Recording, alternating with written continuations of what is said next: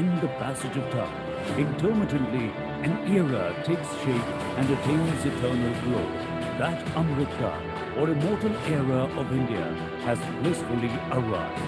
Propelled by the vision of the Honorable Prime Minister of India, standing at its 75th years of independence, is poised to shape its era of growth, greatness and preeminence. अमृत काल का लक्ष्य है एक ऐसे भारत का निर्माण जहां दुनिया का हर आधुनिक इंफ्रास्ट्रक्चर हो. While celebrating Amrit Mahotsav of its independence, BHDCCI, along with the entire nation, offers heartfelt homage to the freedom fighters, defense forces, doctors, and frontline warriors for their supreme sacrifices and invaluable contributions. A true forerunner of Indian aspirations since 1905, PHDCCI has been a proud partner of nation's growth journey so far. PHDCCI has been taking persistent steps in congruence of Atmanirbhar Bharat mantra, endeavoring unceasingly to augment partnership and investment. We must celebrate a glorious journey and keep the resolve to continue working together for nation making and deepening India's footprints across the globe. As a peaceful country and one of the fastest growing economies of the world, India offers a great hope today, and our efforts will further vitalize its prominence in the world order. Our commitment is the part of our legacy, keenly directing the interests of business and merchandise community of India, while working in tandem with the government and policymaker. Our legacy has been a continued chronicle of meaningful contribution towards taking the nation on the path of prosperity. A national apex chamber, which reaches out to 150,000 businesses and one of the premier chambers in India, to have been accredited with diamond grade by NABED, QCI at national and international level. PHDCCI extends best support to the stakeholders from the close quarters. We have been contributing in 6 trust areas: industrial development, education and skill development, infrastructure, health, housing, agriculture and agribusiness. Essential to put the economy on the fast track, our engagement in these trust areas will go a long way towards supporting the Gati Shakti Abhiyan, announced on the historical occasion of 75th Independence Day, marked as the beginning of Amrit Mahotsav of the Independence. PhD with its wings spread across 17 states through local chapters, hopes to help the unicorns of tomorrow grow wings and help them take the first flight. PHDCCI takes pride in its continuous dialogue with the government as well. PHDCCI continuously contributes towards structural improvement in export and logistics infrastructure, supply chain management and value chains of MSMEs and startups, and simplification of various export incentive schemes with the aim to push the growth trajectory of exports to the next level. Enhancing India's export competitiveness along with catalyzing diversification of export markets have been priorities for us during the ongoing Amrit Mahotsav. PhD Chamber opines that the allocation of 100 trillion for Gati Shakti for building a foundation for integrated infrastructure growth will surely speed up economic recovery. This increased spending on infrastructure will have a multiply effect to rejuvenate the aggregate demand in the economy, particularly for sectors such as cement, metal, power, and more importantly, also generate jobs. The Gati Shakti Master Plan is expected to boost infrastructure by integrating key modes of transportation, railways, highways, inland waterways, and airports, thereby reducing logistic costs. The Chamber has been a thought leader, and more than 40% of the representations sent by the Chamber have been accepted by the government. Thanks to the massive infusion of funds announced by our Prime Minister Shri Narendra Modi, rupees 30 lakh crores under the Atmanirbhar Bharat Abhiyan for various segments of the economy, and rupees 100 lakh crores for infrastructure Gati Shakti Master Plan. India now stands at an inflection point with the expectation that our economy is set to achieve $5 trillion GDP by 2027. During this global pandemic and travel restrictions too, The PhD-CCI has organized more than 600 national and international events and conferences in virtual, physical, as well as hybrid modes. We have also been simultaneously enriching the lives of millions fellow citizens through our CSR IMR platform. The two foundations, namely FWF and RDF, represent our deep dedication through their interventions for environment protection and well-being of marginalized populations. In the past year, we put relentless efforts to alleviate the sufferings of COVID-affected population through financial contributions as well as relief works and support programs. The members of the PhD chamber once again rose to the challenge during COVID-19 crisis by contributing over rupees 528 crores towards the PM CARES Fund. And through its Family Welfare Foundation, we are contributing 12 oxygen plants for hospitals in Delhi, Haryana, Maharashtra, Himachal Pradesh, and Rajasthan. We must appreciate that India has world's largest coverage in terms of vaccinated population, mostly based on indigenously manufactured doses. We call upon all stakeholders and citizens to defeat the menace of the ongoing pandemic by getting ourselves vaccinated and observing COVID-appropriate behavior. As our Honorable Prime Minister once advised us, the post-COVID-19 order will be about relearning, rethinking, re-innovating, and reinventing in almost every field. PhD CCI believes that India shall emerge as a leader amongst the world economies in its Amrit Mahotsav. At this historical juncture of India's emergence, the PhD chamber stands like a pillar of strength for the industry and in solidarity with the government to make our nation an economic powerhouse. PhD Chamber of Commerce and Industry symbolizes progress, harmony, and development. For the last 116 years, PhD CCI has been serving the nation. PhD CCI reaches out to 150,000 companies with focus on the development of large, medium, and small businesses. PhD CCI has co-opted national and international industry associations and organizations through over 151 global MOUs and more than 60 domestic MOUs. With access to governments and international forums, PhD CCI ensures that the voice of our members is heard by those who make decisions that ultimately affect their bottom line.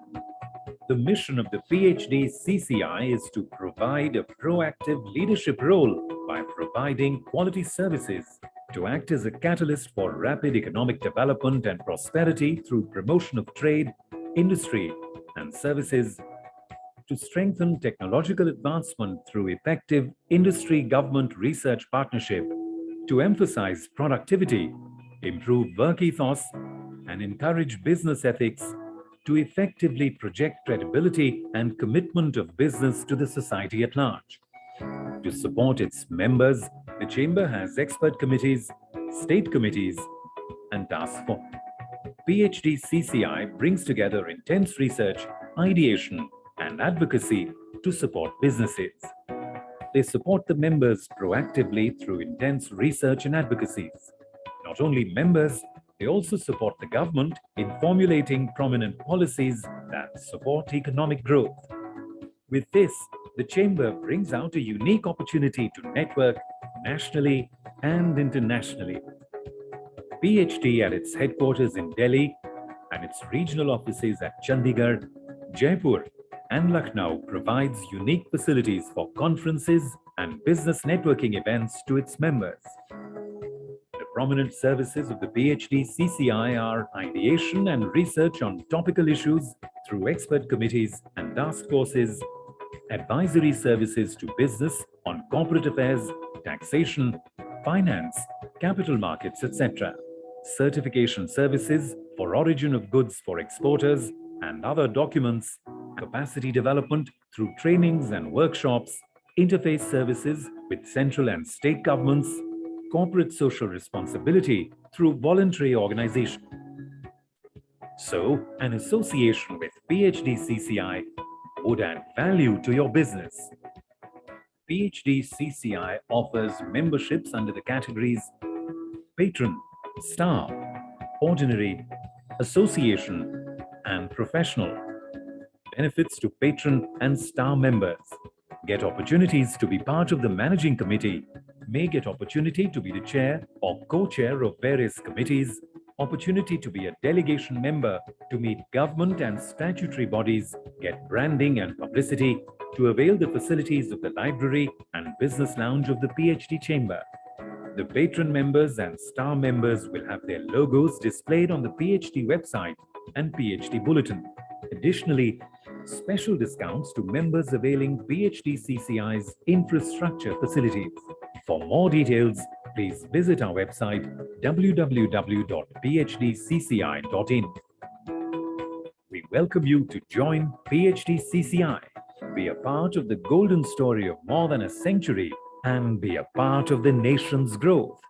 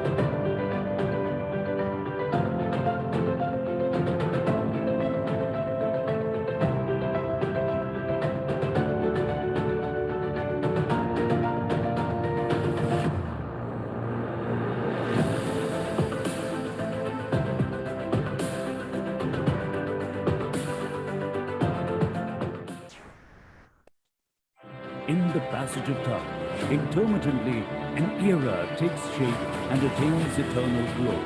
That Amrita, or immortal era of India, has blissfully arrived. Propelled by the vision of the Honorable Prime Minister of India, standing at its 75th years of independence, is poised to shape its era of growth, greatness and preeminence. अमृत काल का लक्ष्य है एक ऐसे भारत का निर्माण जहां दुनिया का हर आधुनिक इंफ्रास्ट्रक्चर हो. While celebrating Amrit Mahotsav of its independence, PhD CCI along with the entire nation, offers heartfelt homage to the freedom fighters, defense forces, doctors, and frontline warriors for their supreme sacrifices and invaluable contributions.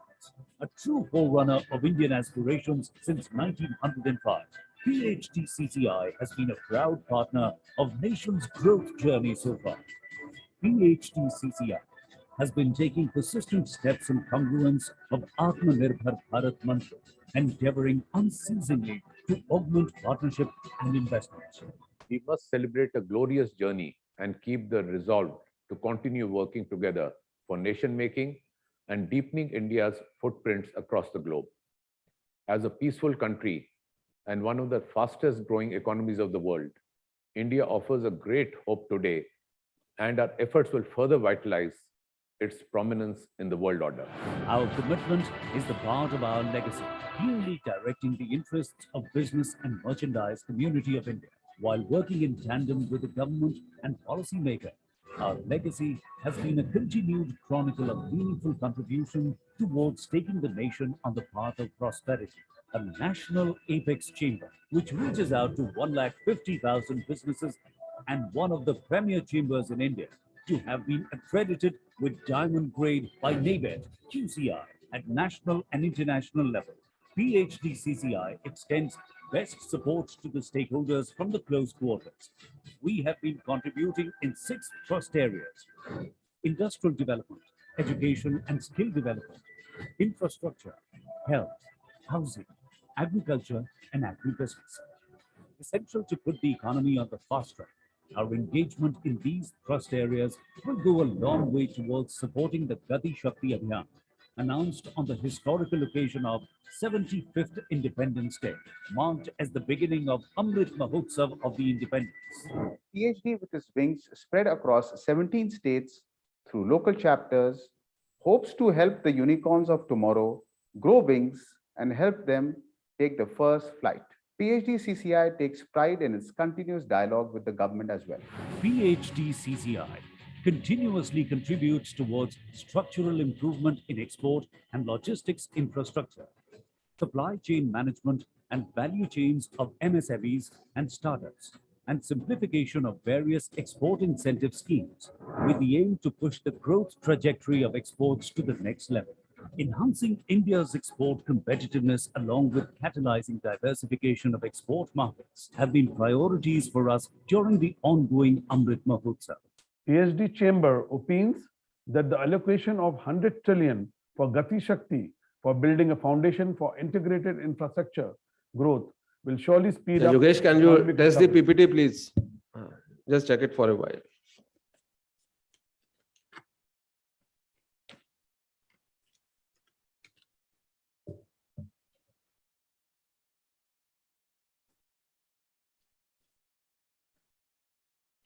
Just play the PPT for a while. Yeah.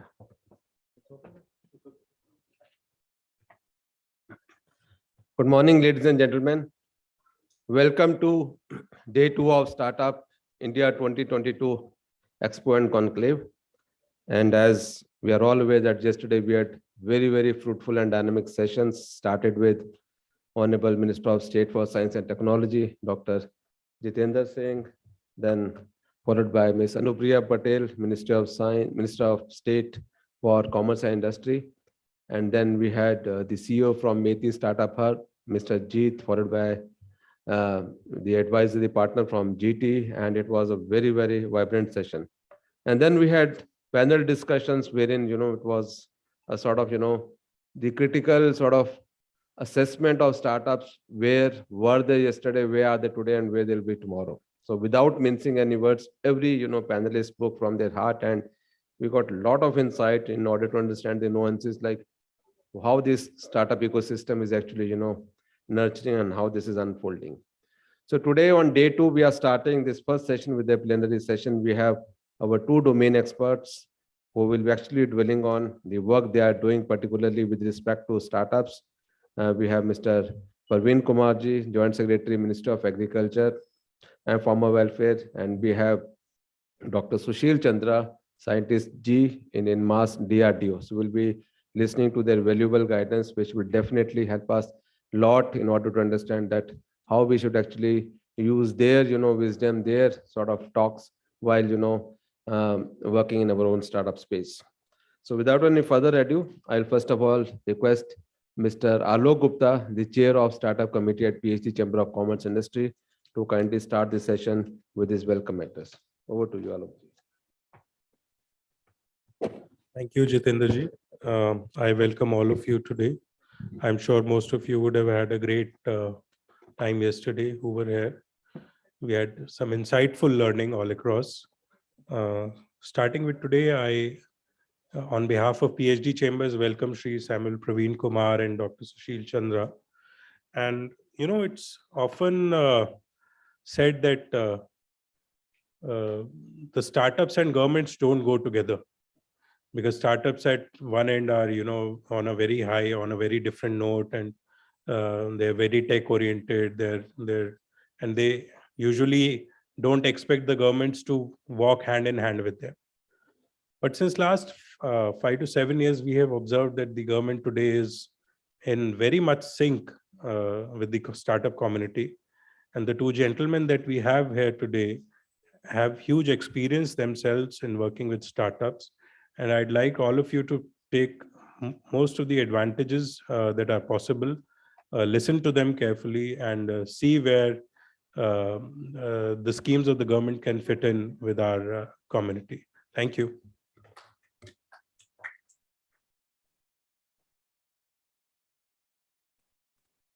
Thank you, Alok ji, for your inaugural address. Your first speech was, in fact, it laid the foundation for the entire day. So I have the pleasure to invite Dr. Sushil Chandra, scientist G from INMAS DRDO. And Dr. Chandra is a scientist who has been working in the field of cognition within INMAS DRDO, which is Defense Research and Development Organization, since last 35 years. His core focus areas include assessment of neurocognition by developing new algorithm through AI/ML and improving the neurocognition using latest technologies such as AR, VR, and traditional approaches such as meditation as well as music. He, in fact, is an expert in terms of evaluating the soldiers' cognitive abilities and also their relation with the performance, which is the theme area of the lab where he is working. He is also working on various paradigms which are designed, and they're also under development regarding the cognitive enhancement of defense personnel. And the purpose, or his, you can say, objective, is to design performance enhancing technology that can accommodate real world cognitive stresses such as sleep deprivation, workload, physical exertion, and also identifying performance matrices for assisting both individual as well as team cognitive performance in the network-centric warfare settings. So without any further ado, may I have the permission to, in fact, invite Dr. Sushil Chandra to present his views in front of all the August startups. Thank you, sir.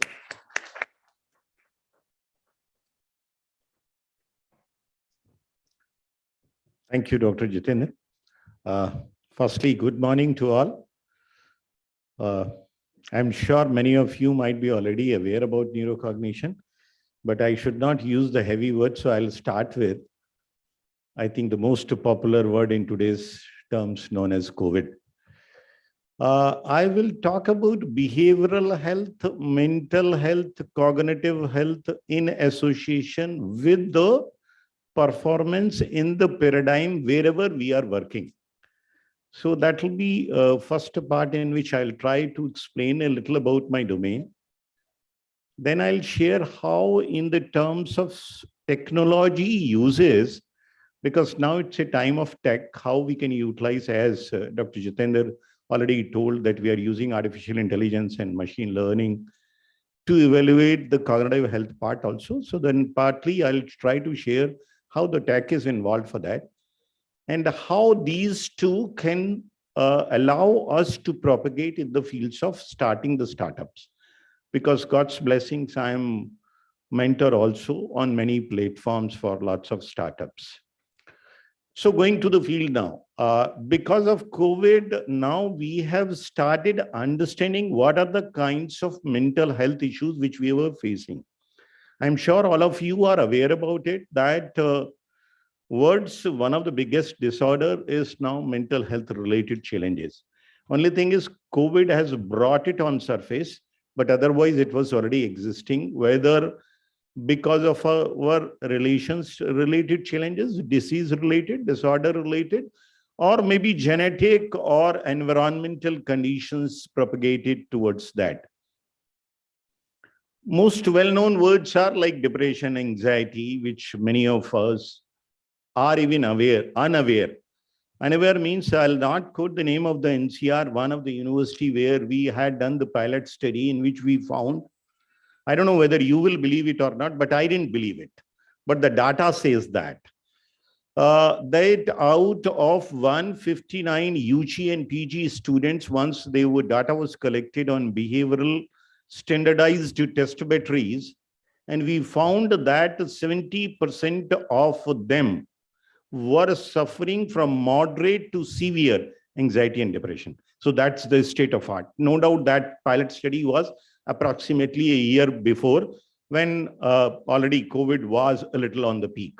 So that's what maybe you can say that it triggered that way. But we are in that state. And I'm sure many of you are aware about cognitive abilities. We all use all the times, even at present, many of you must be listening me. So then you are filtering out what is worth storing, what is to be put in a hard core memory part, what is to be used as a working memory part, and what is to be discarded. So we have got thinking, we have got decision making, planning, memorizing, and then attention. There are multiple cognitive factors which we utilize all the time. No doubt I am especially working for defense because my salary is paid from defense, but it is utilized, whether we call it about sports sector. So now I had already shared one of my presentation to Director General of Sports Authority of India. The topic was sports cognition. So because in case of sports science, we have been working on sports physiology and sports psychology, but very little, hardly any work which has been emphasized in India related to sports cognition. While few of our sports person who are topmost like Abhinav Bindra, they are already using those cognitive abilities pattern related to that. So that's an unlimited field. Why I'm saying that, because of any environmental conditions, if we are facing behavioral related challenges, that means, let me reiterate the words, any kinds of stresses put the cognitive decline also in addition to behavioral issues. So behavioral, I'm sure all of you know that, like suppose even for a small point, if I'm getting angry, that's a behavioral related issues. But because of my anger, if my decision making is getting affected, that's a cognitive factor. And if it is frequently happening, then it gets impacted on my hardware part. That means neuronal circuits, which I formulate at the time of decision making, planning and all. In that also it gets hardware formulated. So that's why one study in US was done. Many of the youngsters were getting violent in nature. Then they found it that because most of them were playing action video games which are violent in nature. So that's why the hardware getting formulated over there. So coming to the now cognitive factors, how to assess and how to improve is the main work of mine. No doubt, again, I said for defense, but then assess also whether we are evaluating behavioral part, there are standardized test battery. Then if we say cognitive related, there also cognitive test batteries are there. But then what we are doing?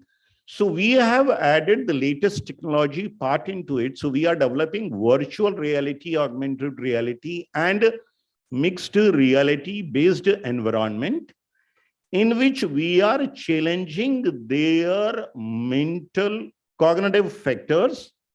For example, if I say for attention, because we developed a virtual environment which can be used in case if you're going to the airport, you're being scanned, your things are being scanned. So the person who is doing it for 8 hours and then scanning, his attention, if it gets diverted because he requires a sustained attention for a very long period, and if anything wrong goes, what can happen, all of you are aware. So that is one example. The same way it goes for dynamic decision making in case of team cognition of a sports person, for example, soccer player. So because in case if I'm passing on the ball, I'm already seeing that whom to pass, who is countering him, how he will pass it on to further. So in case at that time, dynamic decision making, as well as planning, as well as team cognition comes into play. So this, I'm trying to say that these are the technologies. Earlier, these were quite difficult. For example, if I'm saying that I'm using EEG, electroencephalogram, I'm using eye tracker, I'm using FNIR, that is functional near infrared imaging, in which we are able to know the oxyhemoglobin and deoxyhemoglobin, which depends on the firing of our neurons, how they are being activated also. Or as Dr. Jatinder told about in my introduction, that how we can cool our brain with the help of, for example, meditation, for example, music. In case of music also, starting from Indian classical music to binaural beats, which we can utilize to cool our brain, based on which we'll be able to evaluate our alpha, beta, delta, theta, gamma patterns, which we are working. So if I'm using these complicated words, but earlier in case if I'm using EEG, no doubt I have the EEG costing 1.5 crore. But that's a 256 channel EEG system. But after that, we have been able to analyze that signal and based on AI ML algorithm, and we are able to apply that out of these 256, only these 8 locations are most important, which are giving us most of the informations related to that. And then 8-channel system EEG, which one of my student has already developed and launched into the market, costing only 50,000. So what I conveyed that meaning, development of EEG is a startup. He is already a startup. He has got funding also. So development of EEG is one startup. He is mainly launching it for meditation domain. At present, his first target of market is meditation domain. He has already launched it in US and Europe, but struggling in India. So in that case, that is the area in which he is trying initially, but it is to be used for defense. It is to be used for sports. It is to be used by all clinical psychologists on their table, because now it's cost effective. Now it's friendly, user friendly, because on mobile itself, you can come to know about the state of the mind based on that 8-channel put.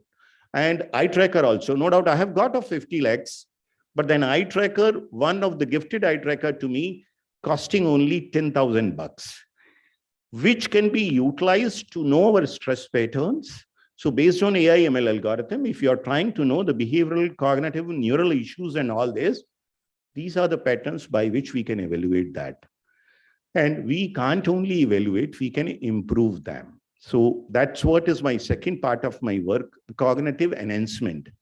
But whatever the technology which I'm using it for cognitive enhancement, whether I told about virtual reality, augmented reality, and mixed reality, no doubt for defense, as I told, is to be utilized for toddlers. So how their brain development is taking place, how their learning outcomes should be evaluated, how their profiling for their career, because I'm already a mentor for EdTech startup related to how to profile them for at a young age so that they can utilize. So that's for EdTech startup also. So I'm trying to correlate the words. And there also we are trying to analyze the signal based on, again, AI/ML algorithm and all. So that is what is for toddlers. I shared about sports person. I'll spend 2 minutes related to defense. For example, if I take the case of a fighter pilot, within fraction of milliseconds, he is already challenged with the help of visual working memory, because lots of display patterns are there. Based on those things, he has to take an immediate action. He has to plan, he has to take a decision at the dynamic mode, and where he has to put in the auto mode, all these things have to be decided by him. So that's a related to defense factor. But one more factor, which is a rehab part. Rehab also covers starting from toddler to old age. So old age means I'm talking about dementia, Alzheimer, Parkinson. So all these things, again, I'll repeat it. I'm talking about behavioral test battery to cognitive test battery to the neural markers and all possible market starting from. Now I'm going to close my discussion. Starting from screening. Screening the mental health itself is a huge market in India, which is not yet done. Government is emphasizing it, whether NGO and GO together or a spiritual organization, startup and government as organization together, because I'm sure most of you must be knowing that government is also especially emphasizing on mental health. I'm not saying for cognitive health. So starting from screening to profiling to improving to assess based on any level. To my last statement, there is huge market in multiple areas because I was discussing with Alok ji. So I'll touch upon the last topic related to all these technologies, gadgets, and the algorithms are to be utilized for one of the field like known as neuromarketing. So if you are trying to know based on eye tracking pattern and based on EG pattern, how and which ad is effective. Suppose in case of a TV ad, if they have designed 3 ads, because designing an ad costs much lesser than the airing the ad. So in case we spend crores in case of in seconds.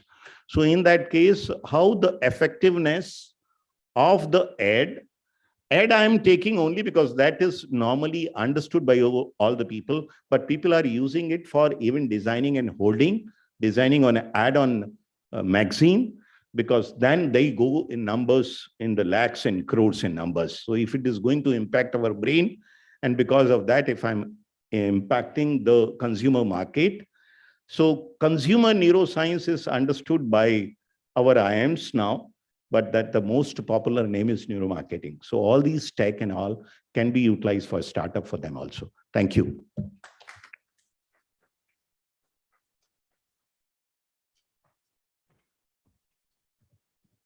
Thank you, Dr. Chandra, for enlightening all these startups here in terms of the AI/ML and how, neurocognition can be an asset for many rehabilitation, ameliorating many rehabilitative disorders also. And Dr. Chandra, in fact, he is in charge of a lab, ARVR lab in Mass. You can take his permission, and whenever he permit, if there's a chance, you can visit his lab and actually see whatever he has talked, everything is displayed there. Thank you very much, Dr. Chandra, for such a very, very vibrant address. And now I'd like to invite our next domain expert for special address, Mr. Samuel Parveen Kumar. Mr. Parveen ji is the Joint Secretary in the Department of Agriculture and Farmers Welfare. In fact, he is in charge of Agriculture Infrastructure Fund. And as we know that the role of infrastructure is very, very crucial, particularly for agriculture development. And whenever we talk of infrastructure, it's only your road, highways, ports comes into being, but it's also the agriculture that is in fact taking a mainstay nowadays. In fact, in yesterday's Honorable Minister's speech, half of his speech was totally dedicated for agripreneurs and agri-tech. So you can see the type of, agripreneurship that is actually seeding in our country. That is in fact mind-boggling. And also we know that the infrastructure definitely is required to take our production dynamics to the next level, particularly in the post-harvest domain. And in fact, Mr. Parveen, he is in charge of Agriculture Infra Fund, and under which financing facilities provided for investment in viable projects for post-harvest management infrastructure and also community farming assets through interest subvention and also support through credit guarantee facility. Right now, the size of the financing facility is close to 1 lakh crore. This was announced by the Honorable Minister of Finance in the 2021 budget, and the credit guarantee for loans up to is rupees 2 crore. So without any further ado, I will request Mr. Parveen to kindly come and also highlight some of the important facets of the schemes, because there are a lot of agripreneurs who are a part of the startup community in this hall. Over to you, sir. Thank you, Dr. Jitendra ji,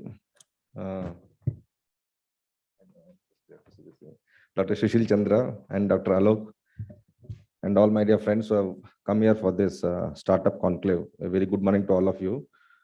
In fact, Dr. Jitendra has already covered about AIF before I could actually tell something. He has given you the idea about what I'm going to speak. Before I start speaking on AIF, I actually wanted to pitch in one more thing. That was the RKVY, that is the Rashtriya Krishi Vikas Yojana. You must have heard about the word Raftar, RAFTAAR. It is nothing but the remunerative approaches towards agri and allied sector regeneration. Now, that is one of the schemes, flagship schemes of Agri Ministry. When you actually look at the overall scenario of the startups in the country and vis-a-vis you position the agri startups, I think the momentum is largely favored towards agri ecosystem. You know, there has been a lot of growth in the agri ecosystem in the country, but when you compare with the growth rate of other startups, probably agri has got an advantage. I'll tell you the reasons why agri has always got an advantage. Growing population, we need to reduce our post-harvest losses. We need to try to improve agri exports. I was reading in a report that agri exports, India contributes just 2%. But we are number one in cereals. We are number two in milk. We are number two in fruits and vegetables. And, lot many areas India has been doing very well. But when it comes to exports, what is it that India is lacking that we are not able to have that kind of an export and compete with countries like even a developing country like Brazil?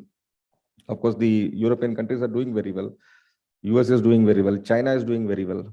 But we do have resources and we do have the capability. And that is where the startups, pitch in. The startups have been coming in various fields, not just the post-harvest. Of course, my speech today will be largely focused on the post-harvest. But then I would also be touching upon the community farming assets, which are also going to contribute or play a very major role for the startup ecosystem. And I know when somebody from the government comes and speaks, there are only two things which people will be interested, especially when we all look for the budget speech. The only thing that interests us is the income tax rebate. Is there any rebate that comes up as a common man? So when a government, person from the government comes and speaks, there are only two things that people will be largely interested in. What are the policy interventions that are favorable to us? और कोई scheme है क्या जिससे हम फायदा उठा सकते हैं? So I will be concentrating on two things because I know I can't bore you all with so many other things in the framework. So I'll start up with RKVY. Under RKVY, before I actually go into RKVY, let me also tell you about the startup ecosystem in the country. You know that India has got the third largest. We have more than 70,000 startups. And most importantly, which is actually a point which we all should note, is that the startups are not just confined to the cities and metros. Nearly 50%, I mean 45% of them are coming from the tier 2 and tier 3 cities. That means it provides an opportunity even for the rural sector people, even for the rural youth. These startups provide an opportunity for employment. And then you have 11 jobs on an average per startup. Some startups are huge, they may be employing 50. Some may be small, employing just about 2-3. But on an average, 11 jobs are generated. And then we have 5.3 lakh plus users on the Startup India Hub. Now coming to the agri startup scenario where the Department of Agriculture and Farmers Welfare has got this RKVY and Raftar schemes where we are providing the agri incubators grant in aid. About 923 startups have been supported so far. And we have given about 5090 lakh fund released. Now, what is this scheme all about? The agri entrepreneurship orientation. We have a scheme for providing monthly stipend per month for 2 months. This is basically for mentorship, for training, for financial, technical, and other issues. About 10,000 rupees, 10,000 is provided as stipend. Then we have the seed stage funding and something called as pre-seed stage funding. That is, even before you have a seed stage, we have a pre-seed stage. For that, we provide rupees 5 lakhs as grant. 90% is grant and 10% is coming from the incubator contribution. After the seed stage funding, that is for the agri-business incubators, we provide 25 lakhs, of which 85% is grant and 15% will come from the contribution of the person who is doing the business. Now, we have identified 5 knowledge partners. One of the premier knowledge partners is the Institute Manage, which we call as Agriculture National Institute for Agriculture Extension and Management, which is based out of Hyderabad. We are also in the process of converting one of our centers in Jaipur as regional centers managed for catering to the northern part of the country. So that will be in Jaipur. And we have RKVY, Raftar Business, Agri-Business Incubators, about 24 are there, largely in the agriculture universities and KVKs. So these details are actually available on the website. If you go to the Ministry of Agriculture and Farmers Welfare website, you will have the details of the 5 knowledge partners and also the agri incubators who help the agri startups with all the technical support and also with the training support and also financial assistance in terms of the various avenues available for the startups for the capital subsidy as well as for the interest subvention schemes. Now I'll pitch into the focus area for me, that is the Agriculture Infrastructure Fund. Under the Atmanirbhar Bharat package in 2020, this scheme was launched with 1 lakh crore fund. Now, the main idea behind this scheme was that we have been producing a lot, but we are not able to convert each and every produce that we are producing into a marketable surplus or a consumable item. Either it is for own consumption or for marketing. Now, in case of food grains and other produce which have some shelf life and which can be actually stored in conventional warehouses, there's about 10% loss on an average. But when you move to perishables, when we talk about fruits and vegetables, the losses are as high as about 30 to 40%. And 30 to 40% wastage, which means that we are not able to convert them into marketable surplus. Otherwise, those would have either been consumed, because had it been consumed, it would have been consumed. But since you could not consume them, obviously they are supposed to be marketed. Now, either it would have been exported or it would have been sent for the domestic market. So that much of loss we have been incurring. Now, why is it happening? The main reason is that we don't have adequate post-harvest infrastructure. Not only in terms of just conventional warehouses, but in terms of cold storage. Because fruits and vegetables are perishables, and therefore we would be requiring more of cold storages. And when you talk of cold storages, you must be hearing about this term cold chain. Now, cold chain, why they call chain is because it's a series of facilities interlinked, right from a pack house where you do the grading, sorting, and then preliminary processing, and then you have this cold chambers, and then you have this cold chain vans, refrigerated vans, which we call as reefer containers, and then from there it comes to the ripening chambers. You can't actually bring it in a ripe form for distribution. Just before it hits the market, you will have to ripen the produce, and that you have ethylene and all those things which in the ripening chambers, the produce gets ripened, mangoes, bananas.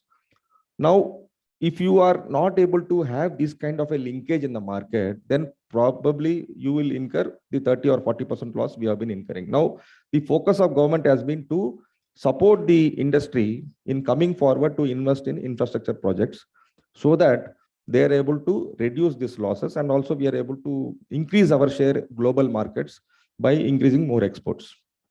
Now, under the Agri Infra Fund, the support that the government is providing is classified into 4. One is that we have capped the interest rate at 9%.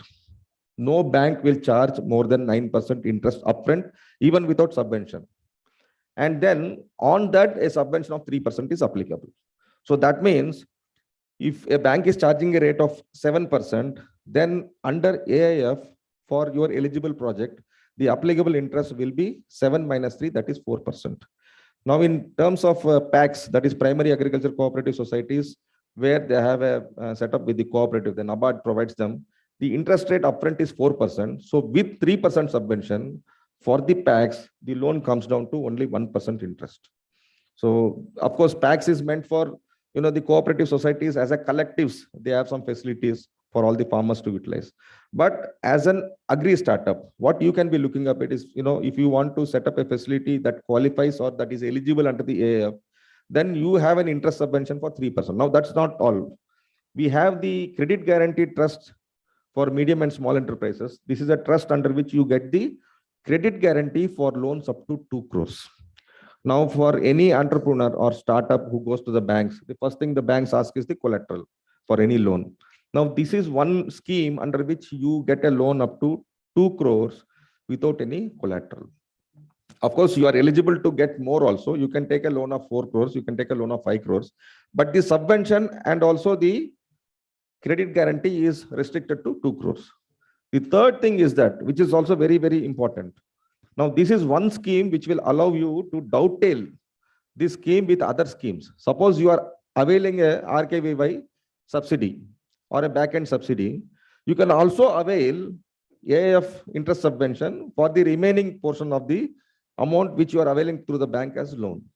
So therefore, the startup or the agri entrepreneur will be all the more keen to avail this funding under this scheme.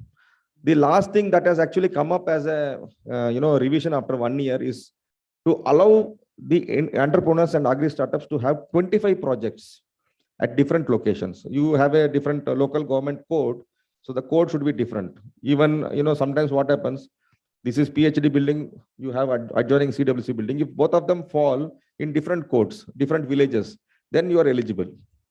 So that is the meaning of that. And you have 2 crores per project. So there will be 25 projects for each startup, for each individual beneficiary, for that matter, for each collectives also, for packs. Now, loan period is for a period of 7 years, which includes a moratorium of 2 years. So upfront 2 years, you don't have to pay anything. Then your repayment starts from the 3rd year. It will continue till 7 years. Now, if the loan amount is small and say you start a business with about 50 lakhs and you want to repay it in 3 years, then you can do so. But you will get interest subvention for that period. Now, what are the facilities or the projects for which the AIF becomes applicable, or which are the eligible projects? Primarily, they are categorized into 2. One, post-harvest management projects.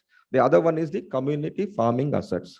Now, under post-harvest management projects, you have pack houses, ripening chambers, cleaning, drying, sorting facilities, storage infrastructure. You have warehouses, cold storages, silos.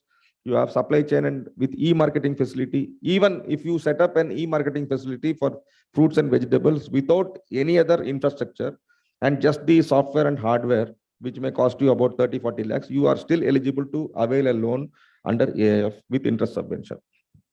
Coming to the, and of course, solar panel on eligible infrastructure. Suppose you are setting up a warehouse, and on warehouse, you are going to set up a solar plant, and you are going to draw the power from that solar plant for your activities, then that also makes you eligible for interest subvention, because there is a capital investment involved for the solar power plant also.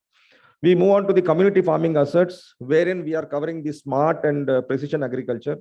Now we have, through a revised guidelines, we have clarified what is smart and precision agriculture. Now what happens is, people approach the bank, and then sometimes bank doesn't have clarity on what actually is smart agriculture, precision agriculture. So we have defined that as the latest trends, emerging areas, the artificial intelligence, the machine learning, the drones, which are always in the news of late. Last week you had this drone festival also in Pragati Maidan, and a lot of things. So we are trying to pitch in for all the latest developments, advancement in agriculture. Then you have the input production, seed processing, tissue culture necessary, and then supply chain infrastructure, whatever is connected with the supply chain, post-harvest management, all those things which are developed for the community, in terms of either by collectives, FPOs, or farmers, producers, companies, or self-help groups, or women groups. So it should be a collective. And then the biostimulant production, because any biostimulant plant will not cater to one person. It will be catering to a community. So just to benefit the community, these activities have also been taken. Now going forward, we are also thinking of making some of these community farming assets eligible for individual beneficiaries. So that also is a thought process, but we are working on that. It's a work in progress. So the eligible activities as such, if you see, by and large, you are covering all the activities after a produce is harvested.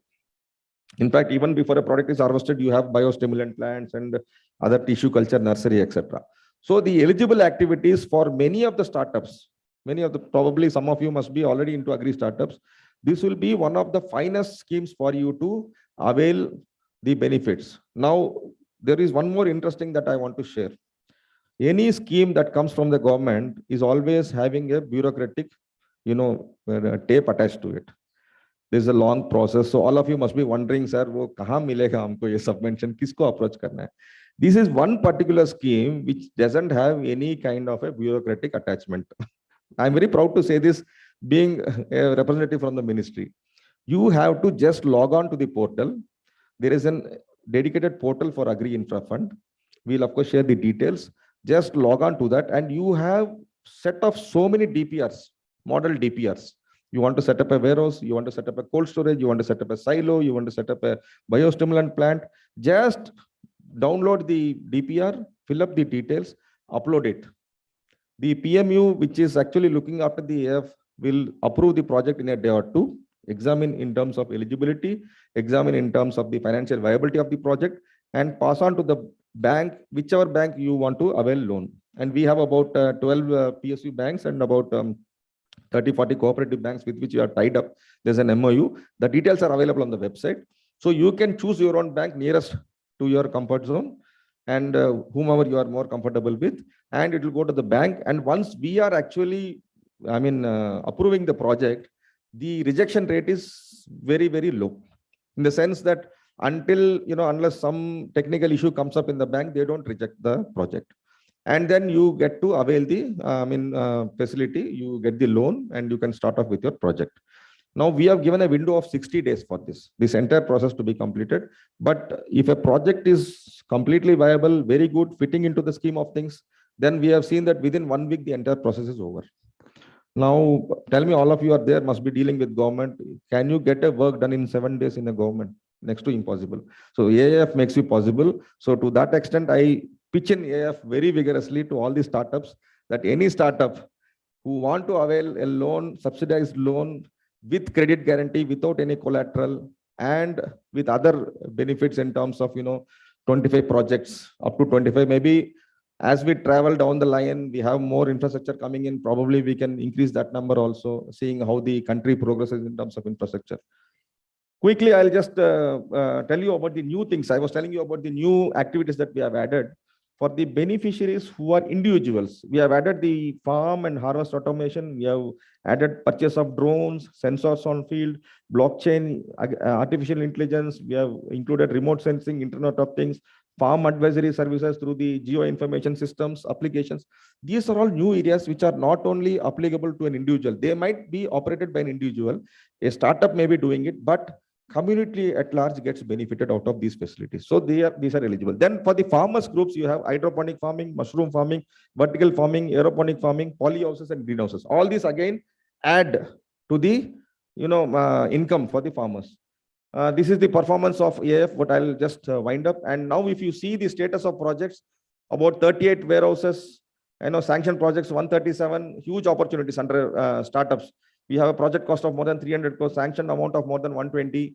And under the different sectors, about 30 primary processing centers, about 20 sorting and grading centers, post-harvest management activities, cold chains. So there has been an annual growth rate of 25% in Agri Infrastructure Fund, especially for the startups. And there's a lot of potential. You have, cold storages requirements, ripening chambers, storage for onion, special storages. All these things provide a very good opportunity for the private, for the startup ecosystem to actually make use of this benefit. So this is about AF and all about, and in a nutshell, actually, because of paucity of time. For more details, probably kindly log on to the AF portal, where you will have more details.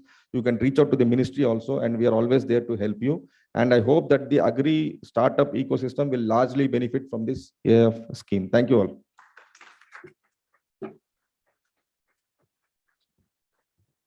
Thank you, Mr. Praveen Kumar. In fact, the policy is excellent. It is one of the remarkable policies that has been made by your department.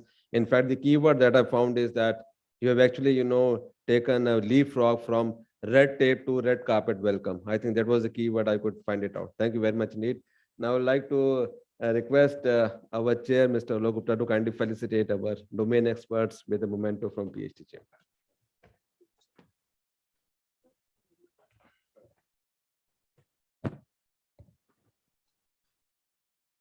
Mr. Praveen, thank you so much, sir, for coming and for such a good presentation.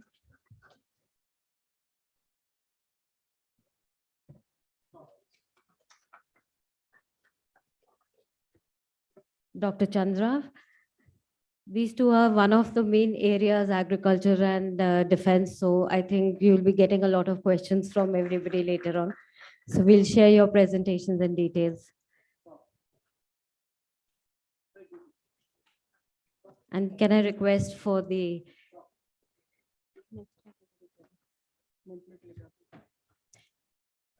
a big round of applause, please. They have taken out time from their official work and joined us.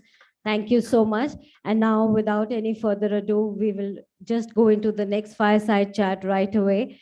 And we have another expert from the industry, Mr. Apurva Chamaria, Head of Partnership Solutions, Startups and Venture Capital, angel investor and best-selling author from Google. He needs no introduction, and I think he has such a vast experience. So may I request him to please join us on stage? And moderating the session, we'll have Mr. Sumit Dugul, co-founder and CEO of SignCatch, another veteran of the industry, and I think he'll speak from experience. So thank you, both of you, and please join us on stage. They'll just take it.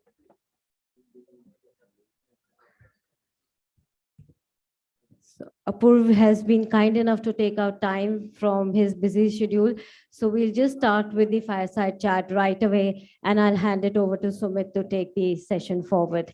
Thank you very much. Can I request all the delegates to please stay? We'll share the details of the previous panelists with all of you. Thank you very much. Can we welcome the fireside chat with another big round of applause? Let's keep the energy up. Thank you. Hello. Am I clear? Thanks, Bhavna. I think if there's a paucity of time, Apurv has a call to take, so I'll be as crisp and concise, try to address questions mostly on behalf of startups, raise a few topics. Apurva doesn't require an introduction. He's a best-selling author, technocrat, a corporate leader, worked with Google, HCL, Tech Mahindra, RateGain. So I think there's a lot we could get out of this discussion. So without further delay, Apurva, I think I'll just start with a couple of very, I would say, critical questions which would be on the top of a lot of startups' mind. You know, like every market, like every economy, this ecosystem has also gone through its ups and downs. There was a lot of infusion of capital past 2 to 3 years, 4 years. In fact, the last decade has been quite exciting. Now there's a lot of press and a lot of obviously the global markets are collapsing as to how the funding is drying up, how startups need to buckle up and become lean again. Valuations versus revenues. So how do you see this market shaping up, and what do you advise young entrepreneurs, people who are just starting out? Thank you, Sumit. So we are going through what is in some parts of media being called a funding winter. I think that's an overstatement. So we've seen a 75% drop in funding from January 2022 to April 2022. So January was about $3.7 billion of funding. In May, we just closed May at about 1.8 billion. So funding is down by 70%.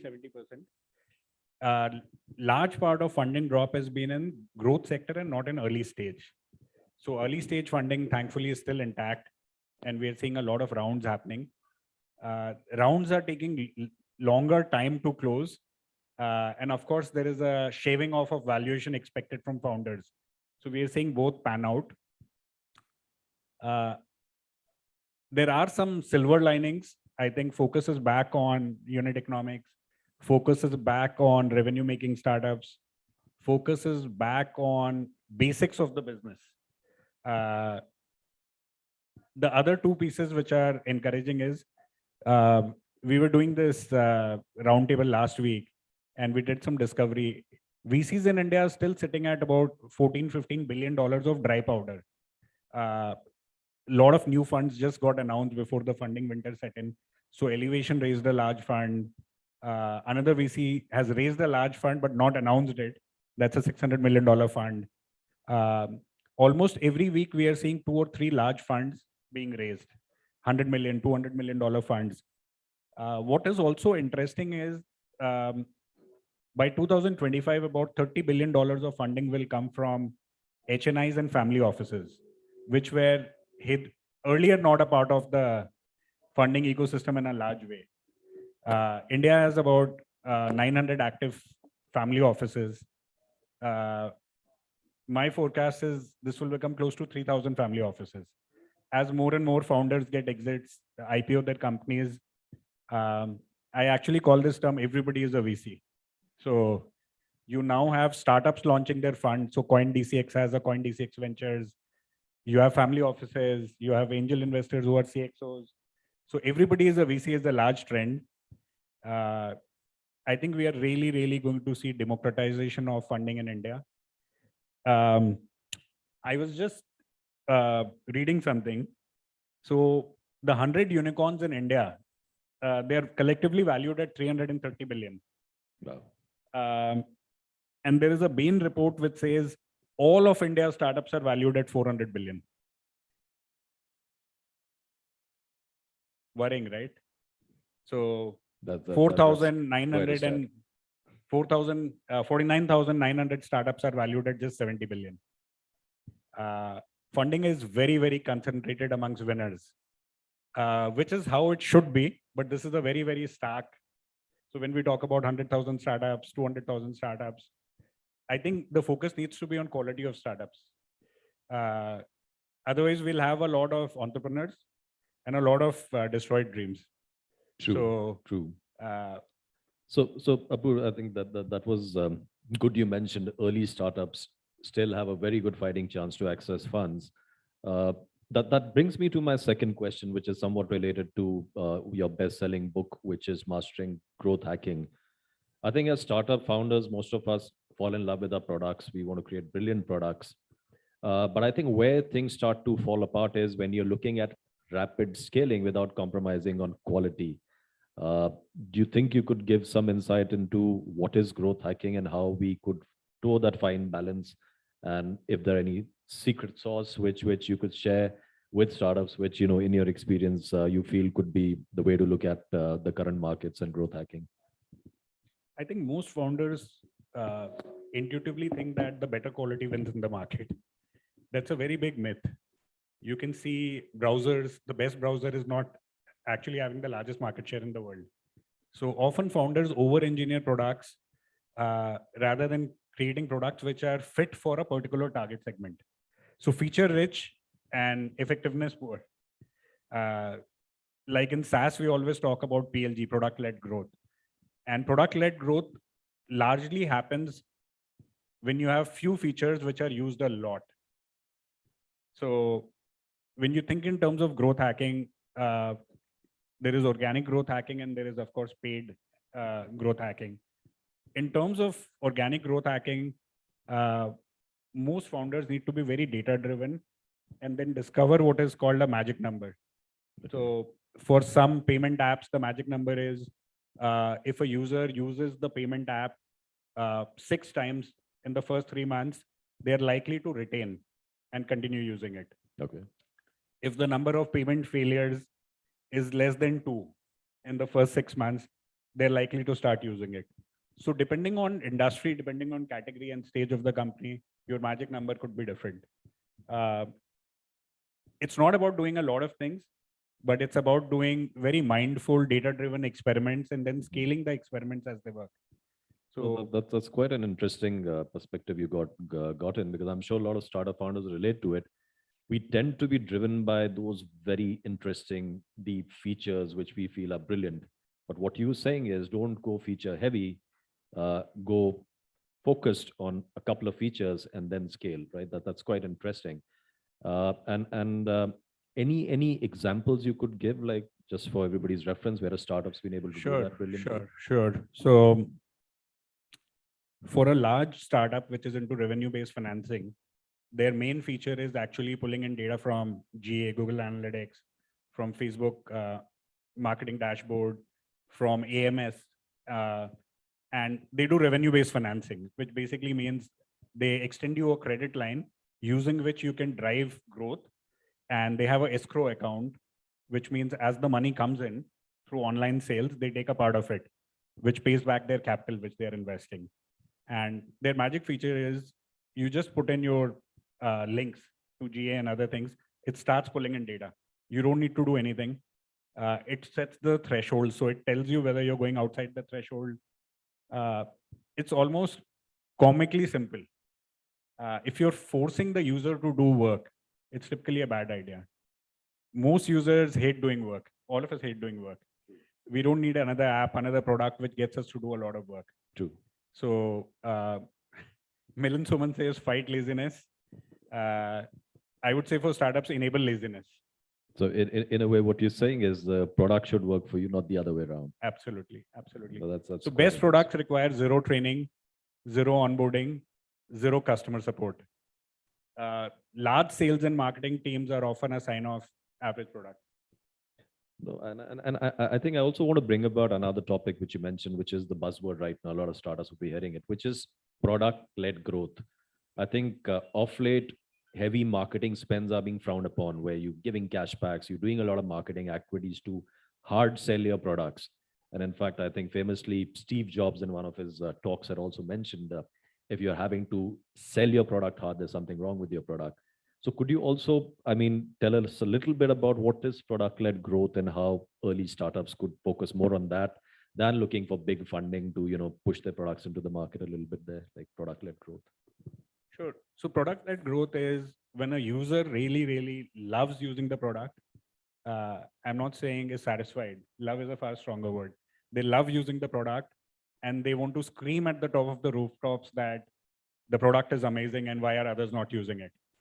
I'll give you an example. I was one of the first 200 users of possibly 300 users of Uber globally. Oh. And I'd been using it in Bay Area. So when Uber Did they send you a Rolls Royce or something? Yeah. I So when they could entered imagine. India and they wanted to do a launch, so they called a bunch of investors, founders, CEOs, and they threw a party at Oberoi. And all of us got picked up in a S-Class, Rolls Royce. And for the first few months, all their marketing spend was just S-Class and BMW 7 Series, zero marketing, zero advertising, massive PLG, seamless experience, zero complex. The driver always showed up, unlike now. So True. And the cars were clean. Cars were clean. Yeah. Now clean cars is it's actually not an MVP. It's an amazing product if you get a clean car. Yeah. Yeah. So in a way, what you're saying is the experience which is critical to product-led growth. Yeah, and if there can be a experience which is a surprise, like in the RBF revenue-based financing firm I was talking about, they give you alerts. So they'll tell you a campaign is not working. You should not be spending money. And you can set a default where they shut down the campaign. So think of it as a auto cockpit. Another firm which does algo trading. So they rebalance your portfolio depending on volumes being traded. Okay. So it needs to have a surprise element, which is really, really amazingly delightful and useful. I think a lot of founders, because they're so deep into the problem, they end up over-engineering, over-complicating solutions, True. especially on SaaS. So a good idea is to always look at which screens are being used, what screens are not being used, and constantly kill features. True. And it's okay.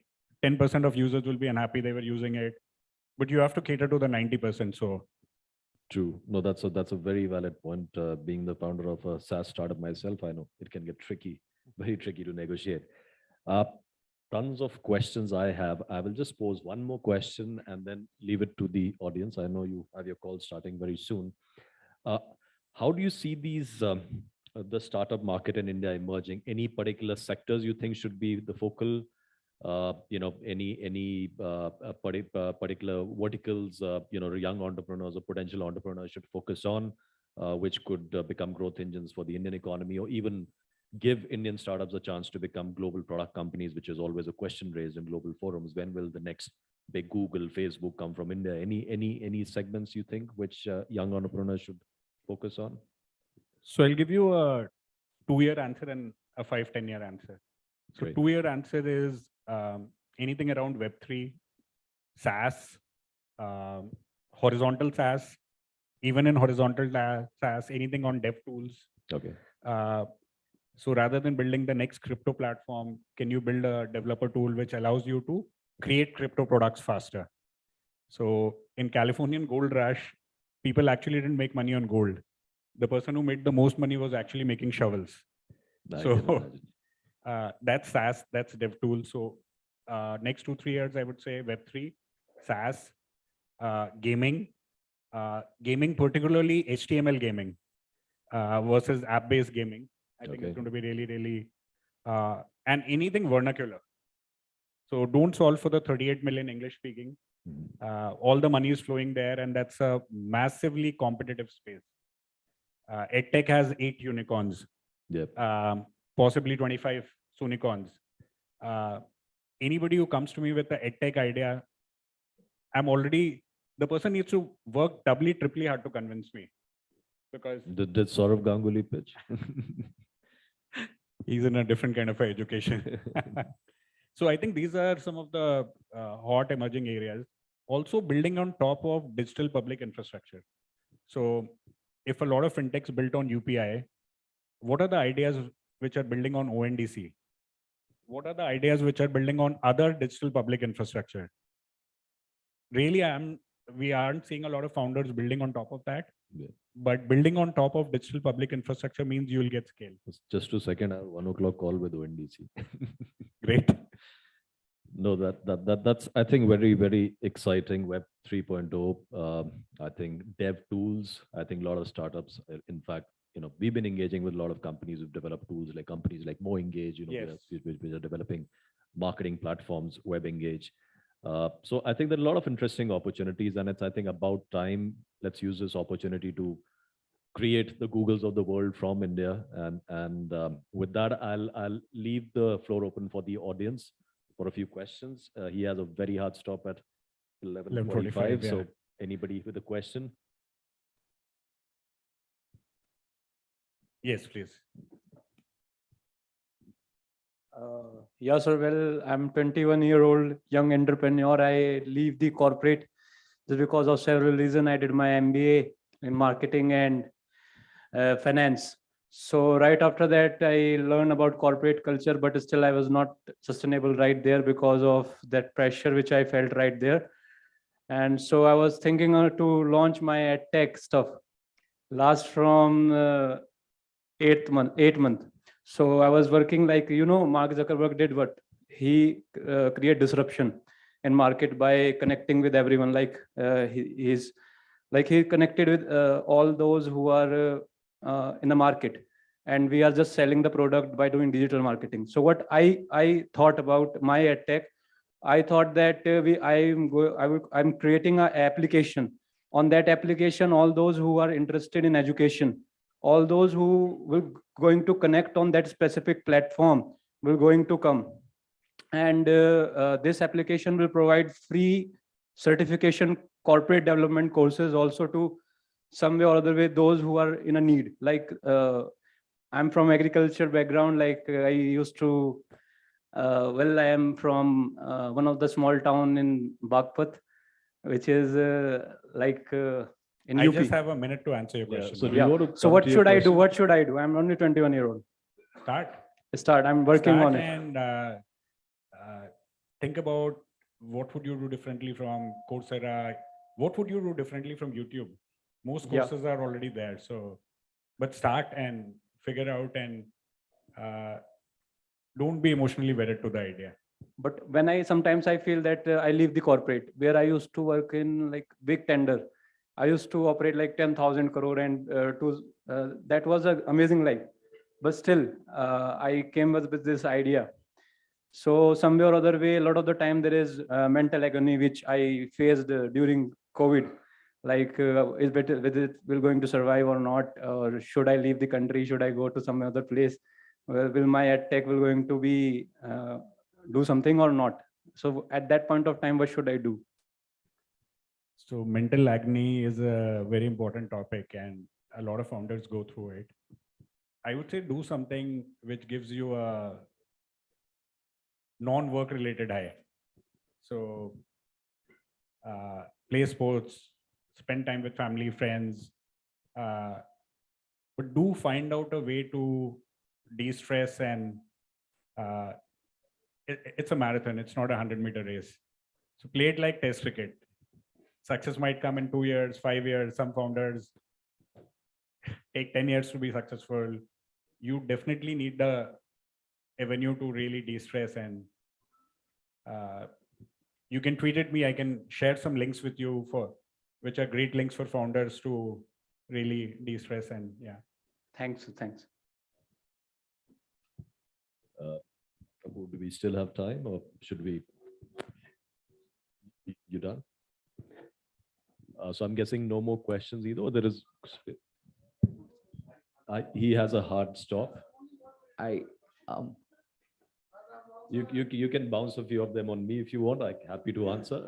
Yeah, I'm gonna be his wingman. I can be his wingman for the day. Okay, sir.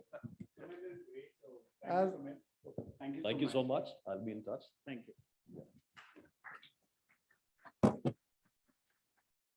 As a formality, and thank you so much. We'd like to request Alokji to please hand over a memento to him, and we can just request you for a group photograph. Thank you, Sumit sir, for moderating the session.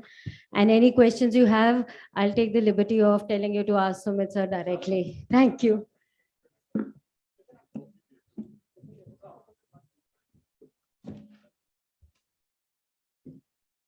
And a big thank you to Mr. Sumit Dugal, co-founder and CEO of SignCheck.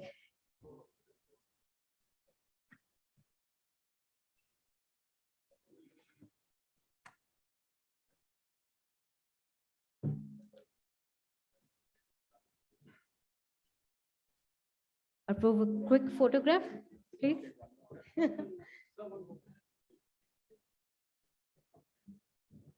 Can we have a big round of applause for the panel, please? Thank you so much.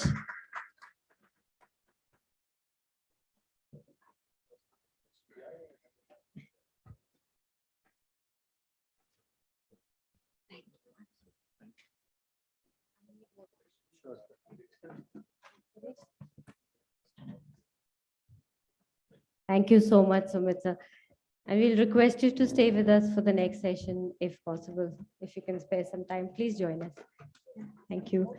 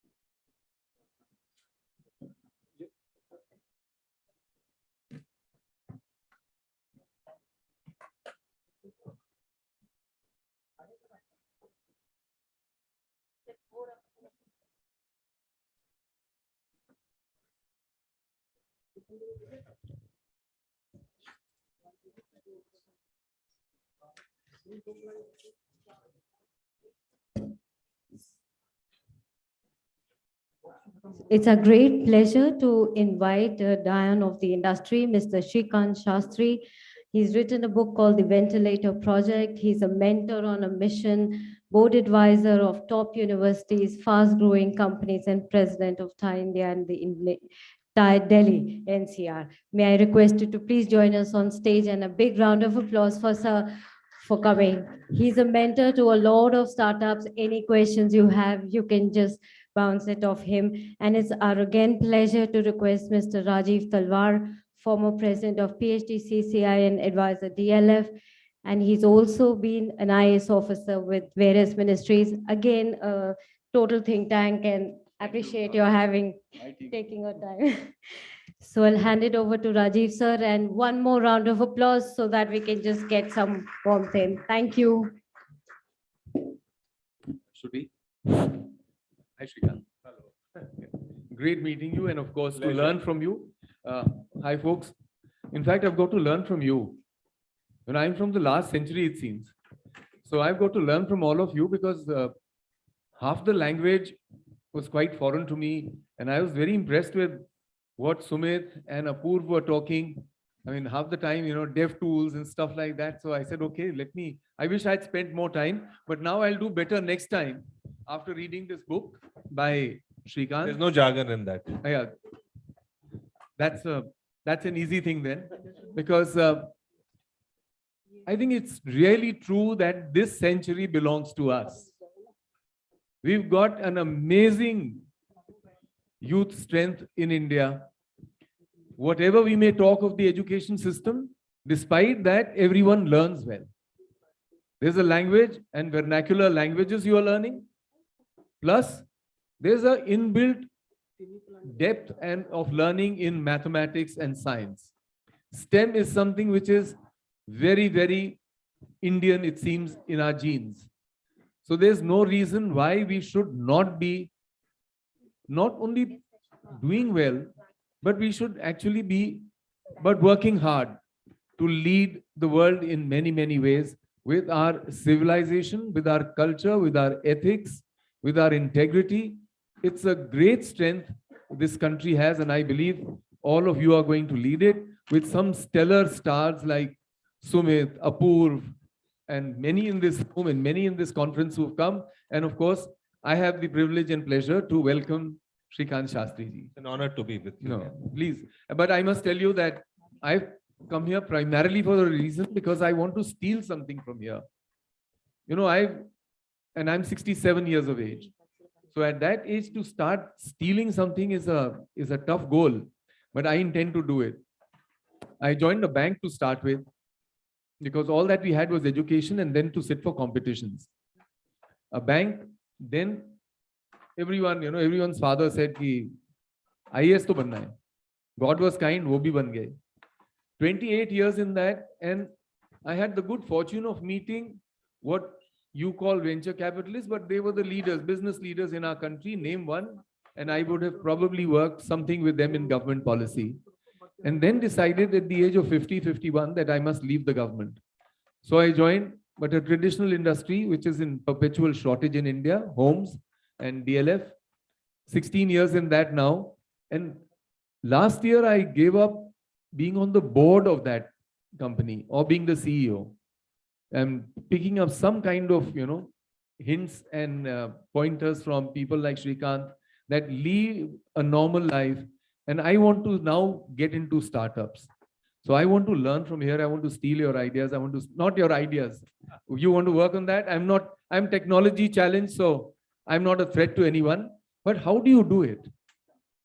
There are lots of opportunities in India. I can tell you, in my own sphere of real estate, you find so many failures, so many people who've lacked maybe ethics, maybe integrity, maybe just timing, but they've gone flat.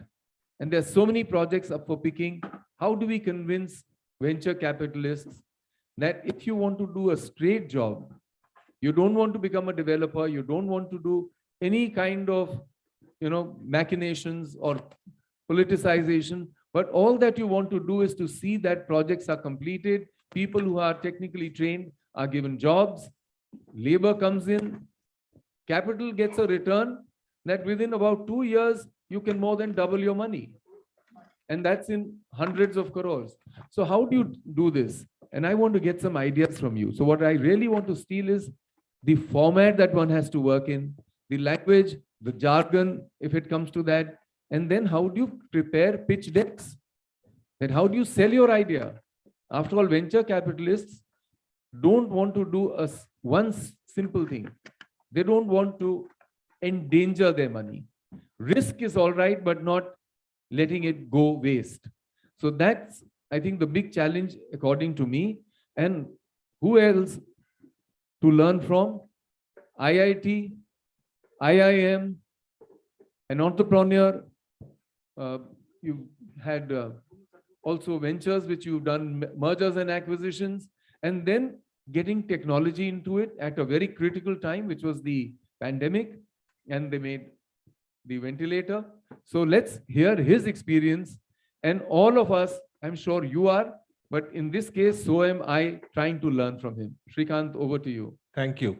So I want to start by saying that it's very easy for us to become entrepreneurs in India. India is the most fertile place for entrepreneurs. Why do I say that? Because entrepreneurship flourishes when there are problems to be solved. Which country in the world has more problems to be solved? Starting from the traffic outside, to pollution, to poor quality schools, to poor quality hospitals. Jitni problem dunya mein hai, India mein sab hai.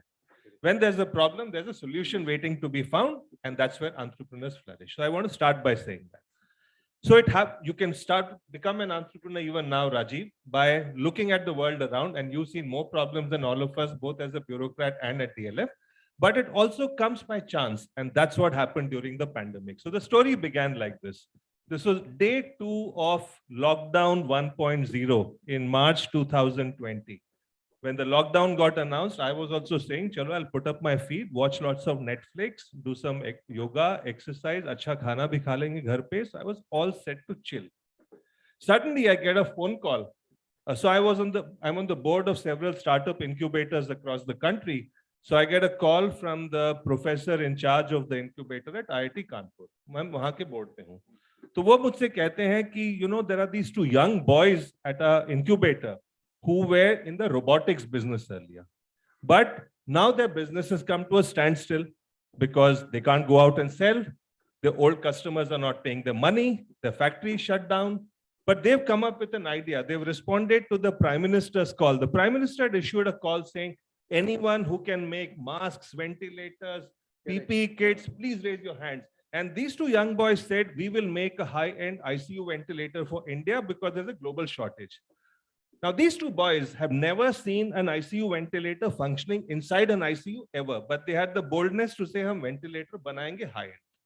So professor ne bola ki yaar, look, it sounds incredible, but they've actually come up with a prototype in the last 48 hours, and I've shown it to some doctors, and they say it's workable. Underlying जो principles हैं physics की, engineering की, वो sound है. इनको अगर हम लोग help करेंगे, this can become a world-class product. Should we do it?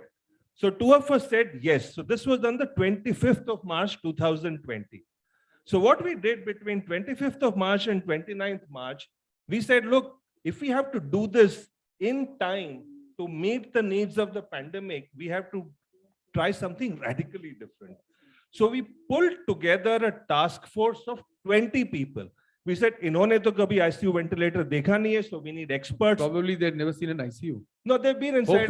Hopefully. They're young. Yes. So we pulled in some doctors. We pulled in 3 medical device MNC CEOs.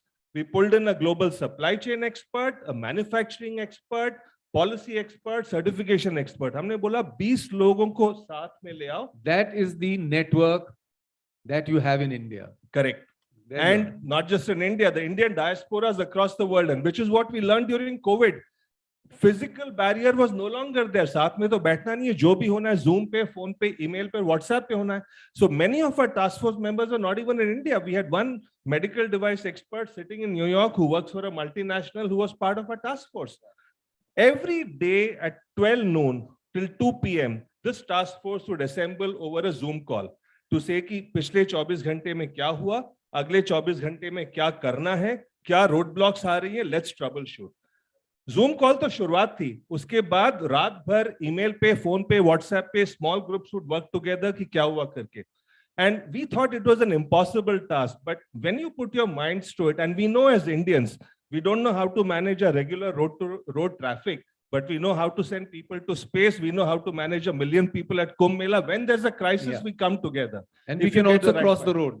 And you can also, correct. Yeah, most of the foreigners can't cross Indian roads. Exactly. India में गाड़ी चला लेंगे, दुनिया में कहीं भी चला लेंगे. So by that logic, we said, look, all the doors start opening for us. We actually made headway, version 1, version 2, version 3 of the product. The top hospitals, Medanta, Artemis in Delhi, reviewed the product, said good to go. Government was remarkable. I'll give you an example. The world was shut. 70% of the components are imported. How do you bring it? Airlines are not there, couriers are not there.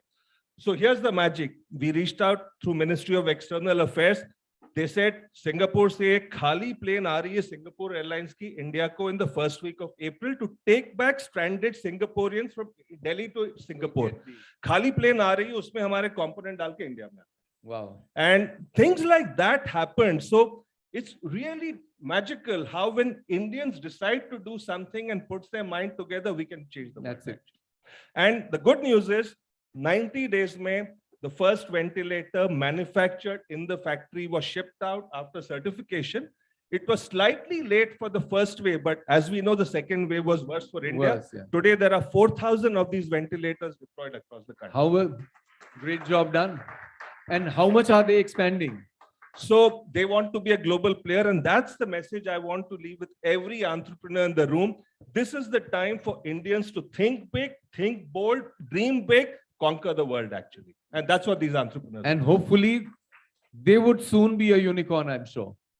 ये unicorn वाली ambition किसी को नहीं रखनी चाहिए, takes you down the wrong path. Because जब economic time CNBC your story announce करता है कि unicorns are important, people chase funding. Yeah. No one should chase funding. You should chase the goal of building a good product efficiently, yeah. keep customers happy. Customer ka paisa is always better than investor ka paisa. One lesson. Major lesson. Because that's where you find the problem that even venture capitalists, when Sumit was talking and when Apoorv was talking here, you know, their multiples are so high. The cost of money becoming so high is what even big businesses fail in India. Because two things, the cost of land is too high and the cost of money is too high. I think you're giving the answer that yes, don't start chasing dreams where you give hopes of multiples and thereby rush into something which may not succeed.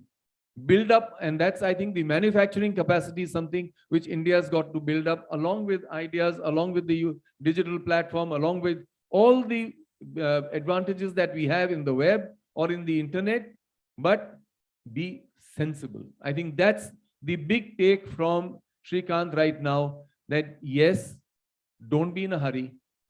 Your time will come. As the gully boy said, apna time aayega.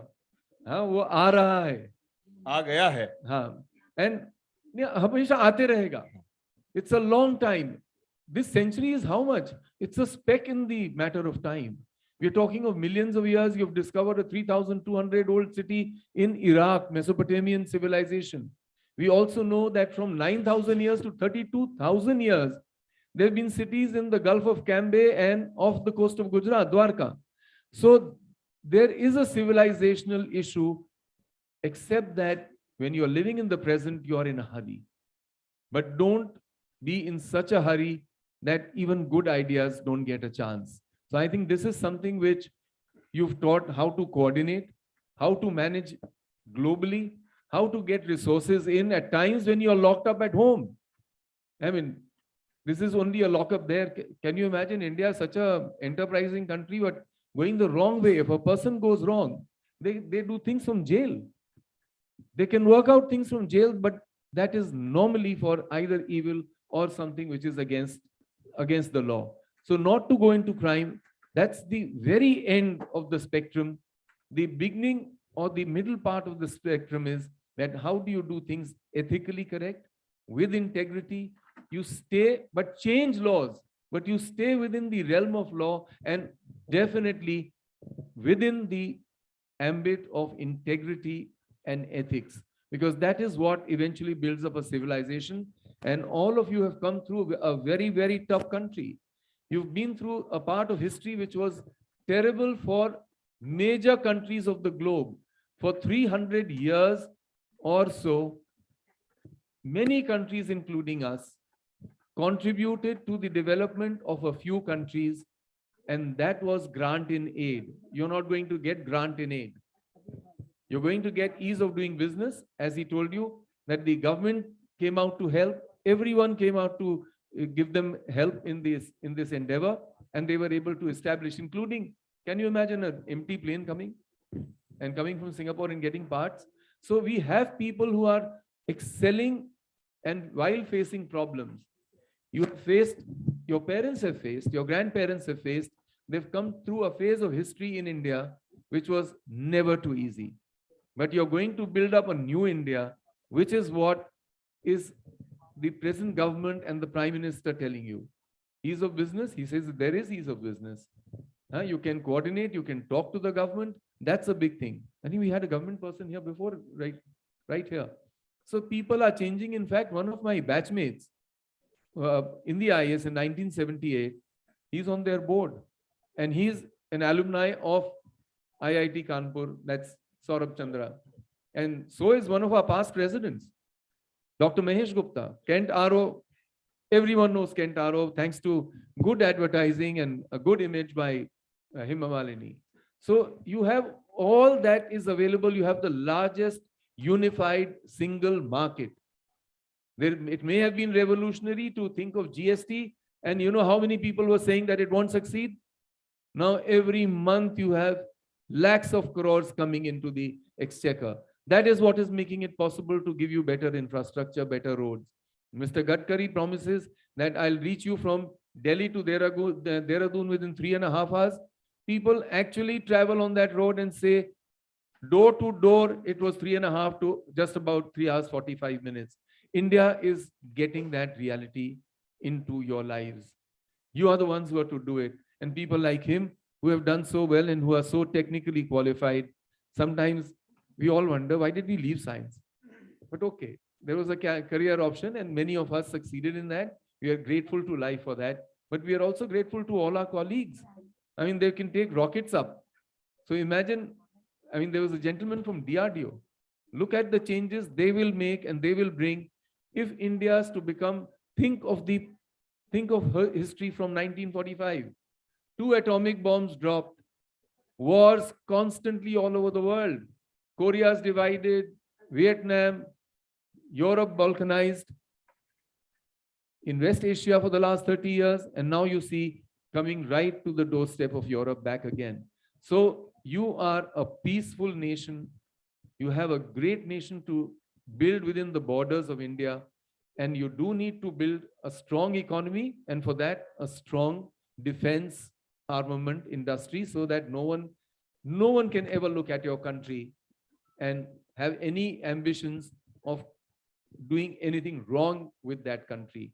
And for that, we depend on all of you. And of course, the next part of the story, what happens next, Shrikant? Where are you? I mean, you've done in education, you've done corporate world, you've done the technological advance. What is next according to you? Like Apoorv, to use the words of Apoorv Chamaria, what is there in the next 2 to 5 year perspective, and then a longer perspective? So I think the ventilator was a project for the pandemic, but more important was the way in which 20 Indians worked together.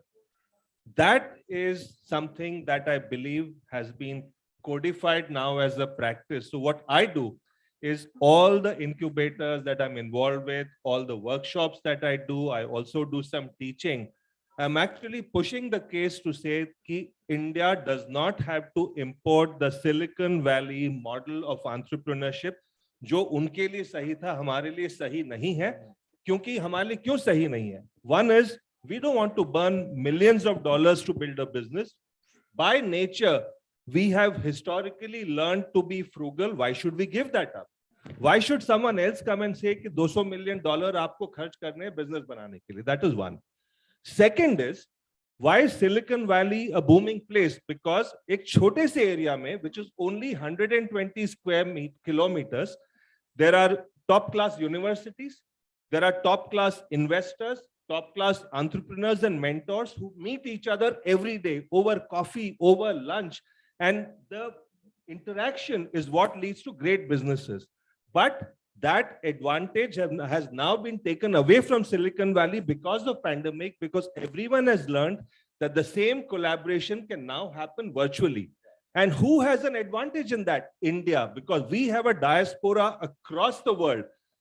Therefore, when I work with any startups, I tell them, अकेले मत कीजिए, आप अपनी founding team तो बनाइए यहाँ पे.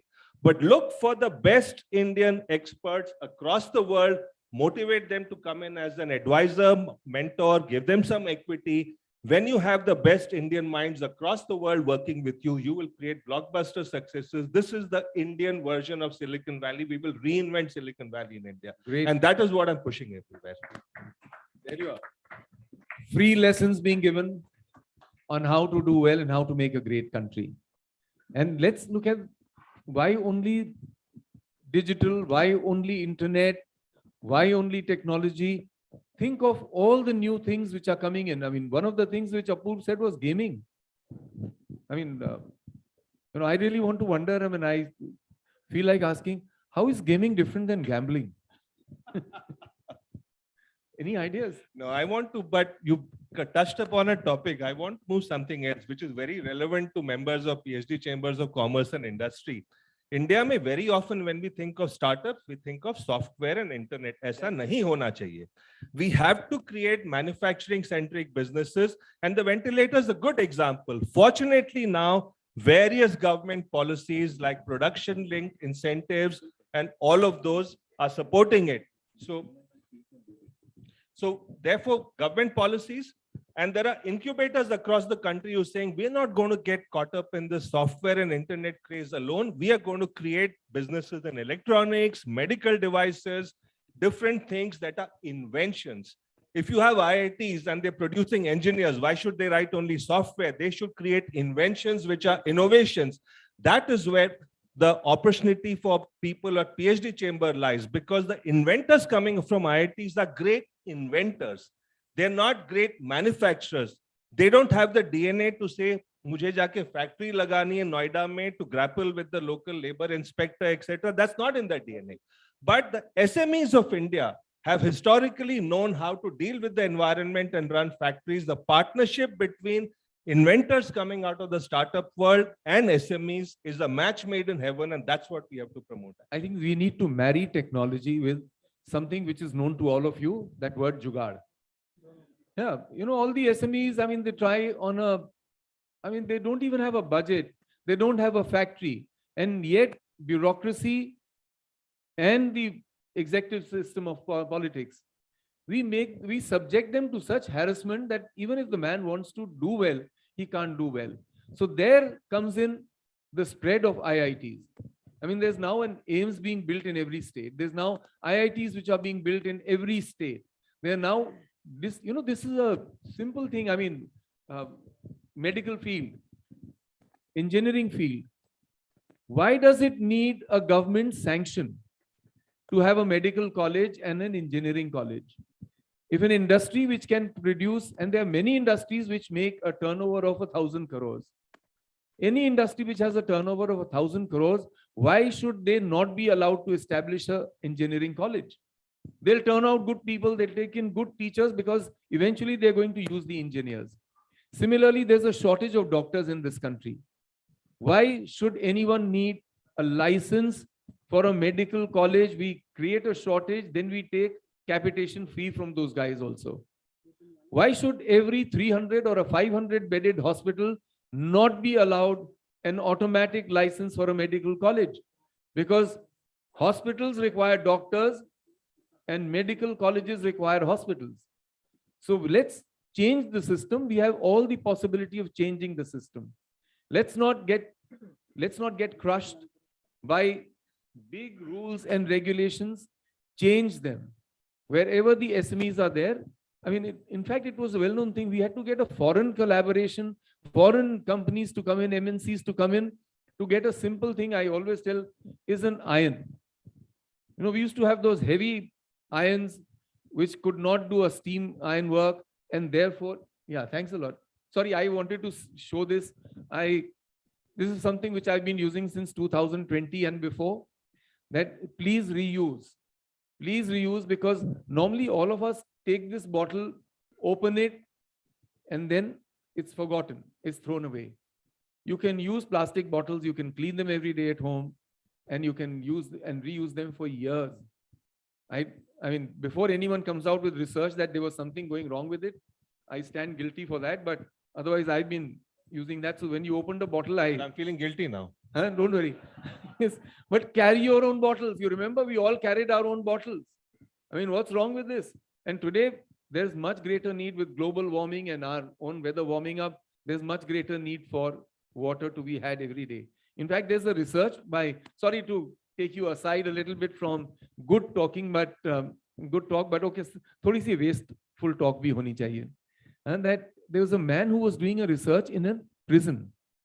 And you couldn't get medicines, you couldn't get anything which was required for medical treatment.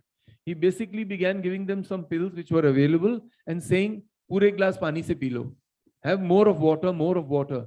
And over a period of 5 to 10 years discovered that actually it's dehydration which may be creating more problems than actual diseases. So there is a great amount of wisdom in consuming more and more water, but please carry your own bottles. Don't waste plastic on plastic water bottles. So that's, but even for SMEs, and that's a big thing for us, MSMEs, it's a big thing for this chamber, because this chamber really belongs to people who are all over India into small factories. And we are now looking out, how do you marry technology to those factories?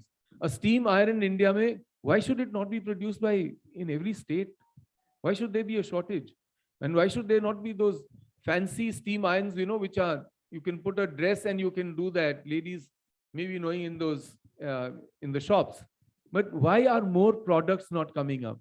Think of those, and that's a very wise, advice from Shrikant, that don't think of becoming a unicorn, because normally that's in the digital world, it's in the coding, and it's, let's do with manufacturing. Let's get down to manufacturing, and that will change the lives of everyone. We are thinking of a scheme that, okay, why are we looking for so many homes? Why are we looking? The answer is there. There are roughly about 87 crore people who are expected to stay in cities, tier 1, 2, 3, 4, metro, super metros by 2050.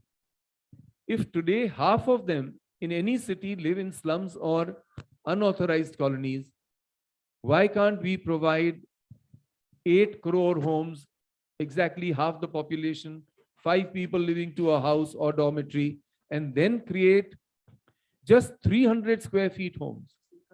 1 bedroom, 1 kitchen, 1 hall, toilets there, toilet and bathing place over there.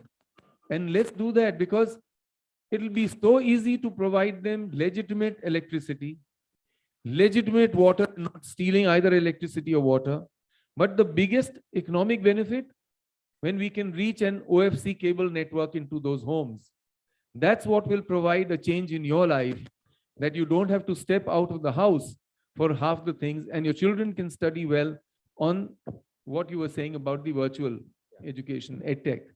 So there are lots of opportunities all over this country. We just need to grapple with them, see where they are, and then use good brains like here and good people who have money and who are willing to give it on 3x or 4x rather than 15 to 26x, and then proliferate industry in this country. Any suggestions, Shrikant? So before that, you said some time back that we should also have these wasteful conversations. That's an important point, actually. I want to pick up on that. So I remember when I was studying at IIT Kanpur many years ago, it used to be a 5-year engineering course. I used to take a train from Maharashtra to Kanpur every year. 1.5 दिन का सफर था. Train में, as you know, बहुत सारी wasteful बातें होती हैं. The person sitting around you want to give you advice even if you don't want advice.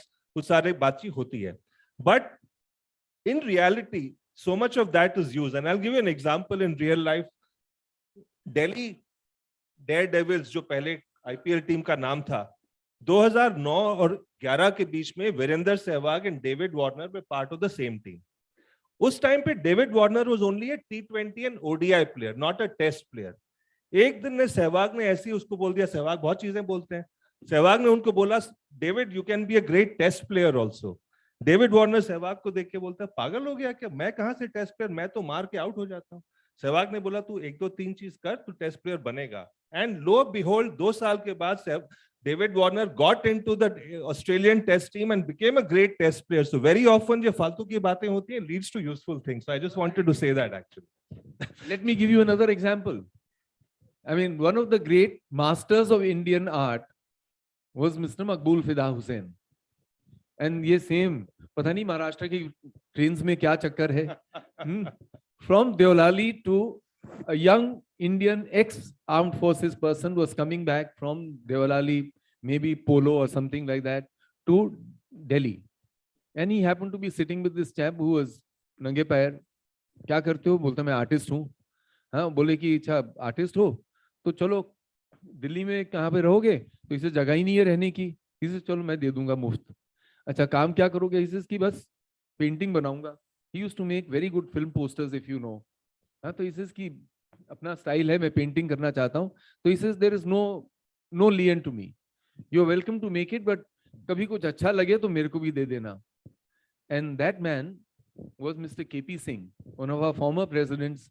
He's the one who's brought back DLF today to what it is. And he had that relationship with him from 1969. And one of the biggest works of art, a building was made around that. The DLF Center on Parliament Street, you can stand below on the, on the pavement and look up at night. It's well lit. It's the story of Delhi as imagined by Maqbool Fida Hussain.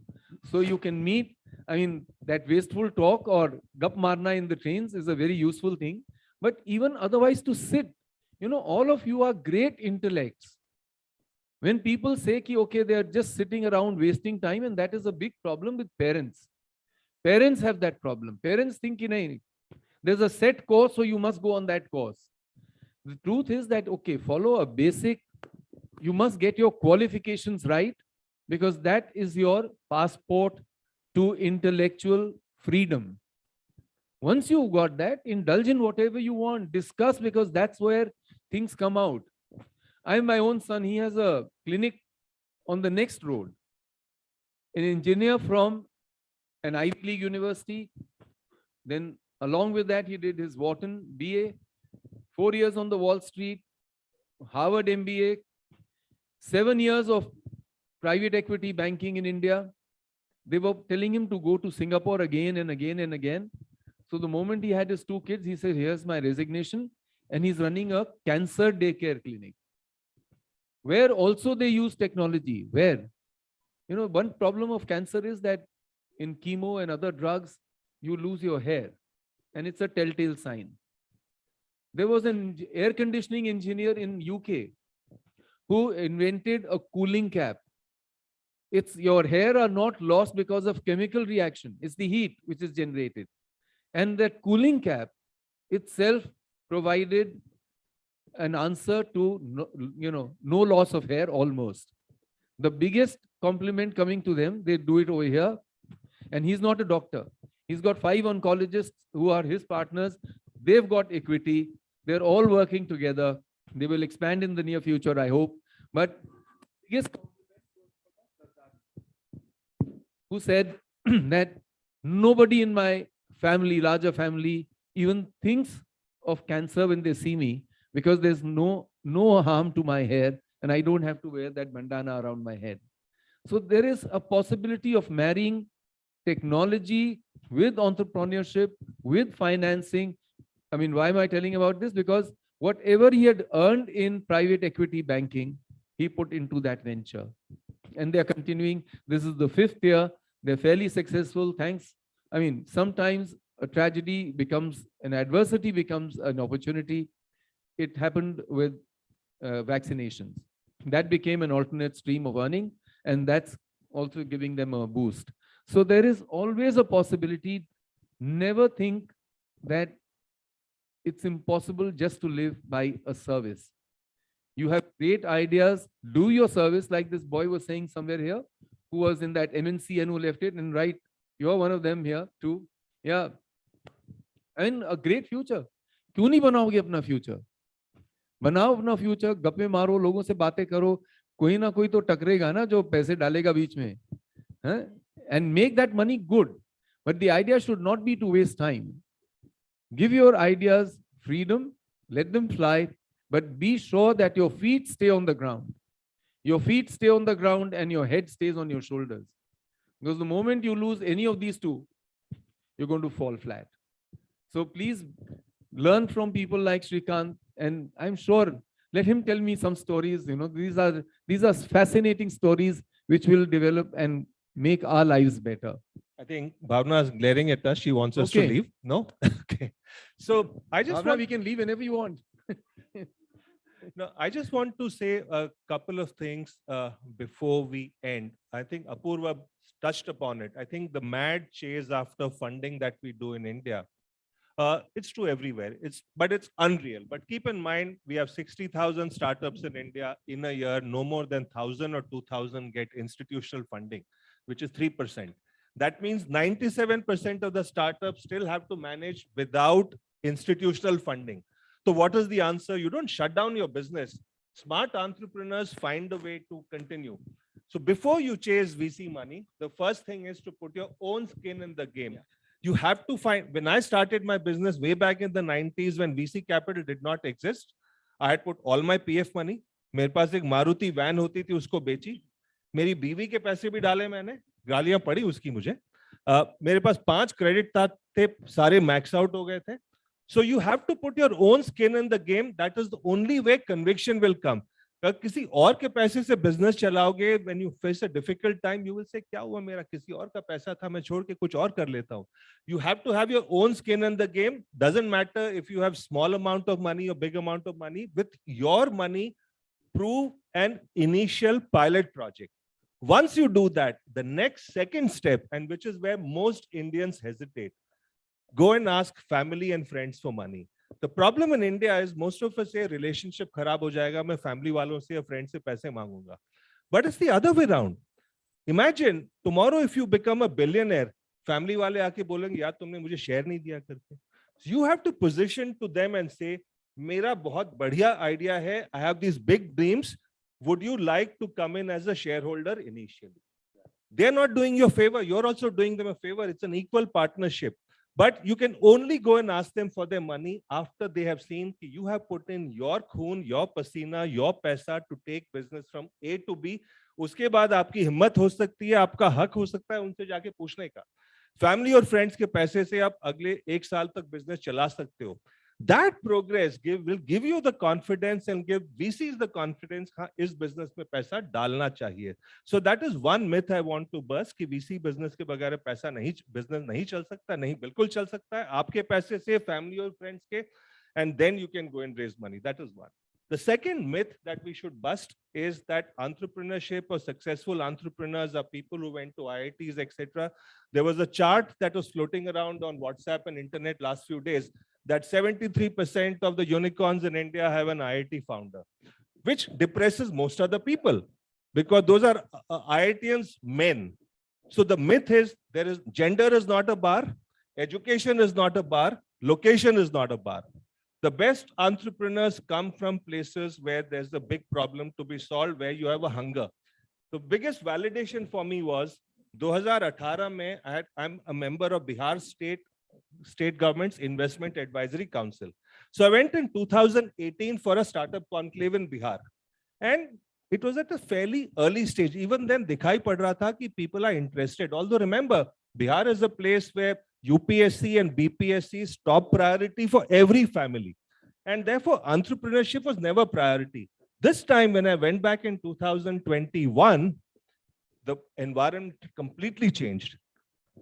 The best startups were being awarded, and the 5 startups who came to the stage and spoke, this was the best statement I heard from them. 2 of them said, 4 साल पहले हमारे family members UPSC और BPSC के अलावा कुछ सुनना ही नहीं चाहते थे. आज वो सुनने के लिए तैयार है कि तीसरा रास्ता भी हो सकता है, which is entrepreneurship. That is change happening in across the country, tier 2, tier 3 towns, and I have spent time in places as diverse as Aizawl, Guwahati, Trichy, and this is a revolution that's happening in India, and we will not recognize India 5 years from now. Correct. You know, just 2-3 things to add to what Shrikant ji has said. हाँ जी बिल्कुल. Yes. हाँ, okay. Number one, all of us have heard of cricketers IPL. You know, where do these cricketers come from? I mean, from a Ranchi, you had a captain who's the coolest captain, Dhoni. You've got cricketers coming in from every part of India. Similarly, go to any mall in Delhi, and you'll find that people from the Northeast who have a very good service ethic becoming the best salespeople in the shops. So therefore, there is hunger. What he said, you've got to have hunger. And number 2, please also remember, failure is not a bad word, especially when it comes to startups. Many an idea may fail, and therefore you need your friends, you need your relations, you need people who have faith. India में वैसा ही problem है. When you are young, people start saying कि तुमने अच्छा पढ़ना है क्योंकि parents क्या सोचेंगे, लोग क्या सोचेंगे. When you grow up, you say okay for a family, and then family image की शादी भी हो रही है. And after that, they always start thinking of the next generation, कि मैंने बच्चों के लिए कुछ करना है. If it is actually true, just secure your basic living and then invest in those children. So you must actually not fear failure, but you must not also become a con man. कि मैं इतनी अच्छी चीजें बोलूंगा कि पैसा लोग देते जाएंगे और वापस आए ना आए, मेरी तो जिंदगी चलती रहेगी. No. Work sincerely, because that is what we all want from each other. That we all progress, we all live better, we all get the desired life that we are looking out for. A lot of people have aspirations, and those aspirations must be fulfilled by your work and by our work. So failing each other is not the thing, but failure is acceptable, but failing each other and the faith that people have in you, that is very much at stake. So please be careful of that, that whenever you take up a venture, you do your best, and then don't mind. Even if it comes a cropper, start from again. That big thing about snakes and ladders, we don't stop playing the game till we get to that 100, even if it takes a few times, but we will reach that 100. And we will become a good, successful country, and we will have many more people who will become like Srikanji. Whether they're from IIT or not, yes, IIT is a great advantage. Therefore, nowadays you'll have plenty of IITs in India. You'll have very good. Satya Nadella is not from an IIT, by the way.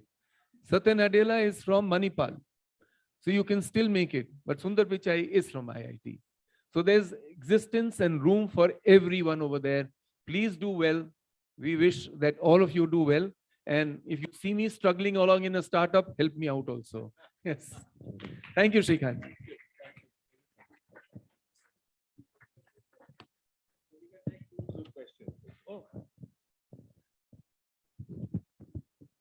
Please, anyone's welcome to ask questions. Hi, sir. Good afternoon. I am an entrepreneur as well as a mentor for startups in Delhi University, IITs and IIMs. So thank you so much for breaking this myth around the funding startups, because I myself created a startup which is now valued 100 crores. It's a bootstrap startup, and it is 100 crores INR. It is not USD. So what problem I found in startup ecosystem is that everyone is running behind the startups, unicorns, everything. You can get your question faster. So the question is, sir, is there any way to break this another myth wherein the valuation of startups based on USD instead of INRs? So that, I don't think that's a myth that can be broken in the short term. I'll tell you why. Because most of the investors or VCs who are coming in are of foreign origin. They raise the money from outside in US dollars. So therefore they measure the return in US dollars, and therefore they look at the valuation. तो एक चीज जो India में missing है, which is homegrown venture capital. जब वो आएगा, वो लोग पैसा रुपी में रेस करेंगे, रिटर्न भी रुपी में मेजर करेंगे, तब चेंज हो जाएगा. So I'm hoping कि आज आप 100 crore वैल्यूएशन पे पहुंच जाएंगे, आप बिजनेस को बड़ा बनाएंगे, you'll become a big investor, तब आप रुपी में काउंट करना शुरू करेंगे. ठीक है? Very good morning. So myself, B.B. Mishra, I am the Faculty of Finance and Entrepreneurship in MIT Business Global School. My question is that now a time we are looking forward, there are certain startups which are coming, but their bottom lines are missing.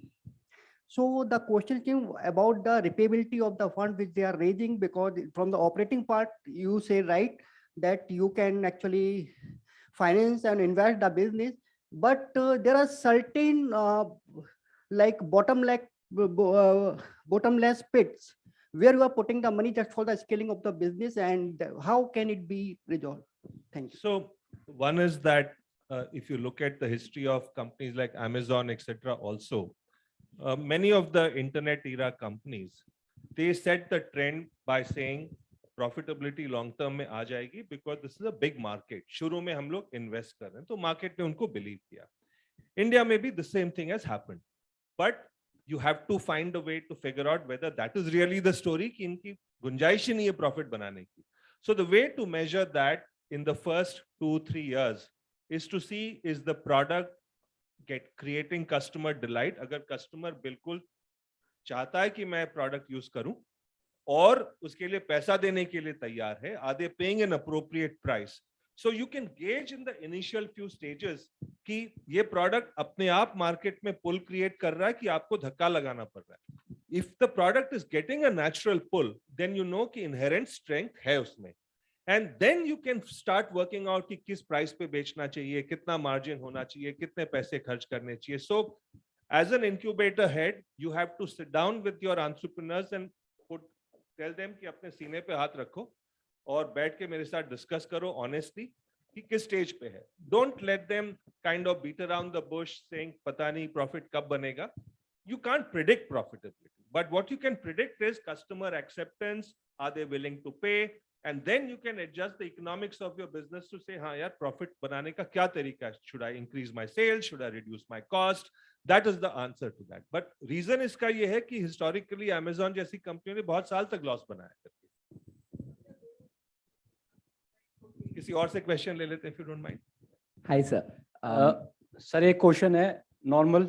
जो मेरा application बन रही है उसमें दिक्कत ये आई, UPSC के बच्चों को जो गरीब होते हैं उन्हें ये सोचा था कि जी पढ़ा देंगे हम लोग at a cost of bare amount. दिक्कत ये आती है 2 लाख रुपए Vajirao vision, they are just hiring this nexus and they are not giving us. I was going in police station again and again. No, we will put this effort. No, What's then your I. question? What's your question?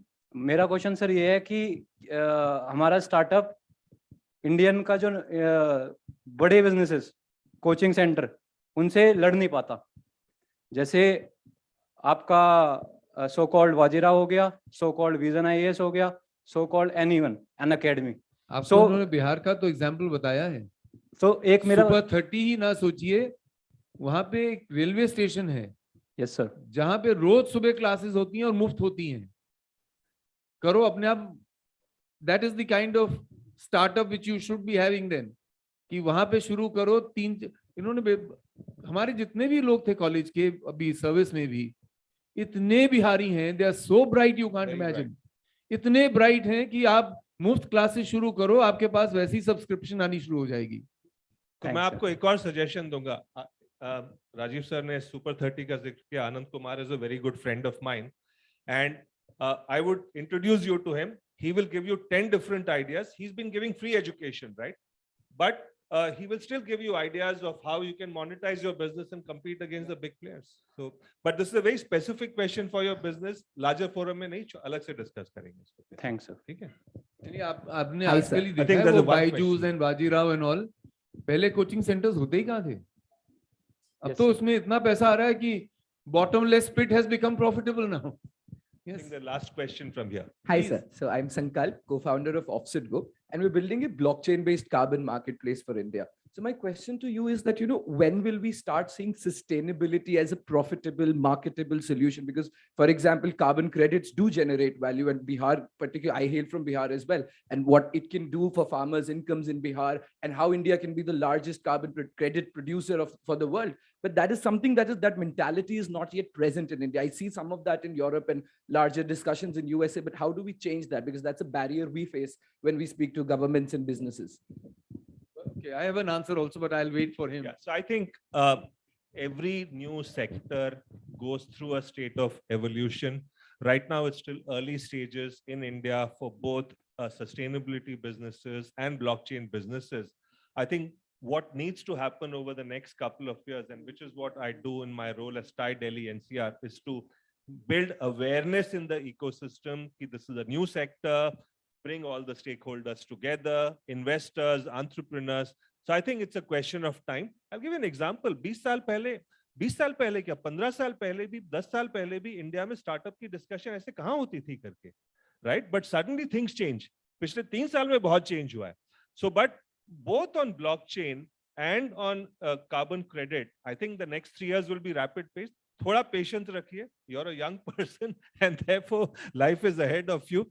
as Apurva said earlier, it's a marathon and not a sprint. So I know we are all itching to do things faster, but sometimes you can't control the pace. What particularly ails me is that, climate change is happening so rapidly, what Kosi is doing to Bihar farmers and everything. So we can deploy these solutions, actually increase revenues and, make some real change and build climate resilience. But I can also tell you this, just this week, I was at the Ministry of Environment, Forest and Climate Change discussing how the government now says this is an area. Morning we heard from Agriculture Ministry, even the Forest, Climate Change, Environment Ministry wants to do things to support startups. So a lot of pieces are falling in place. As I said, as entrepreneurs by very nature, we are impatient, but thoda patience rakho is all I would say. And actually India is changing.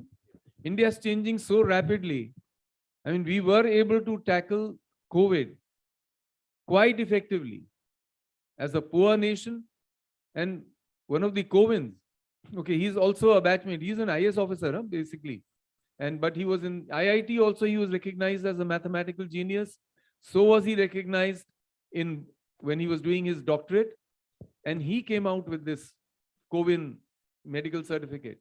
And that was just when in the first wave, he was the one who actually helped Nandan Nilekani on this Aadhaar. Ramteva. Yeah. And he came out with this program, gave it to the Prime Minister. Everyone in the bureaucracy said, ki nahi, ye kya hai? In any case, he's been chairman of TRI, so he has no hope for another post. It took the Prime Minister to overrule everyone and say, sorry, this is the one. And today, that is the certificate which you can show on your phone, which you can show in a printed form, and that carries weight all around the world. So India is changing so rapidly. What you're talking of ESG goals will become economically vibrant in the next few years. So just wait for your time. Tomorrow bhi time aayega. Yes. Okay, great. Thanks a lot, and thank you, Bhavna. Thank you so much. The applause was a little low, so can we have a bigger one, please? They really deserve it, and I think we have a lot to learn from them. And may I request Dr. Jitendra and Alok ji to please present mementos to both our panelists for this. Yeah, Dr. Talwar can do the honors, sir. Thank you so much, Shastri sir, for being here, and it's an honor.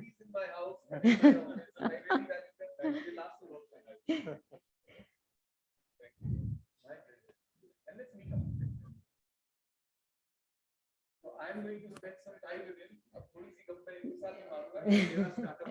Can we request for a picture as well, please? Nice.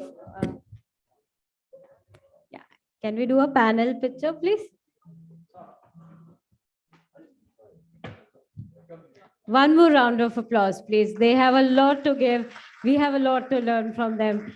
They're as young as all your startups at heart.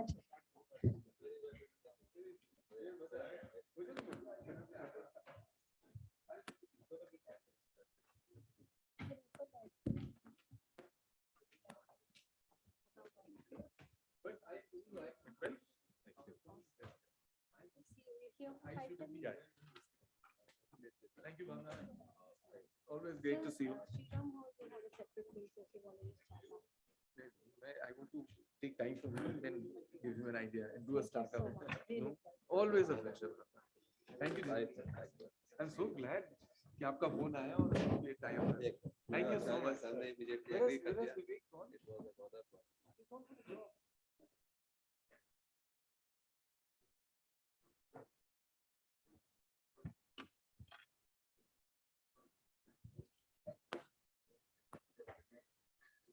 Now, to get all your hunger pangs and to get you all more hungry, we have a next panel discussion, which is on food tech. So we have some people from various sectors of the food industry, and they're all young entrepreneurs and people who have got very good ideas. So look forward to your interactive session with them. I would like to invite the panel on the stage. We have Mr. Rahul Gupta, the CEO of Radar Capital Advisors, Mr. Madhav Kasturia, founder ZFW Dark Stores, Mr. Bharat Sethi, founder of Rage Coffee, Mr. Kushang, founder of Supply Notes, Ms. Parul Shukla, co-founder of Gladful, and Mr. Anuj Tyagi, he is co-founder of the Koila Kebab.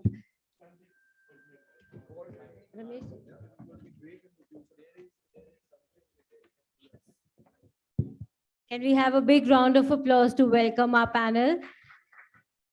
They're a very interesting mix, and I think we'll have a lot of questions after the panel with them. So I'll hand it over to Rahul sir to moderate the panel. Thank you. Good afternoon, everyone.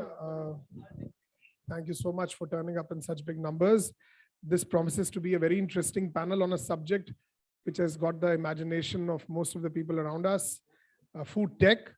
The moment we think of food tech, we think not just yummy food, but the awesome technology behind food and how has it progressed in the last 2-3 years. So we're going to keep this as a very freewheeling discussion. And I would like to now start with our speakers. Please just take 2 minutes to introduce yourself, your company, and a little bit about your journey and what problem you're trying to solve. We'll start with you, Bharat.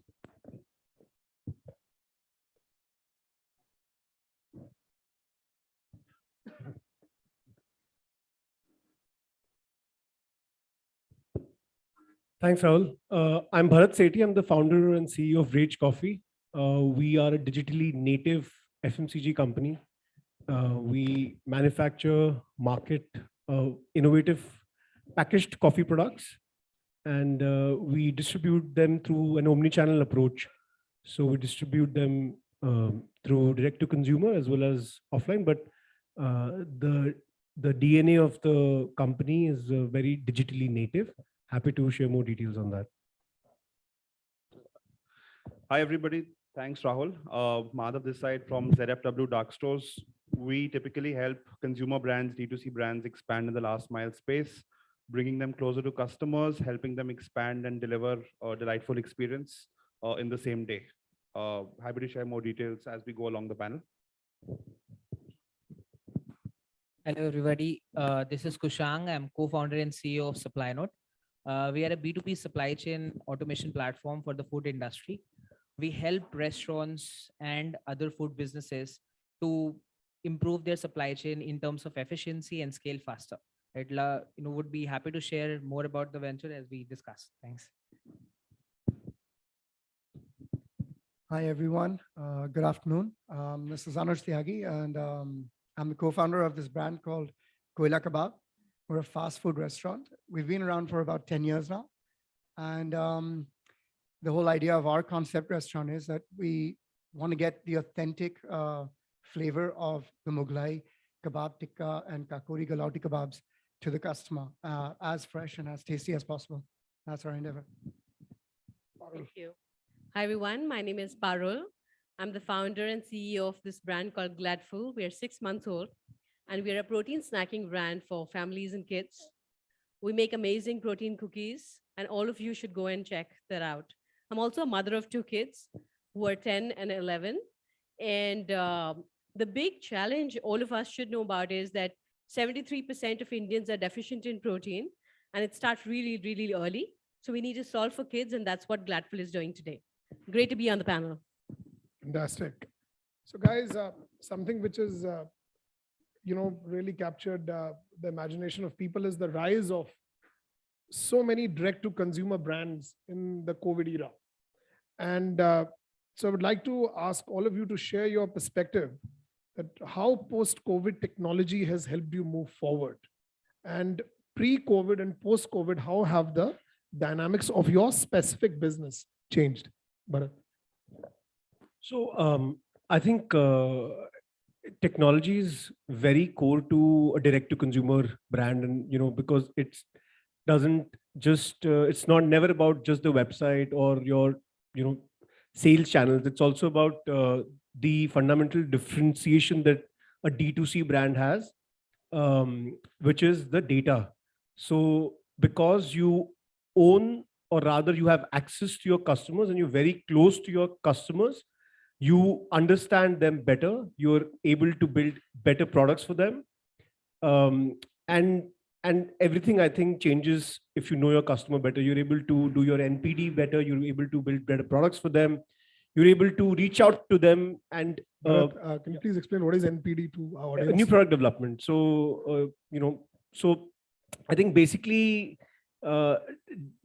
data is what really differentiates a D2C brand, and technology is obviously at the core of everything one has to do, because everything then revolves around analytics, right? How do you evaluate your customer? How do you know how your customer is behaving over time?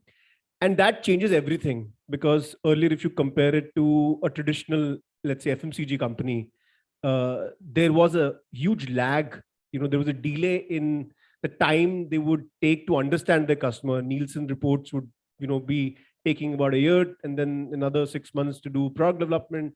So, they're already 2-3 years late to build the right product for the customer. Also, when you cut out the middlemen, right? So the entire trade, which is the wholesalers or the distributors or so on and so forth, you are able to build a relationship with your customer, which goes beyond, just selling to them. So I think technology is at the core of everything I think we do. How COVID, changed, I think, was, I think, e-commerce is very, overall e-commerce is just a decade old in India, right? So the evolution of, or the acceptance of buying online has, increased at about 30-40% year on year anyways. What COVID did was it just kind of, accelerated the process, I think, of trying out, when you don't have something, we cannot buy something, offline, which then you were forced to try out, right? So the experimentation behavior started to kind of build in the adoption. So when that happens, I think generally audiences see the convenience aspect, the product, discovery aspect is there. When you walk into a store, there are only 5 products, right? For a category, let's say, generally, you'll be able to, search through catalog of products. I think there are a lot of benefits that one sees from buying online. So I think that kind of just got accelerated. What we would have seen maybe in 2024, 25, happened in 2020. Okay. Madhav, your perspective. No, I think adding to what Bharat said, we sort of take care of the post-order experience, right? Technology is very important to sort of stitch how the order is fulfilled and delivered to the customer once the order is placed, right? From storing the order at the right place, to delivering the product to the customer at the right time, and to sort of communicating with the customer at the right times, and sharing real-time updates on the order. So technology plays a very important role on the post-order experience, and even in the pre-order experience, in terms of managing abandoned carts, in terms of reducing RTOs, returns, technology has a major role to play on that side. But Madhav, if I'm not mistaken, you started the company out of COVID, right? So you are one of the COVID babies, if you would say, as the company started. So the question is, just share with the audience the story. Where did you spot the opportunity when COVID was coming in? I think just the idea of witnessing the gap between scaling up D2C brands and scaling the entire consumer story across geographies, and fulfilling faster to customers. Traditionally, what D2C brands in the last 10 years have done is they've fulfilled orders from one city to, say, 30,000 pin codes across India. In the last 2 years, we've seen these brands going and setting up regional hubs, say one in Delhi, one somewhere in Maharashtra, and one in Karnataka. But now what brands are looking at is setting up small dark stores across multiple cities to stay closer to customers. Can you please explain to our audience what is a dark store?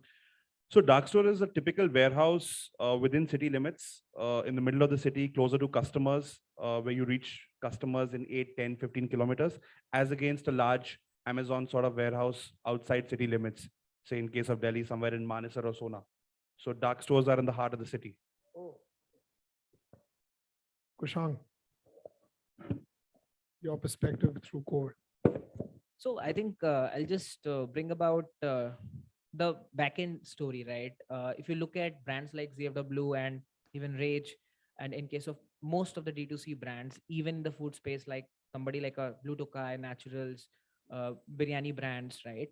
All of these went through a revolution, right? So they started looking at cost structure, which they never saw in COVID, right? If they were over hiring, COVID just, brought a stop to that kind of models, right? And hence a lot of technology dependence has to come, right? We have to get independent of manual and offline work, and that's what got a lot of traction in terms of technology uses, right? So whether it's POS adoption in D2C brands and in even in POS is point of sales. POS is point of sales, the billing machines and all. So that uses increase in the food segment. That's what we saw. So we also acquired a company in the space, and we have multiple users in that. We have seen at least a 50% increase in the numbers there, right? Just to bring perspective, so pre-COVID, close to about 400,000 restaurants were listed on Zomato, Swiggy. Now that number has increased at least 20%, right? Because cloud kitchens are coming up and people are looking for lean models, right? And that's not only in operational capabilities, but also from the supply chain. So what you are saying is the lean model is they are not paying rent for a full-fledged restaurant facility. Yeah, They're absolutely. using cloud kitchen. And they're looking at omni-channel ways, right? And hence, as soon as you look at omni-channel ways of selling, right? Can you explain to our audience yeah. what is omni-channel in your parlance? Yeah, so omni-channel basically means you use the same asset to do multiple lines of revenue. So you can do a takeaway, you can do a dine-in, you can do a delivery. So these are three models on the same asset, right? So that's omni-channel for you, and that's most of the restaurants today, right? That's how the market is operated. So that's the revenue side transformation which has happened. On the supply chain side, now people are not depending on the purchase managers only, right? They're not banking on the experienced calls. They're looking at data, what we have bought in past. They're more fragile towards a change in cost, right? And hence the reaction to that is also faster, and that's where technology has played a role. So both side changes, revenue structuring, cost structuring, and overall the bottom line improvement, right? And the focus to scale, because the Indian food economy is still 8% standalones, 8% chains and 92% standalones, right? And that's far from what a mature economy looks like. It's closer to 50% split between a chain restaurant and a standalone restaurant. So technology is driving that change, right? And we are one of the companies which is doing it. Now, Anuj, your company is a unique company in this panel because you were traditionally a food retailing company, restaurant, before COVID. And now you are having a traditional restaurant plus a cloud kitchen. Can you share with our audience the changes you have seen within your business processes and how customers, behavior has changed in the past pre-COVID and post-COVID time? Yeah, I mean, it's been a very difficult time, this whole COVID time, and a lot of restaurants have shut down, and a lot of them have been relocated. A lot of them took a sabbatical for about 1 year and then came back with extra funding. But the difference that we've seen is the people who have survived, and luckily we've been one of them, a few amongst many, is that, as Bharat had mentioned earlier, that the entire market, the entire customer knowledge has changed, and it's like it's fast forwarded. You see a lot of customers who knew how to use online. They knew how to place an order on Zomato, on Swiggy. They used to do it once in a while, and otherwise they still had that sentiment, we want to order directly from the restaurant because we have a personal relationship.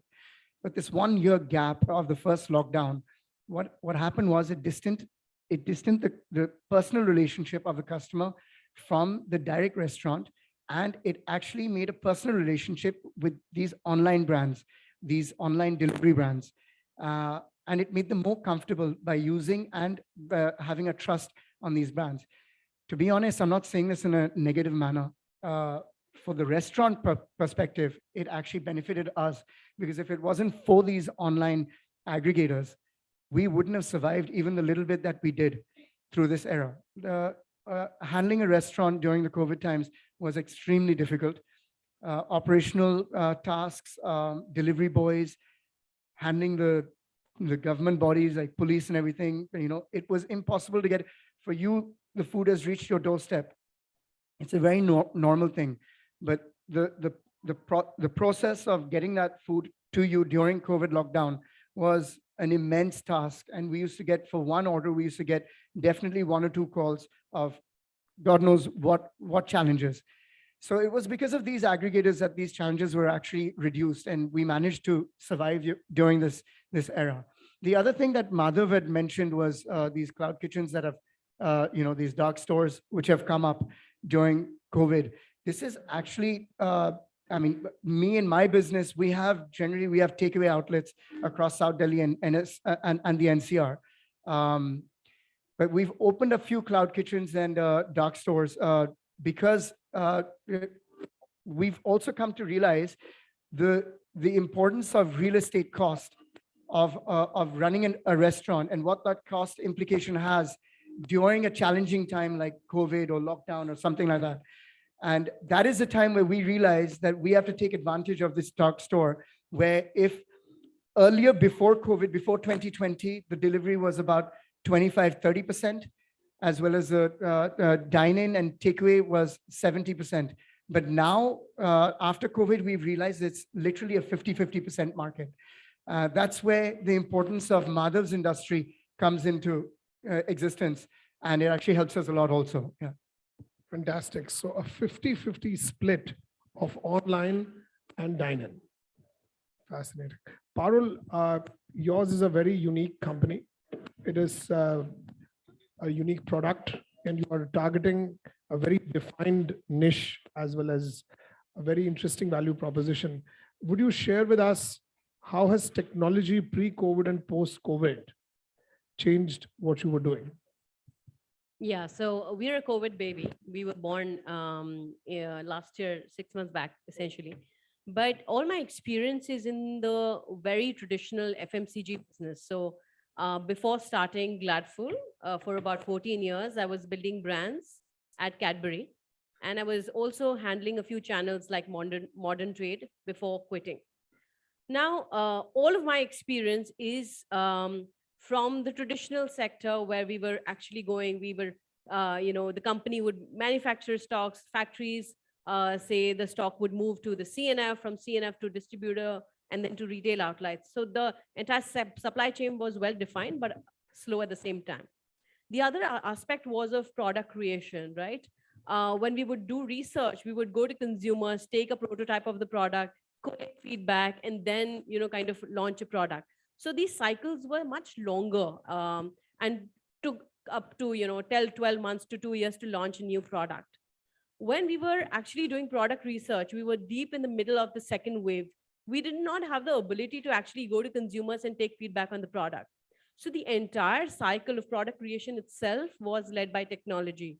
Our community of mothers, which are our prime audience, used to receive our packs, and they would actually answer the questionnaire through the QR codes on the pack itself.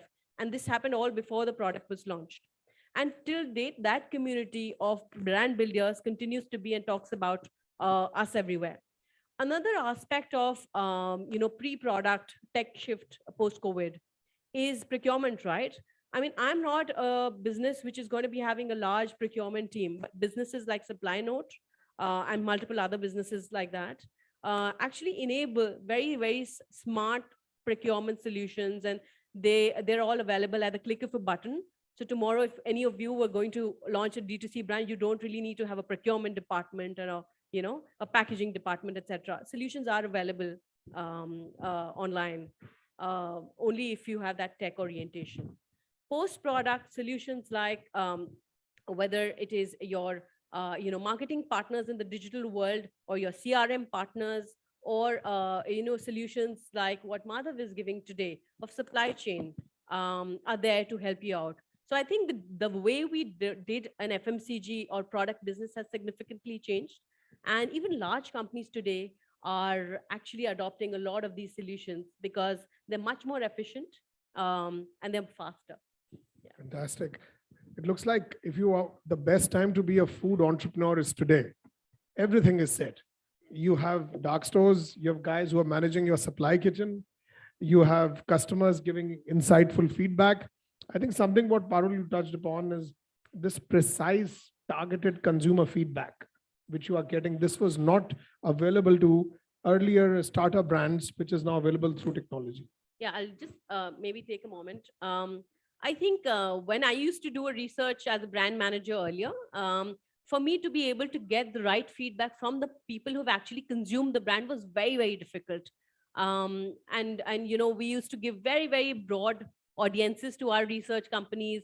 कि इस particular sect का you know consumer हमें चाहिए जो कि snack करता हो, जो you know दूसरे brands को consume करता हो. But today I have, on a click of a button, I have details of the consumer. I know his habits, his or her habits, how many times have they consumed the brand, what is the frequency of consumption, what are the occasions that they're consuming our product.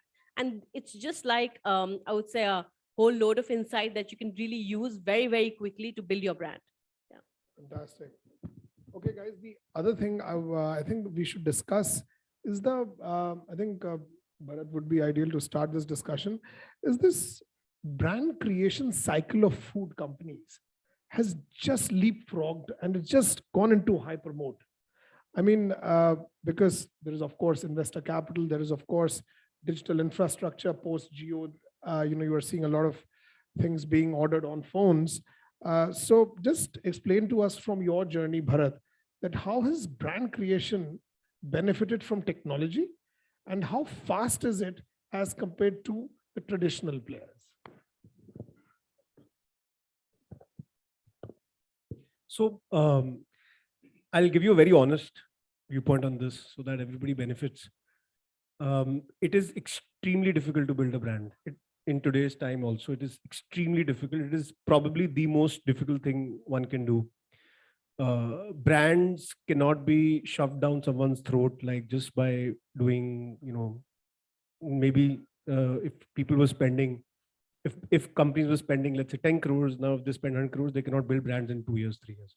It just doesn't happen. Brand building is a time-taking process and you need to give it time. You can maybe take less time now, but you need to give it a lot of time.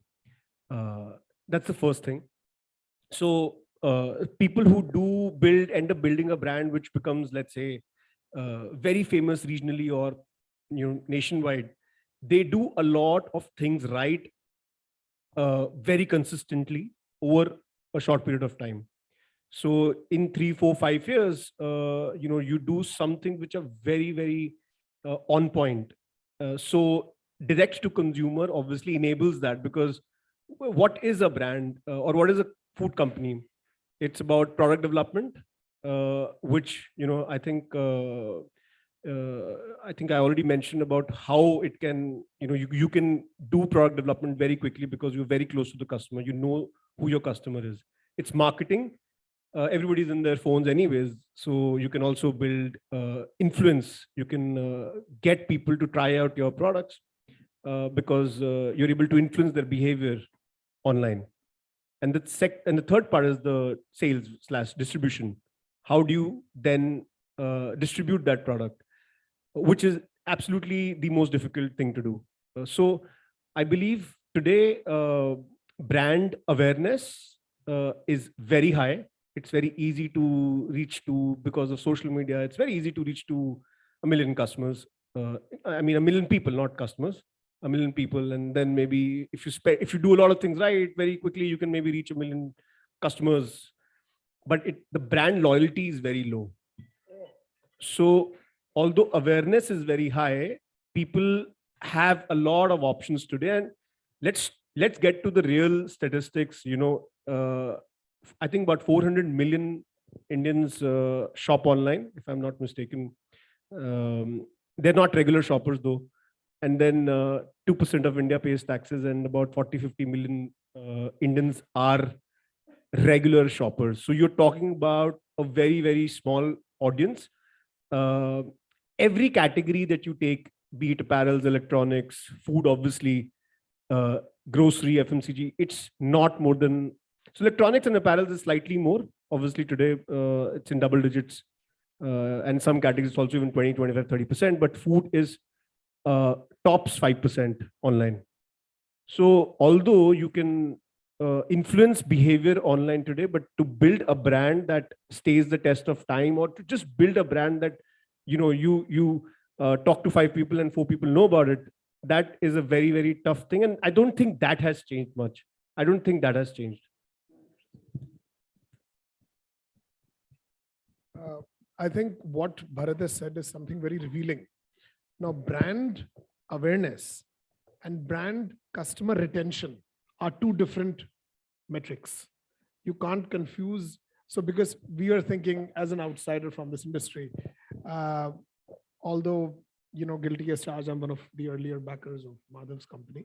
But having said that, what I've seen is that brand creation cycle and brand awareness cycle are not two different things. So you can make a splash with those YouTube ads and those Facebook ads and say, okay, we have so many followers. So what you are saying is the conversion rate is very less for the amount of people reached. The conversion rate could be, I mean, I'm not talking about that, but I'm talking about loyalty, right? Loyalty is about somebody's mind space when they think about coffee, or in my category, right? We have to be in the top 2 or 3. We cannot be 4th. If we are 4th in the mind of the customer, or even 3rd, I feel we've not justified brand salience. In every category, if you talk to a common man, that's how I think, right? If you talk to an average consumer, average Indian who's maybe 24, 25, making about 30,000 rupees a month, that customer, can you influence or rather change their behavior, and then can you be in the top of their mind space for a very long time? If you're not able to do that, then I mean, you're not truly a brand. So basically consistent conversion. Consistent conversion, yes. Loyalty, right? I mean, and that's very technical at the end of the day, because you have to really, really understand your customer cohorts and how they behave over a 12-month, 24-month, 36-month period. Absolutely. And with and you have been in this industry of coffee. It sounds like a one simple word, one product, but there is so much of hoopla around this. I mean, you have the multi-billion-dollar giants like Starbucks. You have the Blue Tokais. You have, I mean, it's Nescafes, of course. And I think the whole evolution of brand, something which is existing for such a long time, whereas a product category has existed for such a long time, and how it has evolved now is a very interesting learning experience. Sure. No, I think competitive. It's always been, but we never looked at it from that perspective. Our approach was there is a lot of gap in the market. And it is actually a duopolistic market. Like if you really look at the numbers, 2 companies controlled about 65 to 70% of the market share. So, in the packaged category. So I think there was a lot of gap and there was a lot of opportunity there is what we saw. And I think there will be breakthroughs in every category. Okay. I mean, I was giving an honest picture, but there will be breakthroughs in every category, and we are very bullish on that. So in the overall food category, if you talk about, the cloud kitchen, there are brands that have broken out, doing about 400, 500 crores now. There are brands in the packaged category that are doing in that, and they've started in the last 5 years, 6, 7 years. Yeah. So I don't think that's not possible. I just feel that doing 10, 15 lakhs online is not, you're not a brand if you think you're in that journey. But to your question of how did we build it, or how do we see brand? We see brand as somebody, everybody knows it, at least in urban India. That's a brand. Okay, fantastic. Madhav, I'll come to you. Anuj wanted to. Anuj. Just carrying on from what Bharat said. So I just feel that, during this tech industry having a boom and all that, as many brands, as you said, that a lot of brands have been generating very fast and all that, I feel, it's easier saying that so many brands have been getting generated so fast.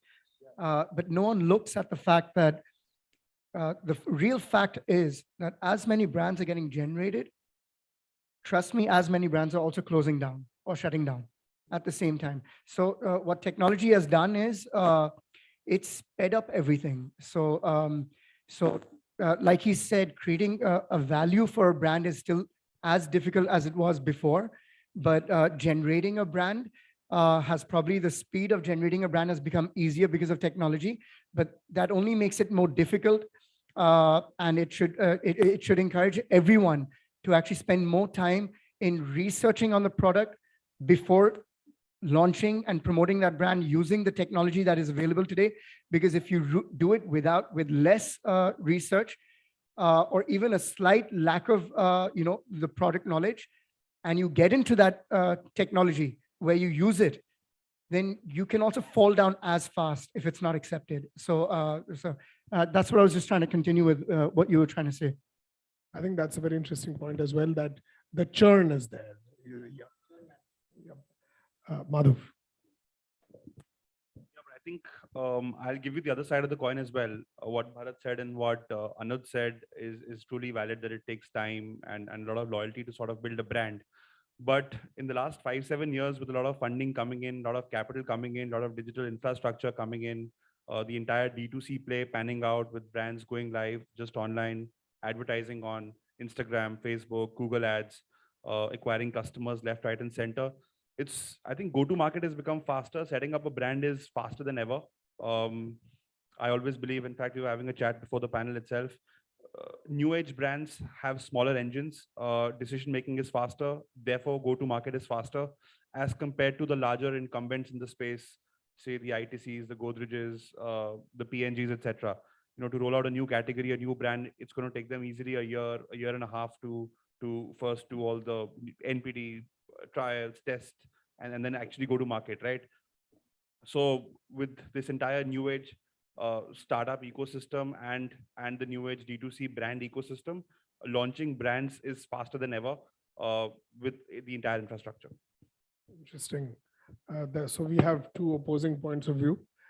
That's the quality of our panel. Kushang. So I think, before I deep dive into this one, but one point about Bharat's comment and Anuj also added to it. I think brand building is ultimately trust building, right? And trust comes from product.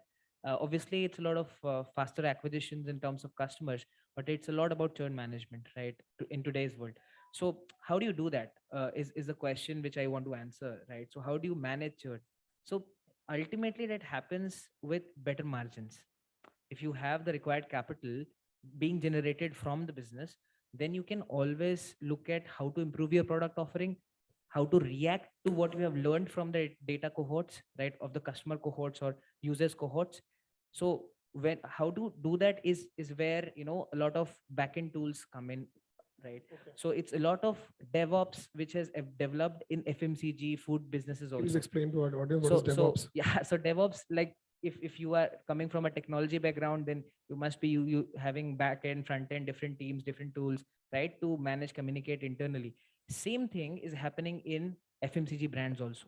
So you have your expert warehousing partner, you have your supply chain partner, you have your dark store partner, you have your marketing team there. So you just club all of that, and that's a brand which is going to be operational, right? Now that's how you optimize, by giving focus in silos, right? And if you are running the whole engine well, that's how you manage churn, right? So that your focus is on the product and the experience of the customer keeps on improving. That's how you increase ARPU and make it profitable. And that's one of the most important thing for any brand in today's world. ARPU is average revenue per user. Yes, that's revenue per user. So that's what I will like to add from a back-end point of view. So I think this is also very interesting that with better analytics and with better data about your customer and his consumer behavior, quicker decision making is happening. Also, not just because they are new brands which are funded, but also because they have better data tools to move forward. Parul, your perspective on this entire thing. I think there are two aspects to this. One is putting a brand out there, and the second one is genuinely creating brand love. Putting the brand out there, I would say, is an accelerated journey today because you've got the ecosystem. You can build products, you can package them nicely, you can build a beautiful website, you can make sure that your supply chain is A-class, you can make sure that your procurement is A-class, digital storefront is great, you can build a little bit of advertising, get influencers, distribute it online, and all of this is enabled by experts which are out there. So they will just speed up the launch of your brand. But then I think the point that Bharat pointed out, which is building a brand or really truly generating brand love, that takes its own sweet time. And that is a process which will require consistent efforts and time. So there need to be consistent efforts. And each time a consumer comes across your brand, it needs to be, ending with a positive note so that the consumer's association with your brand is positive. The second thing is you have to ensure that whichever category you operate in, you're building the positive disposition of the consumer for your brand. And it takes time. As consumers, we're using 5,000 brands in a day, from the toothpaste in the morning to the cycle we ride possibly to work, to the toys that our kids are playing with. We're interacting with 5,000 brands a day, and none of us have the mind width to really remember each of them. It's only when we're in a certain frame of mind, when we're using a certain category, that's the time when we think of a certain brand. And it's our job as marketeers to make sure that our brand is number 2 or number 3 or number 1 when we're thinking of that category. Yeah. Interesting. That's also a perspective.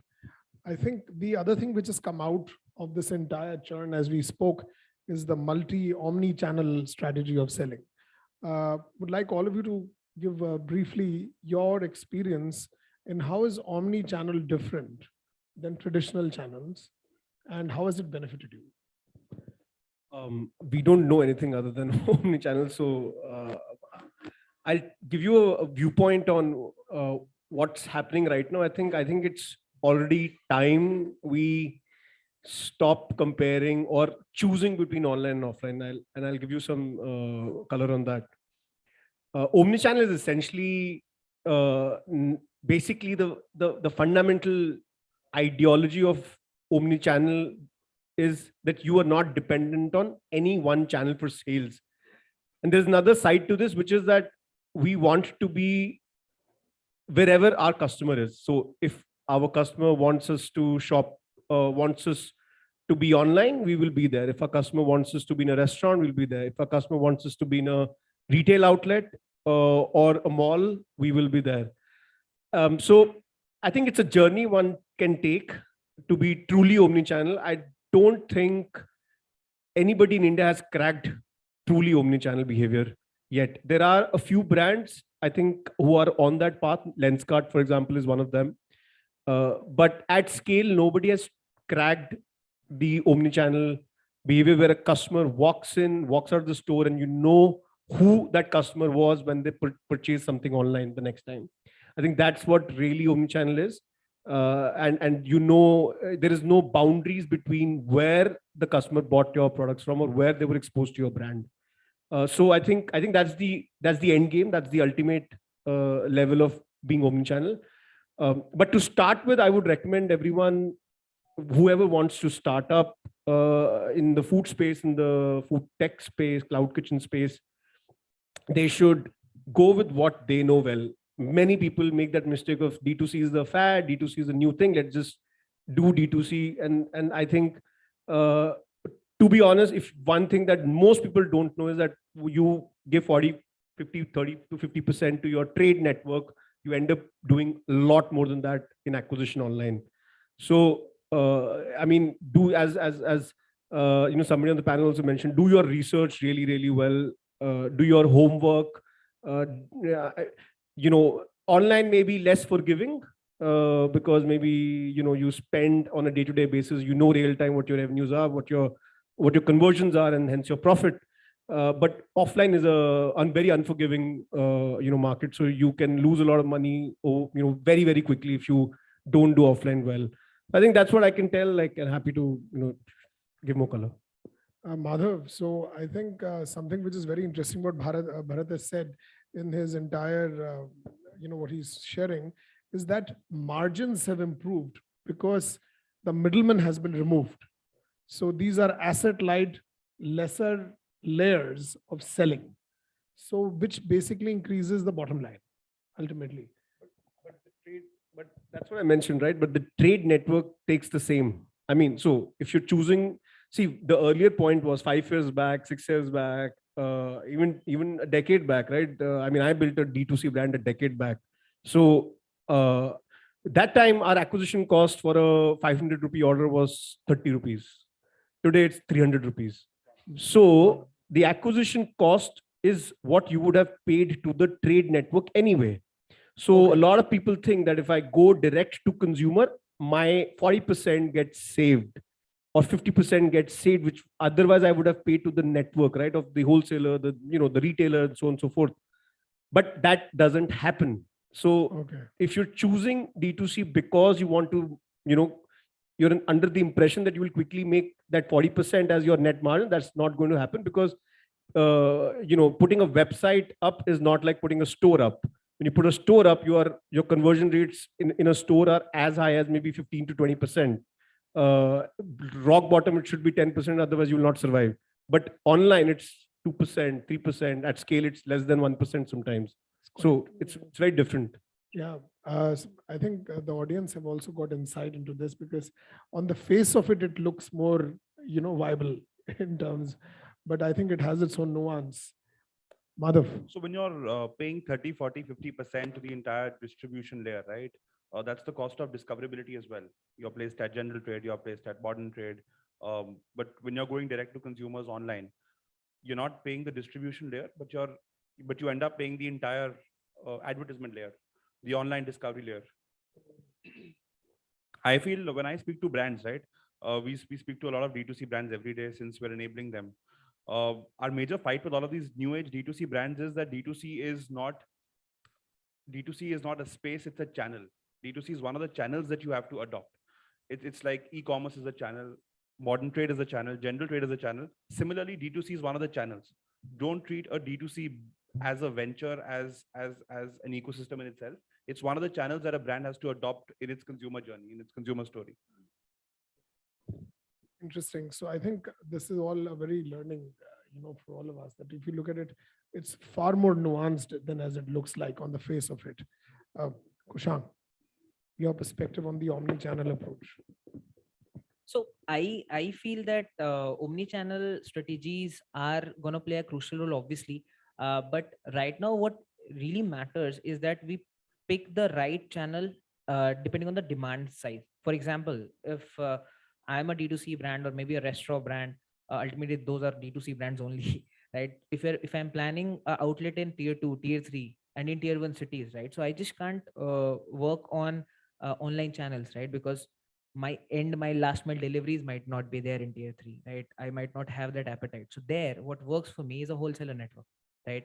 So still that's an option. So it has to be a hybrid approach, as Bharat and Madhav both added, and you have to start with what you want to build upon, right? So if you have clearly identified your customer persona, if you're only a tier 3 brand or a tier 2 brand, then your go-to market still today are the wholesalers and the distributors, not online. Online is more like branding and visibility for you, but ultimately the customers are going to convert when they see your product at the wholesaler's place, right? So that's still an option, and a blend of that should be an ideal approach depending on the product category and depending on the customer persona. So that's very interesting. We started this point thinking that digital is the answer, but it looks like it comes with its own baggage. And today, I would have now, Anuj, you have handled both online and offline. What is your view? So, I mean, as a restaurateur's perspective, I think it's very, very important to have an omni-channel. You should have different ways of making your product reach the customer. I know many brands, without taking names, in the food restaurant line, that were only concentrating on in-dining, fine dining, and only directly dealing with the customers.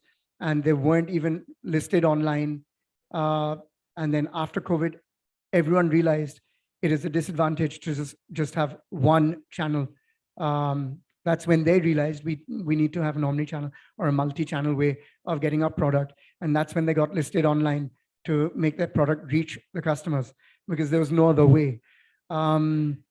We ourselves, I can speak for myself particularly, we not only provide in-dining, we do takeaway, we do food delivery, home delivery, we're online delivering, and we also have a personal website as well as doing events and caterings.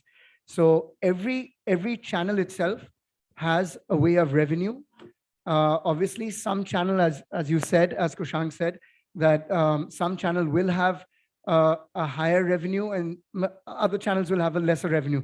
But at the end of the day, every part of revenue is what makes the entire revenue of the business. And every part completes the business and contributes to the business. So every channel is important, and it's important not to be dependent on only a single channel. That's my belief. And it's important to put every channel active at the same time to take maximum benefit out of the channel. Yeah. Interesting. So as we see, as their product lines are different, insights are different. And I think that's what the key is, that, there is no one set strategy here. It's all what works for you. I think that's what I've learned. And it's also, sorry about that.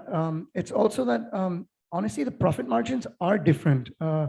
Madhav was saying that, the profit margins, I mean, maybe I understood it wrong, but I think he was mentioning that, the cost, you might be paying 30% to an online aggregator. And if you try to get an order directly through your own website, you'll spend the similar amount on promotions. He's absolutely right. There is an expense that you do have to incur. But to be honest, there is an amount that we do save personally. If we get you to order directly from us, we do save a huge chunk of money, which at the end of the day does get used in the restaurant to improve the product.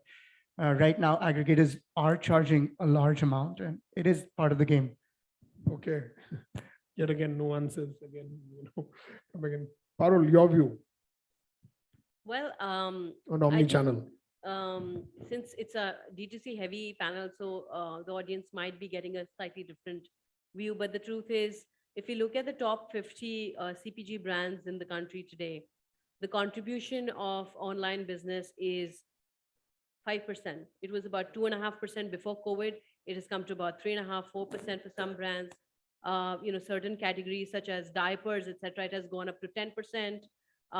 Chocolates, another, 5-6%. So, a large part of business is still sitting offline. Now, I'm just coming to my side and the kind of business I own today. It's a D2C brand. It is built on a certain insight where people need a level of protein, right? So it's a slightly niche brand and a niche market there. It's beneficial for us to go online first because of two reasons. Number one, I spoke to you about the ecosystem that exists.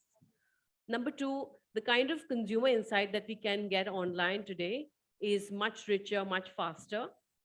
All those learnings in our initial 2, 3, 4 years will help us build a solid brand which can really be expanded into different channels in the future.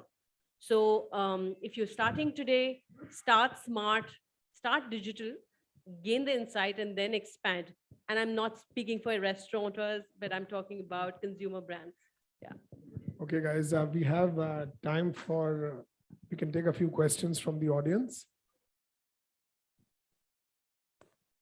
Please, any questions? At the end.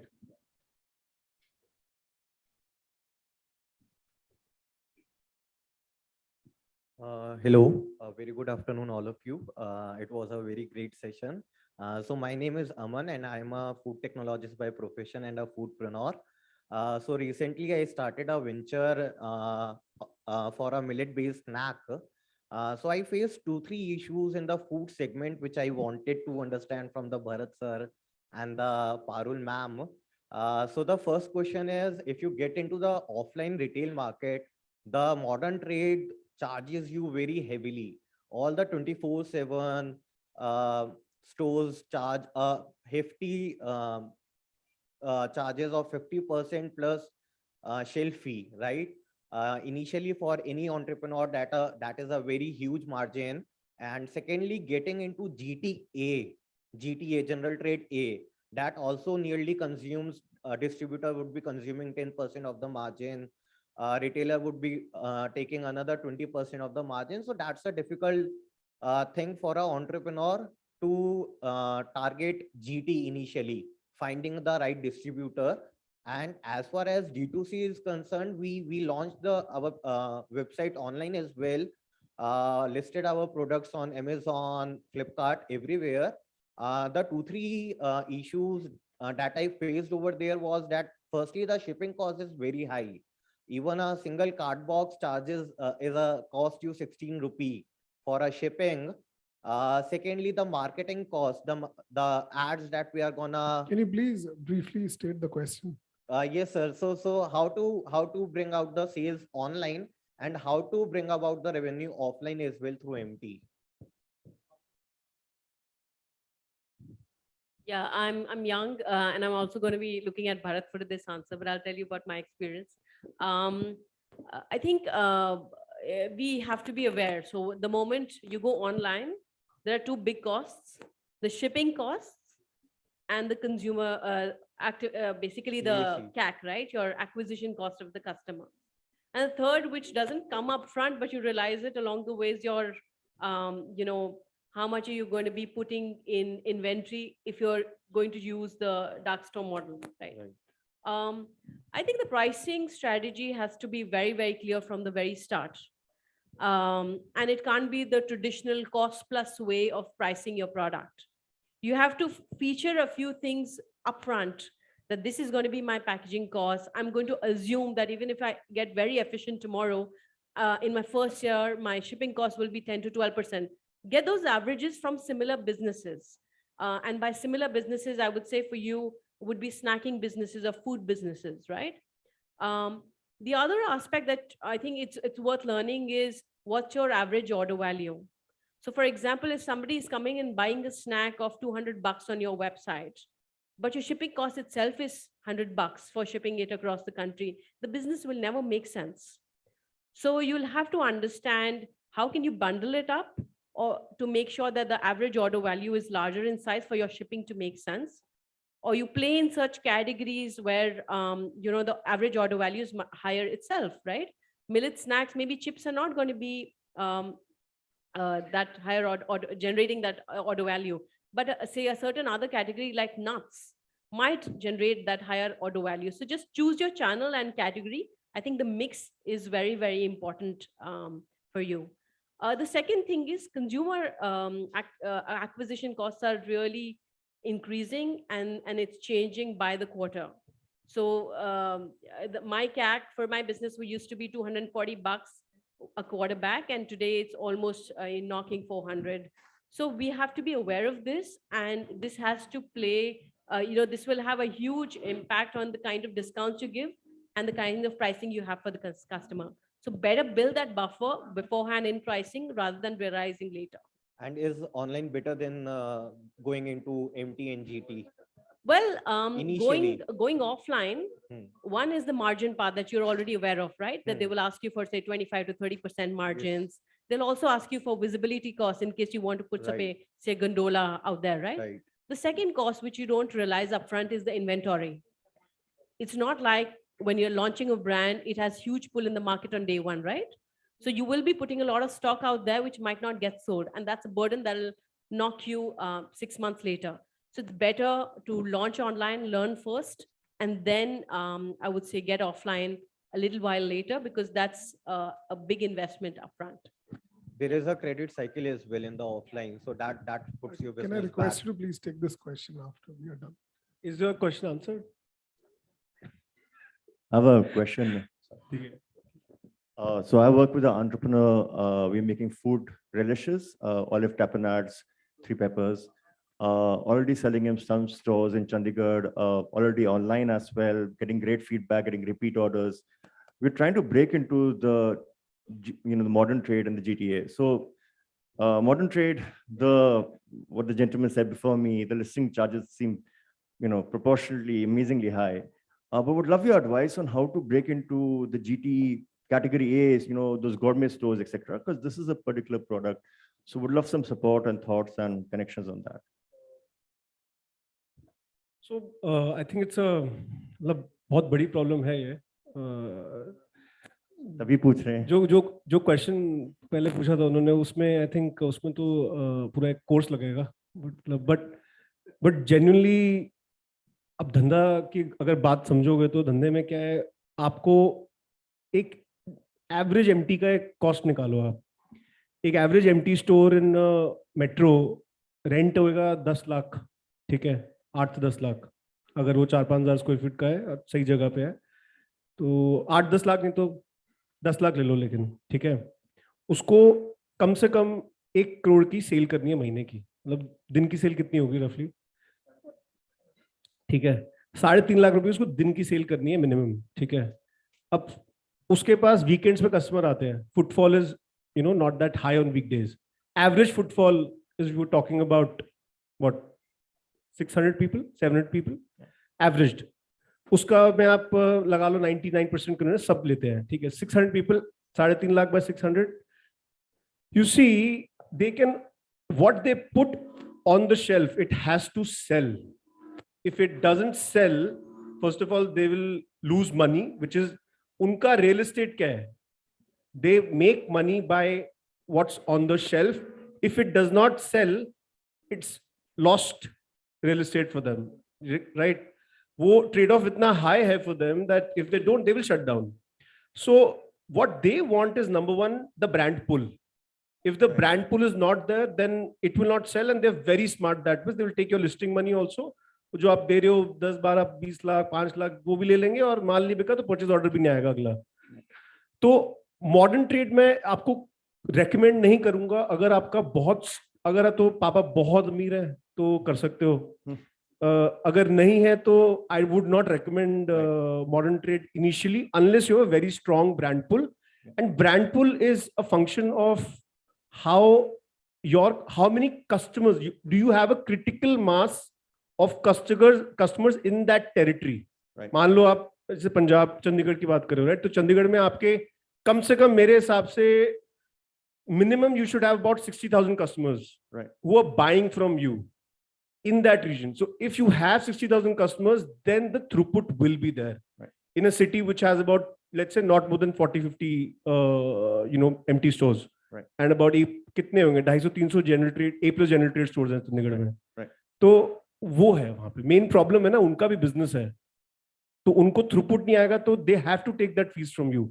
In the US वहां पे listing fees को slotting fees बोलते हैं, slotting fees in Target is about $100,000 annually. So अभी तो शुरू हुआ है यहाँ पे। So that's the conclusion we have arrived at. The modern trade is not the right step, but not initially till you have a very strong brand pull. You should build that brand pull. General trade, you can do it, but that is a very laser sharp approach. You have to make sure that the placement is right there. आप जहाँ पे भी जा रहे हो वहाँ पे placement इतनी smooth होनी चाहिए आपकी, और whatever your marketing game is, POSM जरूर होना चाहिए। And उसकी strategy जो हमने use की थी pre-COVID, which really worked for us, was activations. So we did a lot of activations wherever we went. And अगर throughput नहीं था तो the stock should move very quickly, and never do it directly. That's also a learning that we had. I mean, our entire offline business is run by 4 CFAs. That's all. So, and obviously we build the trade for them, but we don't do any direct business. बड़ा अच्छा लगता है starting में direct करना, वो कर भी सकते हैं, हमने भी किया था. But once you start hitting about 2-3 crores of monthly sales, then it becomes a very big challenge. Okay. Any final question? We can take a final question. One last question, please. Fine. Thank you. Thank you so much. And I think we have lots more to discuss and we need more time to take it forward. But really appreciate you all taking our time. So can we have a big round of applause for a very interesting and a young panel, please? So just may I request the panel to please stand for a group photograph before we say thank you. I'd request Alok ji and Pranab Podar sir to please join us on the stage as well.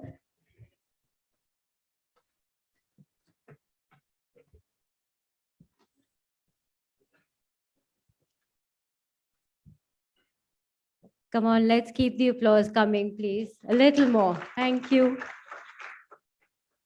And as a token of our appreciation, I'd like both of you to please thank our panelists. Mr. Bharat, founder of Rage Coffee, thank you. Mr. Madhav, founder of ZFW Dark Stores.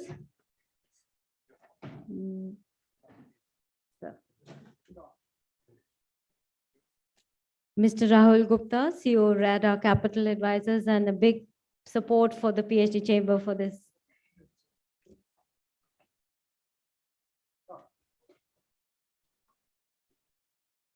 Mr. Kushang, founder of Supply Note. I think he's doing some very innovative work, so you guys should catch him for more questions. Mr. Anuj Tyagi, co-founder of Kohila Kebab. Sounds very, very interesting and delicious. Yeah, thank you. And Ms. Parul Shukla, the co-founder of Gladful. Really insightful talks and sharing your in. Thank you so much. Thank you. May I request all of you to just stay for a little while, if you can. So a big round of applause again for this panel. We'll just go right into our fireside chat, and we have a very, very eminent personality who's with us today. Our speaker is Ms. Padmaja Ruparel. She's the co-founder at Indian Angel Network and founding partner of Iron Fund. And moderating this session, we'll have Mr. Abhinav Jain, who's the co-founder and CEO of Almond. Can we just...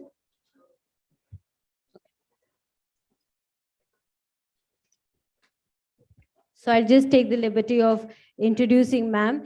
She's the co-founder and president of India's largest angel network, founding partner of Iron Fund. And she believes that women must add value to family decisions when managing money is concerned. She's a woman who knows what are the 5 steps are to be taken in managing her financial stuff in case of any eventuality. And born in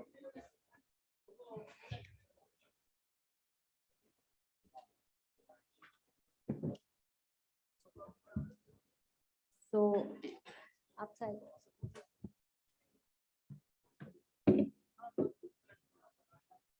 आप ma'am को बैठने तो आप please chair आगे करिए.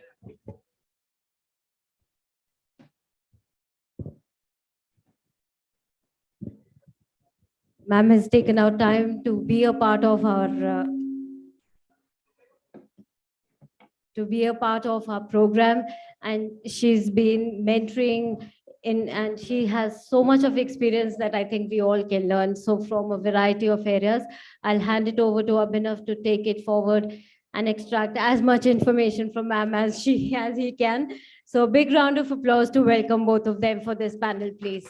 Thank you.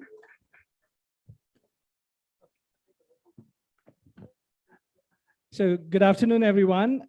It gives me an immense pleasure to introduce someone who actually doesn't need any introduction in the setting that we are. Padmaja Ruparel is the co-founder of India's largest, and probably, ma'am, you can correct me, the first one, okay, the biggest one and the first one, Angel Network. And she is also the founding partner of IAN Fund. What's more important here is that she believes that women must add value to family decisions when managing money is concerned. A big round of applause for Padmaja Ruparel. And what I really want to talk about is, while we have heard about Atmanirbhar Bharat for the last couple of years, she is one of those women who has been helping Bharat become Atmanirbhar since 2006. So one more round of applause for Padmaja Ruparel.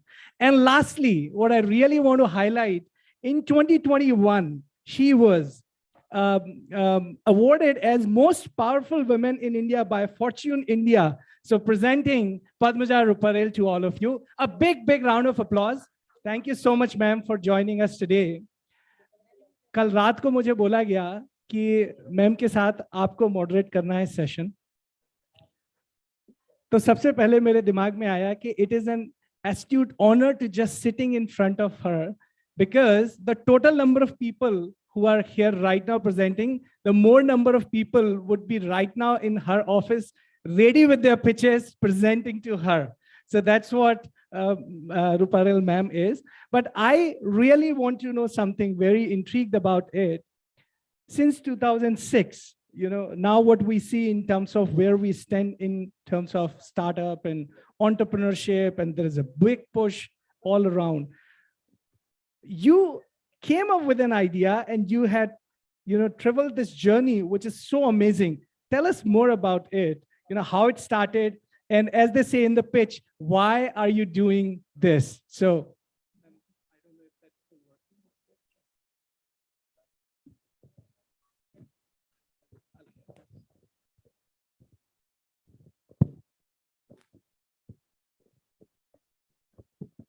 So, first of all, thank you for having me here. And thank you to PhD, the startup committee, Alok, and everybody who's put this two-day event. And I must congratulate PhD and the committee for putting together a two-day event, which I believe has 70 speakers and sessions on different sectors, different topics. So actually, everybody, a big hand to PhD first. So, I usually say this and I believe in it, that ideas are a dime a dozen. Okay. And that is the reality. So when, beginning of IN actually was very different to what is imagined. When I started when I needed to start earning, getting into a career, my father was asking me that, what do you want to do? So I said, I don't want to be a doctor. I don't want to be a CA. I don't want to be an engineer. And those were, by the way, the normal careers that people took. So he says, yeah, if you don't want to do that and you're not a very diplomatic person, so you can't be a politician. So I presume you'll need to do something in the business side, So the reason I say this is you're absolutely right. The world then, the world in 2006 when IN started, and the world today are completely diametrically opposite. So when we were growing up, doing a business, or may use the word startup, was not a good idea, right? It was the last option. It was an option where it was imagined that we would need to either get into buying out licenses or doing, because that was the license quota Raj, or that we would need to pay under the table to get businesses done. But today, it's so nice and really excited about the fact that doing a startup is actually the first option. So I think the biggest change this country has seen, and I'm seeing it across the world as well, that doing a startup is the first option rather than the last option.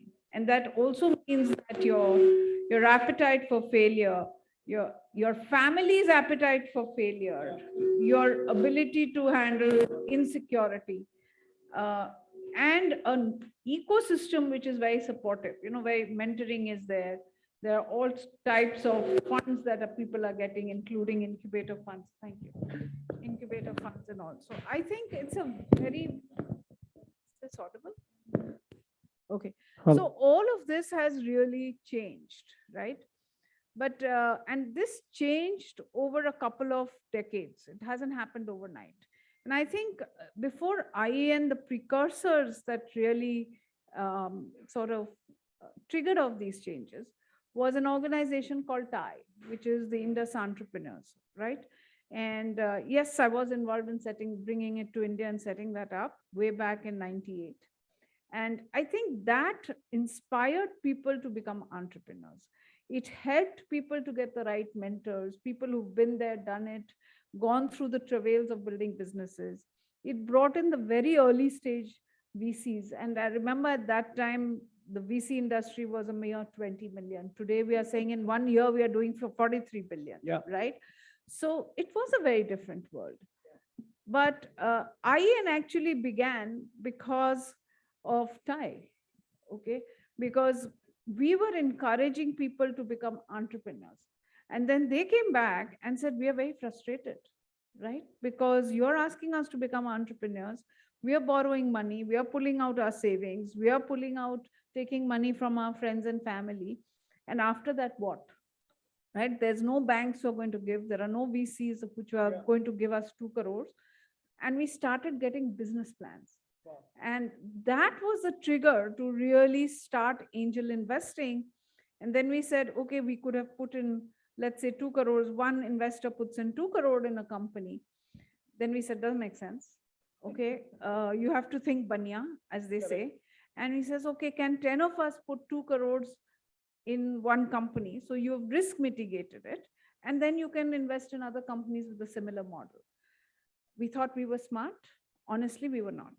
Okay, because we found that this is what was called angel investing through groups, and it existed everywhere in the world other than India. So that was one. However, where I think we were smart, if I may immodestly say so, is that angel groups around the world were very clubby structures, right? So they were very local structures. So you would have Oxford Angels across the road, Cambridge Angels, Westminster Angels, London Angels, Boston Angels, Tricent Angels.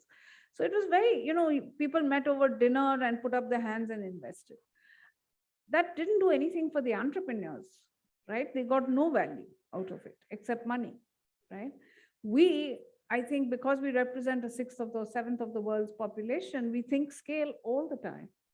So we decided to put this platform together where where entrepreneurs can raise money from wherever they are, irrespective, and investors from around the world can invest. And that's how we have today almost 20 investors from 20 countries investing with us. We've invested in 8-9 countries. We've brought back money, which is very critical because, investors must get returns. And that's how this evolved. So honestly, we're not that smart to have thought of this idea. But yes, we were smart to actually be able to scale it through a platform play. So that's how IAN's journey is. And I think to a great extent, the way IAN evolved reflects how the startup ecosystem evolved. No, I completely agree. There is a LinkedIn post that you posted 8 years ago.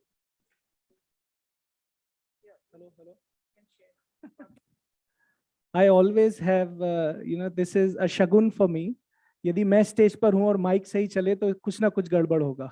So, so I think it's good that we are going good. Ma'am, this is your post from 8 years ago. You said, I lead a large angel investor group from India. We have close to 300 investors across 10 countries and are investing actively, almost 20 companies a year. We seek to invest up to $1 million and are open to various sectors and ventures which are fast growing. Our companies have given returns of 6 times in 15 months, 22 times in less than 5 years, etc. We do not provide debt loans. I think that's the best pitch note I've ever seen anywhere. So tell me, what that time you had to pitch to get the pitches for your company? Yes. And I had to get investors first. And I still remember a conversation I had with one of the investors whose personal wealth was at 500 million at that time. And he was a global guy. And I said, come join us. We're doing angel investing. He says, Padmaja, तुम्हारा investing तो समझ में आया, तुम returns दोगी, but ये तुम्हारा religious part क्या है? तुम हमें conversion में कहाँ चल गए? So that was where the concept was. So we had to pitch for that. We always have to pitch for good entrepreneurs. We always. And I think what I believe is if you are building a business, you will not need to look for investors. The investors will look for you. Right. Because the business of investors is to invest and make money, right? So all entrepreneurs actually should build good businesses, right? And I think, good, valuable, strong businesses, strong foundations, growing well, investors will chase you. I think that's a big message I would like to give entrepreneurs. Stop looking at saying I've raised around at this valuation, now I'm going to raise around this. I mean, valuation game is okay. I think building valuable companies is much more important. So I think you answered my other question, which I had in mind. What are the key traits of good entrepreneurs that you see? And of course, now sitting on the other side of the table, where you're probably looking at hundreds of pitches on a daily basis, how do you actually feel that, yes, this is something that we should be investing time on? Because you're also investing time and then money and then, a lot of network that you have with them. Yeah, I think the very first stage of looking for deals or saying yes or no to take it forward, you don't invest after the first meeting, right? You really. I think for me, there are 3 or 4 things. Number one is this business targeting a large market, right? Because, and I'll explain this why. because we as angel investors, or be it VC investors as equity investors, we buy equity or shares in your company. Yeah. Our model of returns is that we don't want dividend income coming back to us year on year. We don't want that. Okay. As you build your company and you create revenues, please plow it back into the company. So how do we make returns? We are locked. So suppose we're buying shares at a share price of 100 rupees. We want to invest, we want to exit at 100 times that, 200 times that, whatever. So we play the capital gains game. We buy at a certain price and we sell at an obnoxious price. I'm being very clear. We sell at an obnoxious price. And the difference is what we make as returns. And we can do that because we are walking the same risk paths that the entrepreneur is taking, right? We are walking with him or her. So if that be the case, then to build, for the share price to increase, you have to invest in a high growth revenue line, right? And if you're investing in a high growth revenue line, then you have to have a large market. Otherwise, how will you have a large revenue, a high growth revenue line? So number one is you must have, for us to look at it, it's imperative that it's a large market where customers will buy your product, right? Second, is it a product that that customers really need, right? And let me share this, that it therefore has to be a need to have product rather than a nice to have product. To give you an example, we would look at people who would, a product which is necessity, like a shirt. Just all of us need shirts, right? We would need to buy shirts because it's a need. But I would not invest in a nice lehenga. I'm just picking a thing out of blue because it's very boutique. I'll probably wear it once in a year. It's not a necessity. It's a nice to have. So therefore, is it a need to have product, and is it well differentiated? Because if you're going to do a Me Too product, then you're never going to win, because there is already some bigger player who's already there with higher cash reserves. They have access to market. They can just grow it and you'll not be able to grow. So competition will kill you. So it needs to be unique, differentiated, and a need to have product. That's the second piece. And the third piece for me and for most of us, we invest in very early stage startups, right? And at that time, there is nothing on the table. Yeah. The only thing are three things: a deck, an Excel sheet, and two guys standing in front of me. So the bet I'm taking is not on the deck and the Excel sheet for sure, right? I'm taking a bet on those two guys. Fantastic. So how much do they understand their business, their sector, their domain? Do they know what are their challenges? What are their opportunities? Can they execute? Are these the guys? They don't need to know everything. Nobody knows everything. God hasn't done that for anyone. But do they know what they don't know? Do they know how they're going to build a team? Are there leadership qualities, right?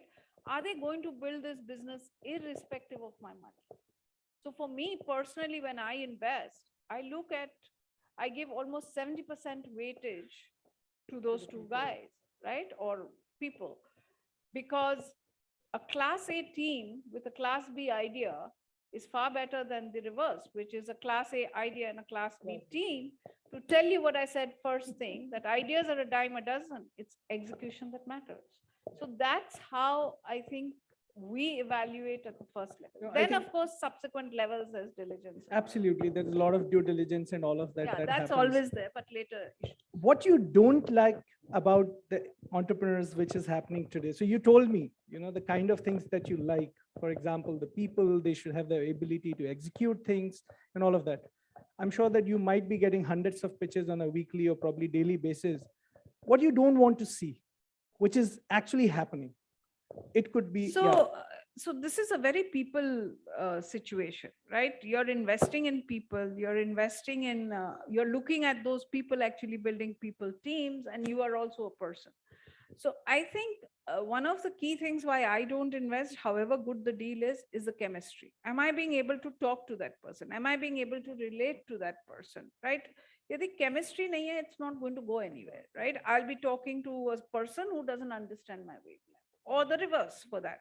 And I think even it applies more to entrepreneurs, that please partner with investors with whom you can sit down and talk and brainstorm, because you're going to be in a lot of crisis in life, and you want somebody who you can talk to, not just somebody who you're fighting all the time, right? So I think that's very important. The second thing which I think we look for is integrity. Okay, integrity of every kind: mental, financial, all of that, honesty, transparency. And for all entrepreneurs, we do pick up the phone and we do ref checks, whether you give us names or not, right? And I think that's very, very important, because as investors, we don't want to micromanage. We're not part of your team. We believe in you, we trust you, and we want that to work for you. And we are just one more resource with coming in with money. We want to come in with our mind space, our networks. So you don't want to be fighting fundamental issues. That's the second thing. I think the third thing, which is very difficult, and I've seen it happen, literally break down companies, is the difference between mentoring and knowing your domain, right?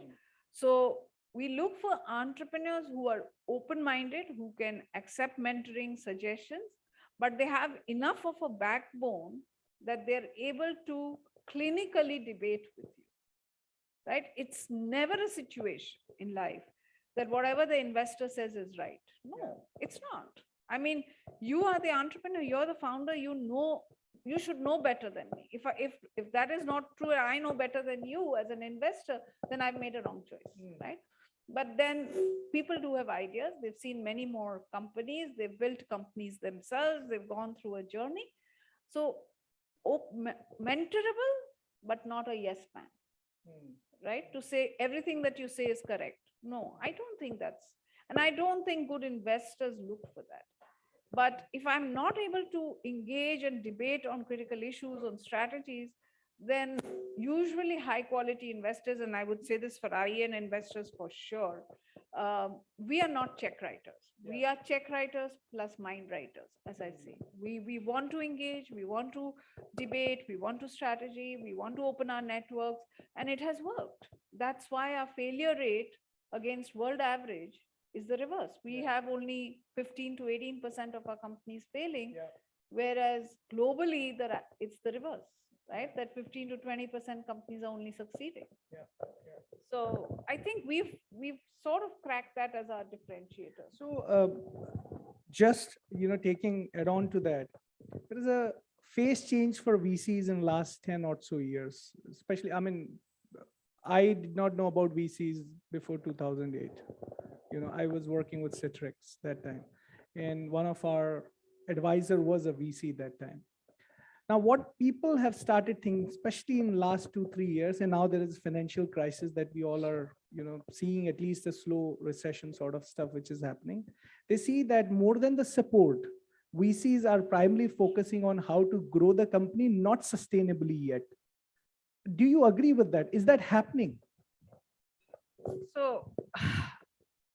So I think, just as there are entrepreneurs and entrepreneurs, just as there are people and people, so there are investors and investors, right?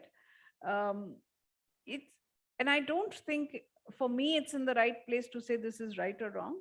But broadly, there are two buckets of investors. There are investors who are looking at market share models. What we mean by market share models is that they will invest to say you grab a larger share of the market, irrespective of whether you're making profits or not, right?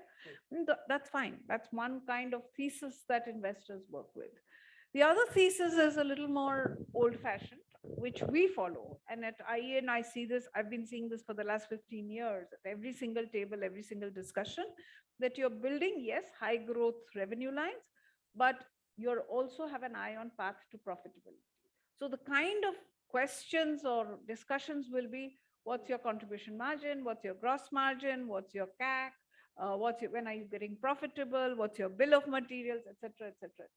Right now, that difference will remain. Okay. And that difference will remain because it depends on the investor that you're working for. So entrepreneurs, just as we look for entrepreneurs, if there's an entrepreneur who's only focused on the top line, I would step back. And therefore, in IN portfolio, we don't have too many B2C online plays. Yeah. Okay, we have more tech, product, tech-enabled B2B businesses, right?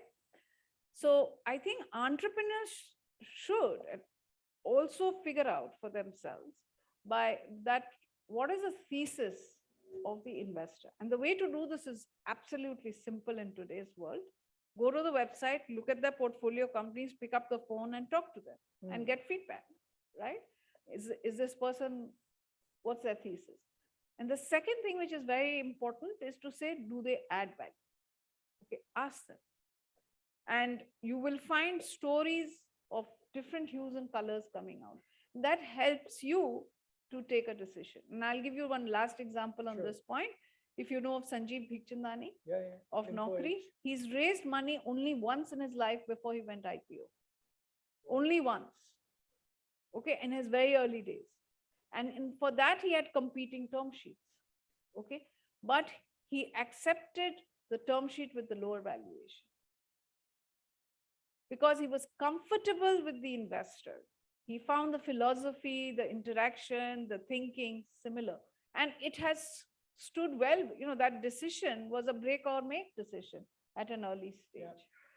That has really, obviously, clearly proved to be a good decision. Look where the company is now. So I think those are the kind of thinking that one needs to do, rather than saying कि term sheet में ये value मेरे को $100,000 ज़्यादा दे रहे हैं, these clauses are not there, or these clauses are most restrictive. I just think, I share this with entrepreneurs who come to us. I said, what are you looking for? You want to keep going back to the agreement, because then I'm not going to invest in you. I don't want to be going back to the agreement for everything. I want to be looking at new agreements for next rounds and helping you build commercial agreements for customers, etc. I think that's very interesting. Over the last couple of years, the conversations on the coffee table at home or dinner table have changed. पहले बात होती थी पापा का business कैसा चल रहा है, अब बात होती है तुम बिजनेस कैसा करना चाहते हो. And this is a shift of mindset, right? कुछ सालों पहले तक there was an aim in every family's, kids who were growing up to go into IITs and IIMs. Over the last couple of years, it will still, but the big portion of these aims have come down to, can you run your business? Do you want to own a startup? Do you want to build something, right? We have pro and cons in both of these things, right? So someone who could not get into IIT was sort of, for a year, he was always like, okay, I'm failed. In startup, the same thing is again starting to happen, and we have started seeing things that there are entrepreneurs who started doing things, family supported, but because after 2 years it could not succeed. And of course, only 1% of startups will succeed. We all know this. What message do you want to give the parents or the families of these people? Because what I have seen, initially, there are a lot of people who will support you, but soon as you go into that and you don't see a big success or something which is substantial, you will also have people who were actually encouraging you to pull you back. Now, we don't know the answer, but what are your thoughts on this? Like, do you think that there's something that can be suggested? There is something that, probably these entrepreneurs should, being transparent from the day one, or telling the people who are supporting them?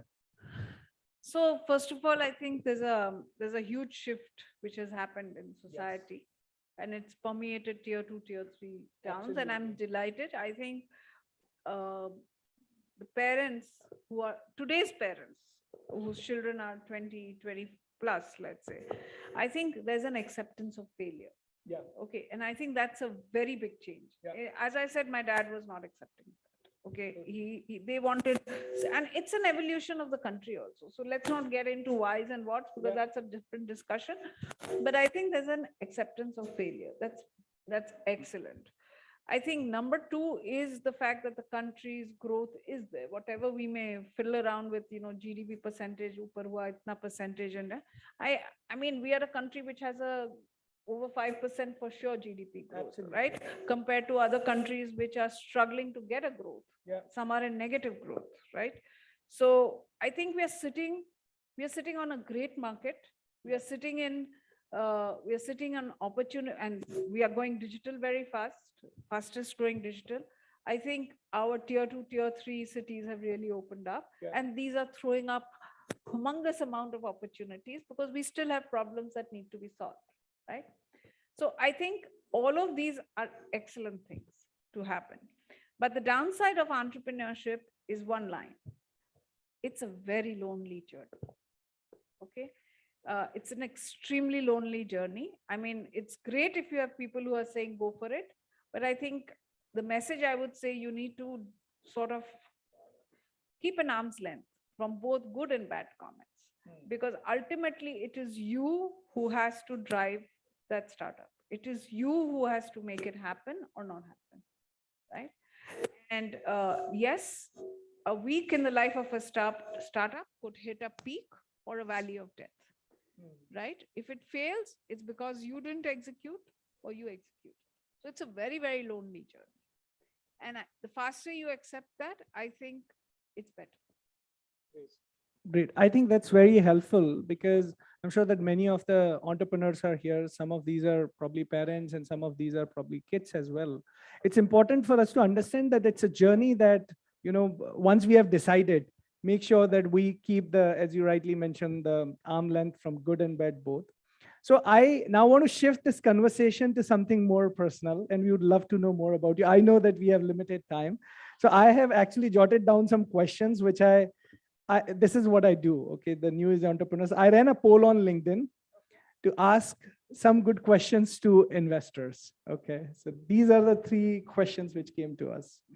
The first one is, investors, or probably, let me correct it. This one is targeted for you. You are one of the busiest angel investors in India, at least it's seen. How do you keep your focus on things that needs your attention? Because while I'm running just one company, I know that I'm scattered everywhere. You have now these 300 companies that I'm sure that you might not be looking on a day-to-day basis, but you have to, probably keep a track of something. How do you keep on focusing? So there are 2 things, right? I have to focus every day on what I need to do myself, and you just have to keep hacking away at that. The second is we've built systems, we've built frameworks, we've built teams, we've created processes by which a lot of the work gets distributed across this team. And we leverage all that and create dashboards for ourselves. So I would know in about 5 minutes to say, okay, this company, and honestly, in my company, I now don't handle the good news, I handle the bad news, right? That's the reality. Whether it's investor related, whether it's company related, whether it's anything. So my job is to really handle the bad news, right? So, and the bad news, like everybody knows in life, bubbles up faster than the good news, right? So so that's what I need to focus on. And therefore, I have basically created at IEN, how do I preempt bad news coming to me? I don't want bad news every day. I mean, I'll go berserk. So we've created processes to say, okay, we need to track these 20 companies on literally fortnightly basis to say, what are they doing? Why have they not reported? What's happening? Speak to investors, what help they need. So you obviously create some intelligent systems and processes. So data is helping you focus. Of course, and we have tech platforms, so that's huge. Fantastic, fantastic. I have another question for you, which is slightly, different. What are your thoughts on crypto, Web 3.0, and metaverses? Do you think that this is something that will change the future or is already changing? No, so every innovation will change the future. I mean, either it will change the future for the good or the bad is to be seen. But I think all of these have, metaverse clearly has applications through virtual reality, through hybrid reality. It has huge number of applications. It needs the kind of skill sets that it needs. So metaverse, we are already seeing the applications, right? Web 3.0, we are seeing the applications. And this will continue to happen because technology will continue to drive. I mean, we are already seeing, right? A car is no longer a hardware, it's a software. Right? So we are moving from the real world into the virtual world, into the meta. Look at the journey of communication through Facebook, right? The very fact that Facebook had to change its name to Meta. So that'll happen. On crypto, I think I surely am nowhere close to an expert on any of these, but I think I personally go by the legality of it. In the country, if it's not legal or it's not accepted as legal currency, I think that's the first step. Unless that legality is done, there is a kind of a trust on that currency. I don't think it will grow. And we are seeing in some of the crypto platforms that we are seeing deceleration, devaluation happening. So I think what is currency? Currency is basically trust, right? That you trust me that I'm giving you X value of some tool, right? It could be a currency note, it could be a crypto, it could be a barter, right? So I think we are waiting for trust there. Great. So metaverse, yes. You said Web 3.0, yes. Crypto, no. Right now. I'm not saying no. I said I don't know. Okay, I don't know. So not the NO no. It's KNOW. I'm surely not the Are person. Are you investing in any metaverse startup? Are you reviewing? Are you getting pitches for that? Yes. Okay, ma'am. So I run a metaverse solutions company in front of whole. So this is a pitch. So this is a pitch then. Okay. So I have a small rapid fire round for you. Okay. Okay. You have to select one out of these two options, which I'm going to say, and I might twist the question after you answer. So be careful. Okay. So here you go. Coffee or tea? Tea. Okay. First bench or last bench? What do you think? Last bench? Oh, you love it. Okay. So no, otherwise I wouldn't have been doing what I'm doing now. I would have been either an engineer or a doctor. Absolutely. Absolutely. This one is tough one. Employees or customers? Both. Why? See, because if you don't have customers, you don't get revenues. And to get those revenues, you need employees to deliver. So it's a catch 2020. No, it's both. Okay. Summers or winters? Winters. Why? You can wear a lot more clothes here. Okay, there you go. I am a woman. Okay. Early mornings or late night? What do you think? Late night? Party. Oh, there you go. Okay. It's a perfect pitch which is happening right now. You know, so we are already connecting here. Cats or dogs? Sorry? Cats or dogs? Neither. Neither. And finally, Mr. Ratan Tata or Dhirubhai Ambani? Neither. Either. Okay, fantastic. Neither. Neither. Okay. So who? Myself. Give a big round of applause to Padmaja Rupa Reddy. I just have final question for you. Sorry, I will not let we were you leave, ma'am. Okay. We would love to know one thing that you want yourself to be remembered for. And you have already done so much. What else? No, I think I don't want to be remembered, okay, because there's nothing in there. But I am very passionate about entrepreneurship, angel investing, the startup ecosystem. And I think if I was to just share what would I like, I would really like that we as a country breed entrepreneurship. We create lots of companies because it is startups that create jobs. Okay, and job creation is extremely important because if we don't do that, we will create another industry which we may not want to leave behind for our generations, which is the industry of terrorism. Because when there is no economic development, when there are no jobs, when there is no income, it is very natural for youngsters to get frustrated and move into things that they shouldn't be doing. And I think I, for one, would not wish that we create an industry of terrorism. I'd rather create some, work harder on doing startups and breeding companies and creating jobs. And I think India has the genes of being entrepreneurial. It's an entrepreneurial country. It has the genes. We have the market, we have innovation, we have talent, we have, I must say this, thanks to the last 5-6 years of the government, we have lots of large pools of domestic money. I think we have all the ingredients. If we don't grab this opportunity and become not only the fastest growing startup ecosystem, which we are, but I think the largest growing ecosystem, not only to be Atmanirbhar, to go back to your first sentence, but for Dunya to become Nirbhar on Bharat. I think that is what we are sitting on today. Fantastic, fantastic. So guys, a big round of applause for the one and only Padmaja Ruparel. And I would like to hand it over to Bhavna ji now. Thank you so much.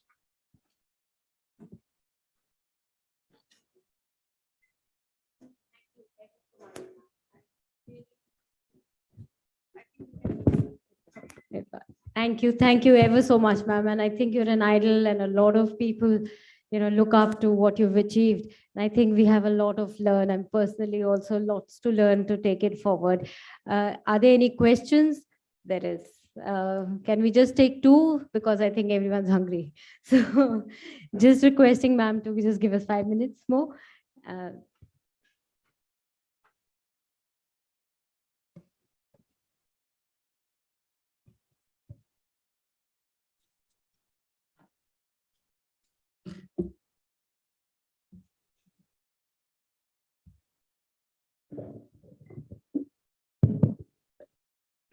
Hello. Jai Hind, ma'am. Thank you for sharing your vision of creating entrepreneurship as a way of future India. I'm a social entrepreneur and have been involved in rehabilitating the people who have gone into extremism, through social ventures. So I rehabilitate people by creating social ventures and entrepreneurship so that they become financial independent.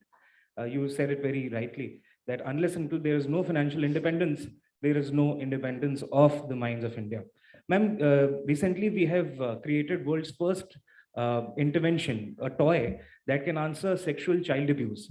We are the grand finalists of Toycathon, and we have addressable market of more than 1 billion people, children and parents. And I wanted to ask, ma'am, since our idea upholds both currency and karma currency, how much are investors interested in catering to a market which is still not there? Because since we are the first movers, there is no idea across the world to answer such a problem. Your views on that? Well, remember, investors are investing in businesses, and businesses basically means there has to be a revenue line.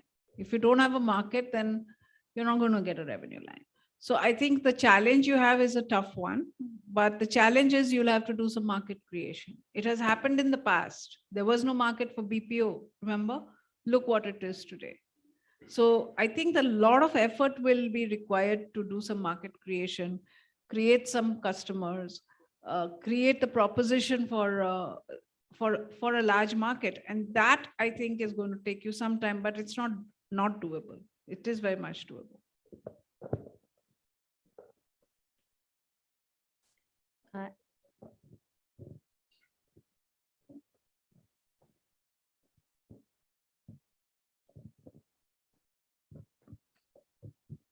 Good afternoon, everybody. Ma'am, I'm a co-founder of a SaaS startup. A very simple question.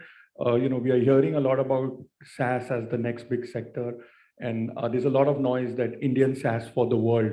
Your thoughts on Indian SaaS for India?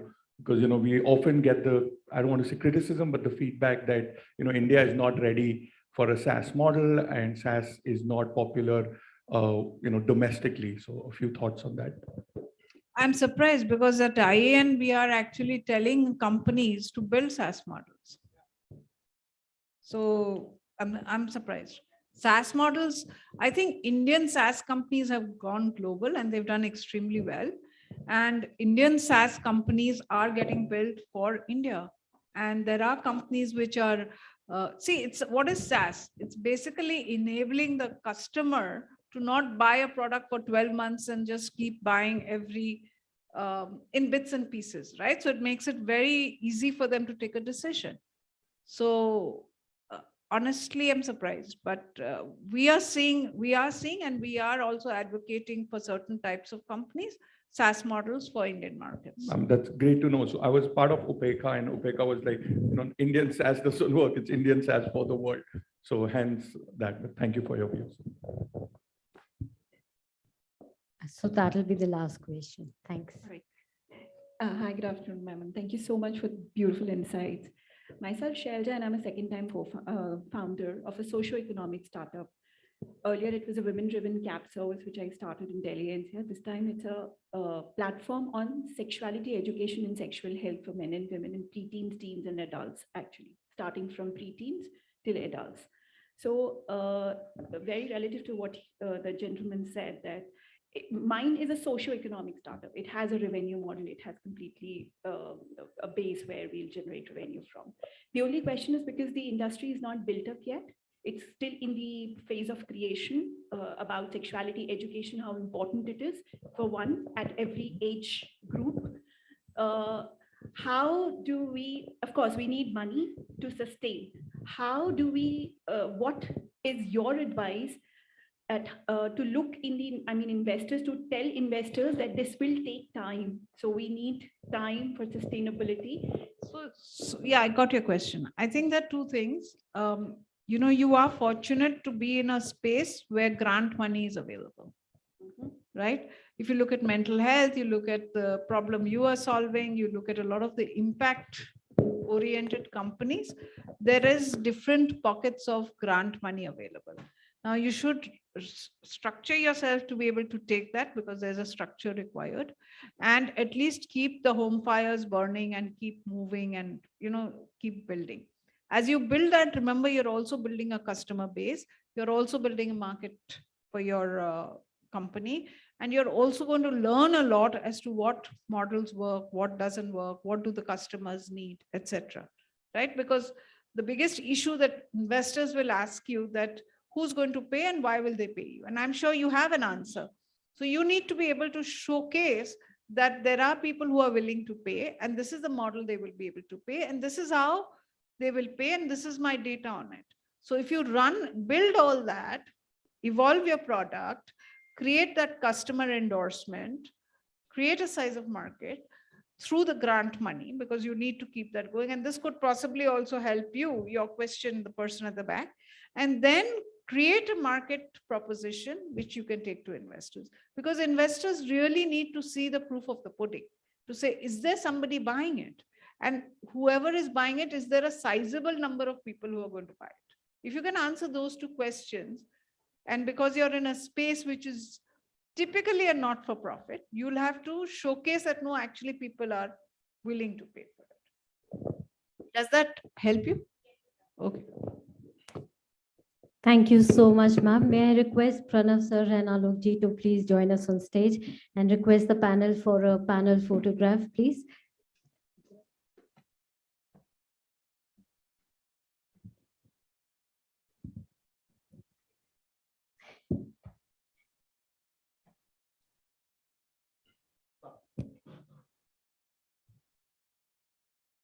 Thank you again for an interesting discussion. And as a small token of appreciation, we'd like to thank you, ma'am, for coming. So can we have a big round of applause for ma'am?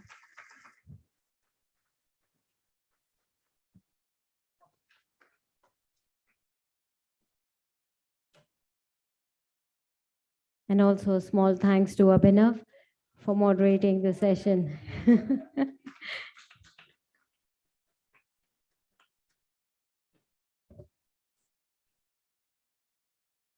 So, so this is for moderating the session and making it interesting for us. And again, a big thanks to ma'am. So we'll request you to stay for lunch if you can spare some time for us. So inviting everyone for lunch outside, and please be back by 3. We have a very, very interesting session by Invest India. They're going to run you through on how to get funding. So they're going to talk about the Startup Seed Fund.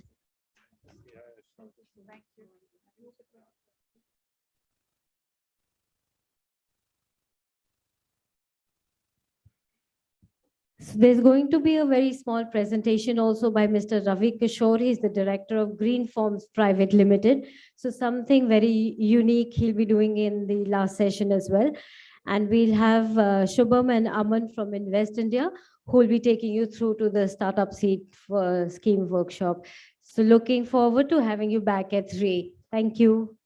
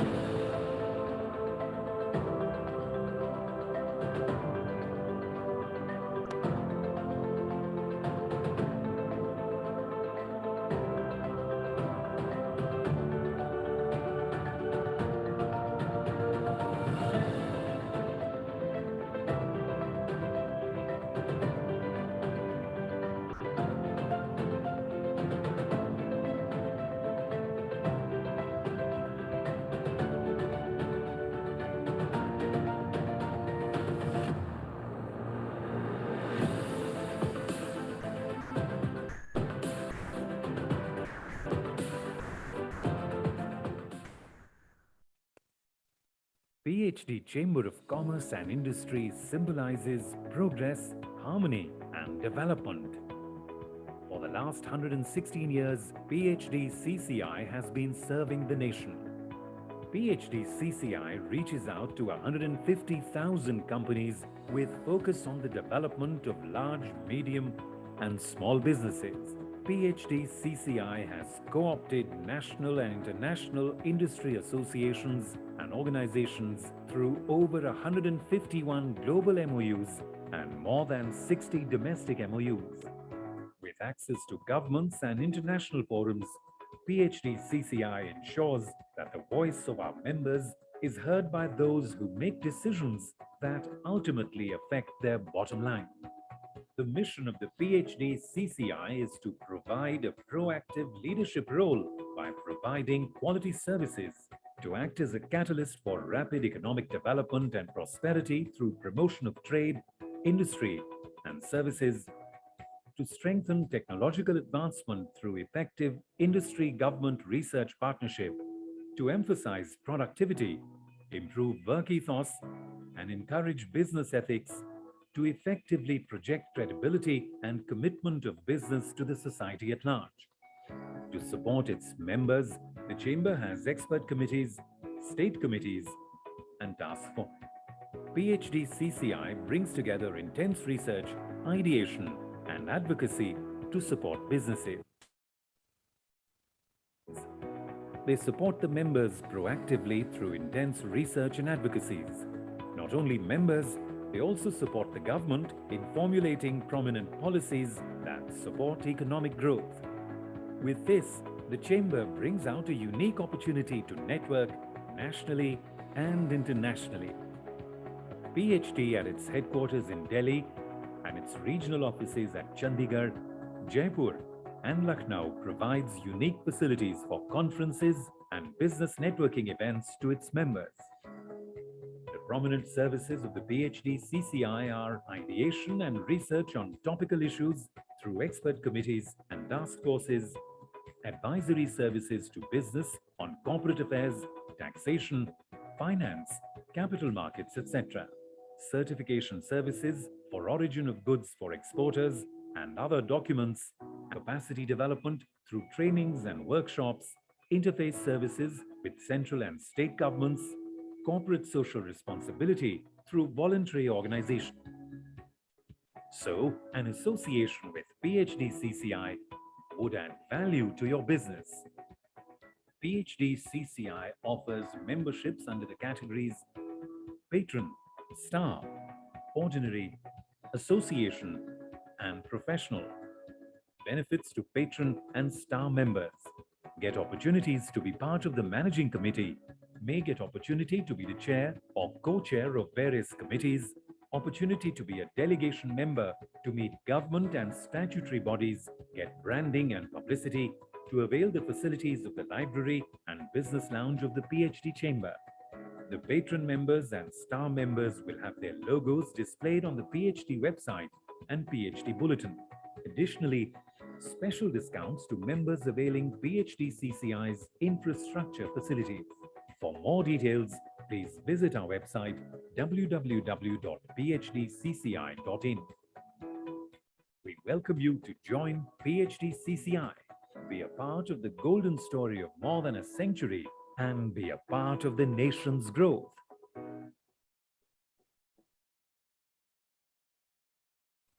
In the passage of time, intermittently, an era takes shape and attains eternal growth.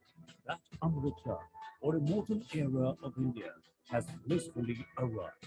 Propelled by the vision of the Honorable Prime Minister of India, standing at its 75th years of independence, is poised to shape its era of growth, greatness, and preeminence. अमृत काल का लक्ष्य है एक ऐसे भारत का निर्माण जहां दुनिया का हर आधुनिक इंफ्रास्ट्रक्चर हो. While celebrating Amrit Mahotsav of its independence, PhD CCI, along with the entire nation, offers heartfelt homage to the freedom fighters, defense forces, doctors, and frontline warriors for their supreme sacrifices and invaluable contributions.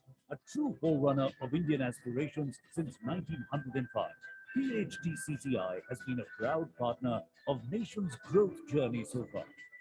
PhD CCI has been taking persistent steps in congruence of Atmanirbhar Bharat mantra, endeavoring unceasingly to augment partnership and investments. We must celebrate a glorious journey and keep the resolve to continue working together for nation making and deepening India's footprints across the globe. As a peaceful country and one of the fastest growing economies of the world, India offers a great hope today, and our efforts will further vitalize its prominence in the world order. Our commitment is the part of our legacy, clearly directing the interests of business and merchandise community of India, while working in tandem with the government and policymakers. Our legacy has been a continued chronicle of meaningful contribution towards taking the nation on the path of prosperity. A national apex chamber, which reaches out to 150,000 businesses and one of the premier chambers in India, to have been accredited with diamond grade by NABED QCI at national and international level. PhD CCI extends best support to the stakeholders from the close quarters. We have been contributing in 6 thrust areas: industrial development, education and skill development, infrastructure, health, housing, agriculture, and agribusiness. Essential to put the economy on the fast track. Our engagement in these thrust areas will go a long way towards supporting the Gati Shakti Abhiyan, announced on the historical occasion of 75th Independence Day, marked as the beginning of Amrit Mahotsav of the Independence. PhD, with its wings spread across 17 states through local chapters, hopes to help the unicorns of tomorrow grow wings and help them take the first flight. PhD CCI takes pride in its continuous dialogue with the government as well. PhD CCI continuously contributes towards structural improvement in export and logistics infrastructure, supply chain management and value chains of MSMEs and startups, and simplification of various export incentive schemes with the aim to push the growth trajectory of exports to the next level. Enhancing India's export competitiveness along with catalyzing diversification of export markets have been priorities for us during the ongoing Amrit Mahotsav. PhD Chamber opines that the allocation of 100 trillion for Gati Shakti for building a foundation for integrated infrastructure growth will surely speed up economic recovery. This increased spending on infrastructure will have a multiply effect to rejuvenate the aggregate demand in the economy, particularly for sectors such as cement, metal, power, and more importantly, also generate jobs. The Gati Shakti Master Plan is expected to boost infrastructure by integrating key modes of transportation, railways, highways, inland waterways, and airports, thereby reducing logistic costs. The Chamber has been a thought leader, and more than 40% of the representations sent by the Chamber have been accepted by the government. Thanks to the massive infusion of funds announced by our Prime Minister Sri Narendra Modi, rupees 30 lakh crores under the Atmanirbhar Bharat Abhiyan for various segments of the economy, and rupees 100 lakh crores for infrastructure Gati Shakti Master Plan. India now stands at an inflection point with the expectation that our economy is set to achieve $5 trillion GDP by 2027. During this global pandemic and travel restrictions too, the PhD CCI has organized more than 600 national and international events and conferences in virtual, physical, as well as hybrid modes. We have also been simultaneously enriching the lives of millions fellow citizens through our CSR IMR platform. The two foundations, namely FWF and RDF, represent our deep dedication through their interventions for environment protection and well-being of marginalized population. In the past year, we put relentless efforts to alleviate the sufferings of COVID-affected population through financial contributions as well as relief works and support programs. The members of the PhD Chamber once again rose to the challenge during COVID-19 crisis by contributing over rupees 528 crores towards the PM CARES Fund. And through its Family Welfare Foundation, we are contributing 12 oxygen plants for hospitals in Delhi, Haryana, Maharashtra, Himachal Pradesh, and Rajasthan. We must appreciate that that's India has the world's largest coverage in terms of vaccinated population, mostly based on indigenously manufactured doses. We call upon all stakeholders and citizens to defeat the menace of the ongoing pandemic by getting ourselves vaccinated and observing COVID-appropriate behavior. As our Honorable Prime Minister once advised us, the post-COVID-19 order will be about relearning, rethinking, re-innovating, and reinventing in almost every field. PhD CCI believes that India shall emerge as a leader amongst the world economies in its Amrit Mahotsav. At this historical juncture of India's emergence, the PhD Chamber stands like a pillar of strength for the industry and in solidarity with the government to make our nation an economic powerhouse.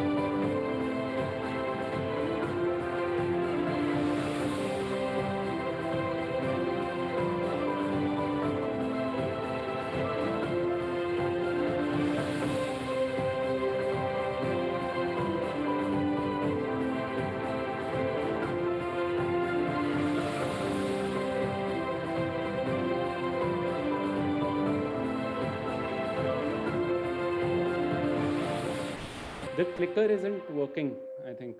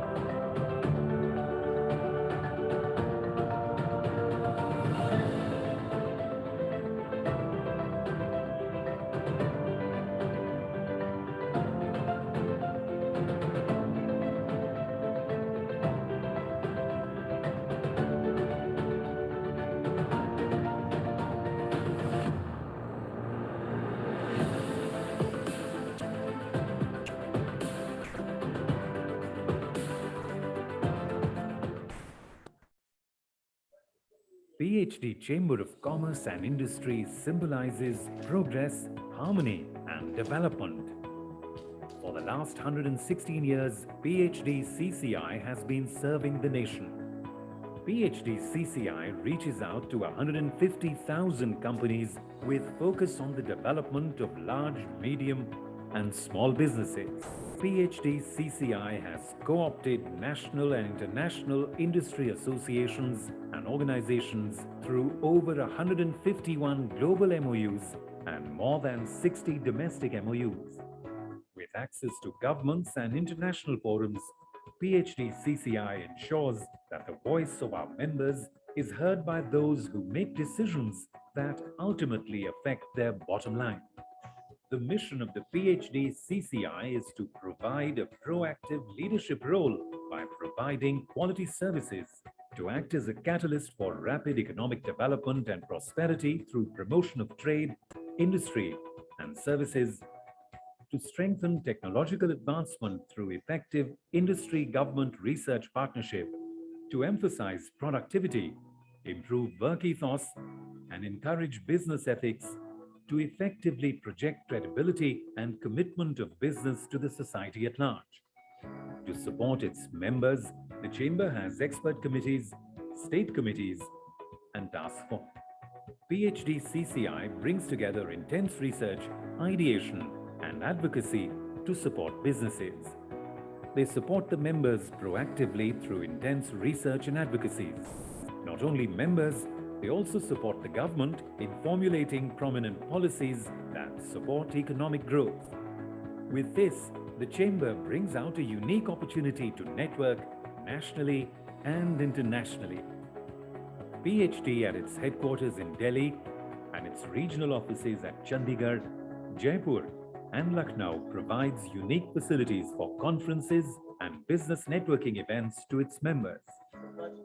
The prominent services of the PhD CCI are ideation and research on topical issues through expert committees and task forces, advisory services to business on corporate affairs, taxation, finance, capital markets, etc., certification services for origin of goods for exporters and other documents, capacity development through trainings and workshops, interface services with central and state governments, corporate social responsibility through voluntary organization. So, an association with PhD CCI would add value to your business. PhD CCI offers memberships under the categories Patron, Star, Ordinary, Association, and Professional. Benefits to Patron and Star members: get opportunities to be part of the managing committee, may get opportunity to be the chair or co-chair of various committees, opportunity to be a delegation member to meet government and statutory bodies, get branding and publicity, to avail the facilities of the library and business lounge of the PhD Chamber. The patron members and star members will have their logos displayed on the PhD website and PhD bulletin. Additionally, special discounts to members availing PhD CCI's infrastructure facilities. For more details, please visit our website www.phdcci.in. We welcome you to join PhD CCI. Be a part of the golden story of more than a century and be a part of the nation's growth.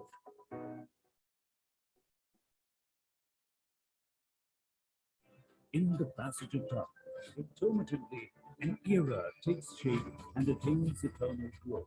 That Amrita, or immortal era of India, has blissfully arrived. Propelled by the vision of the Honorable Prime Minister of India, standing at its 75th years of independence, is poised to shape its era of growth, greatness, and preeminence.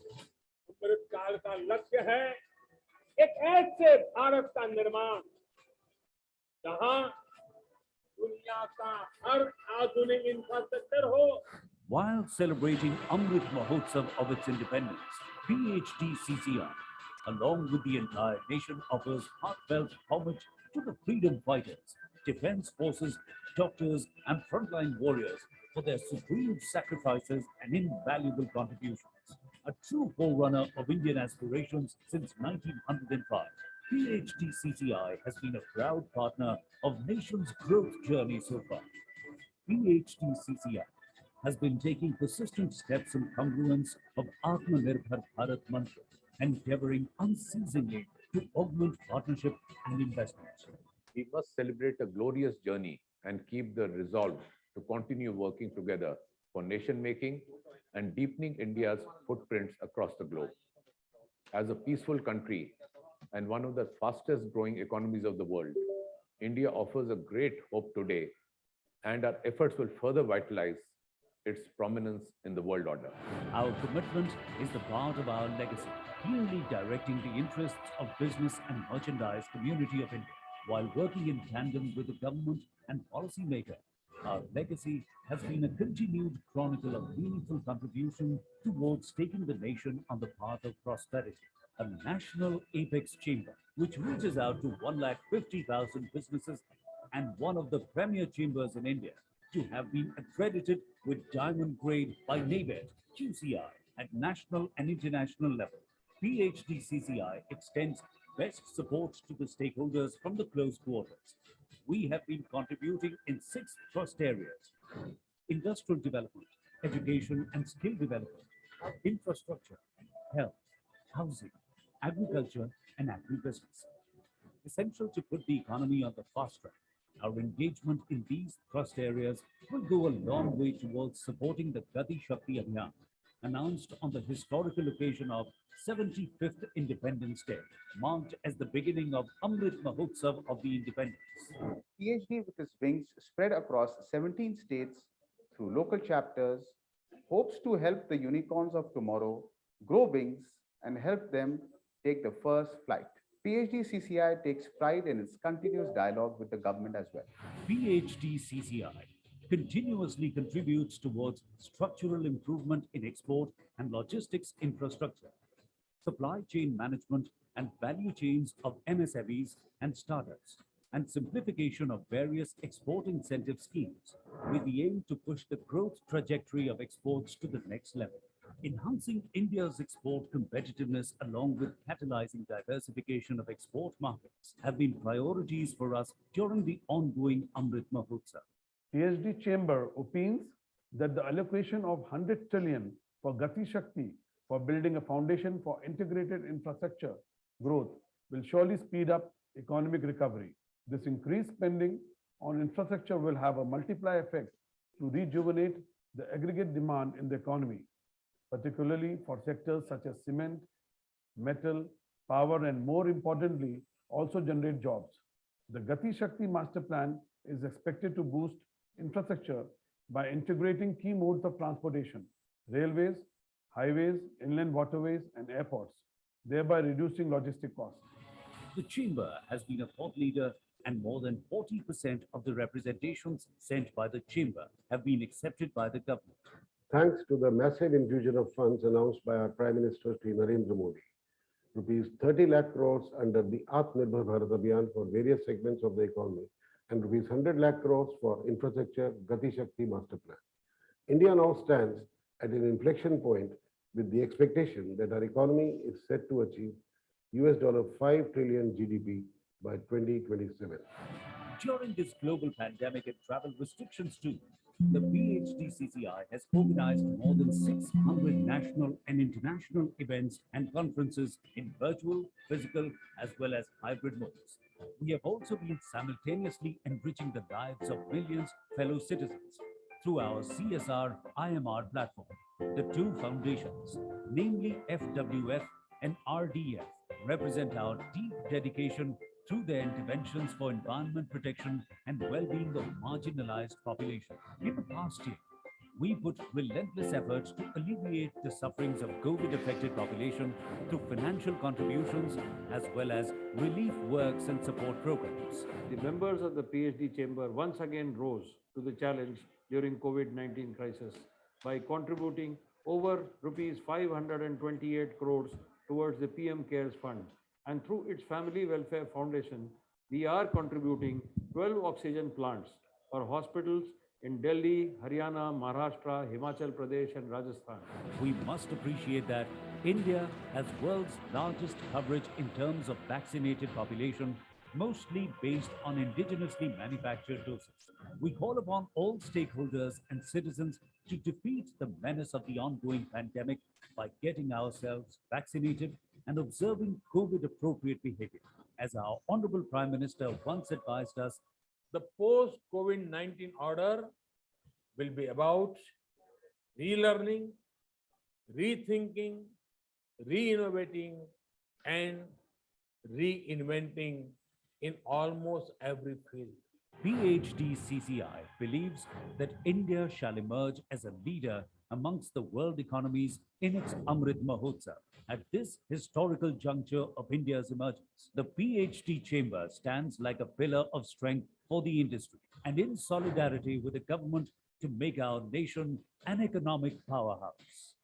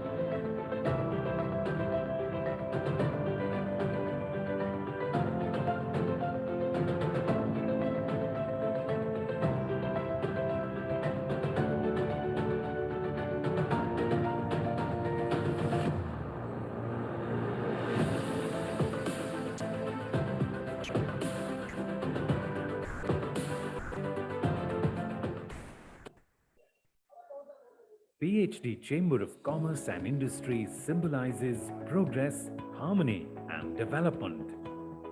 For the last 116 years, PhD CCI has been serving the nation.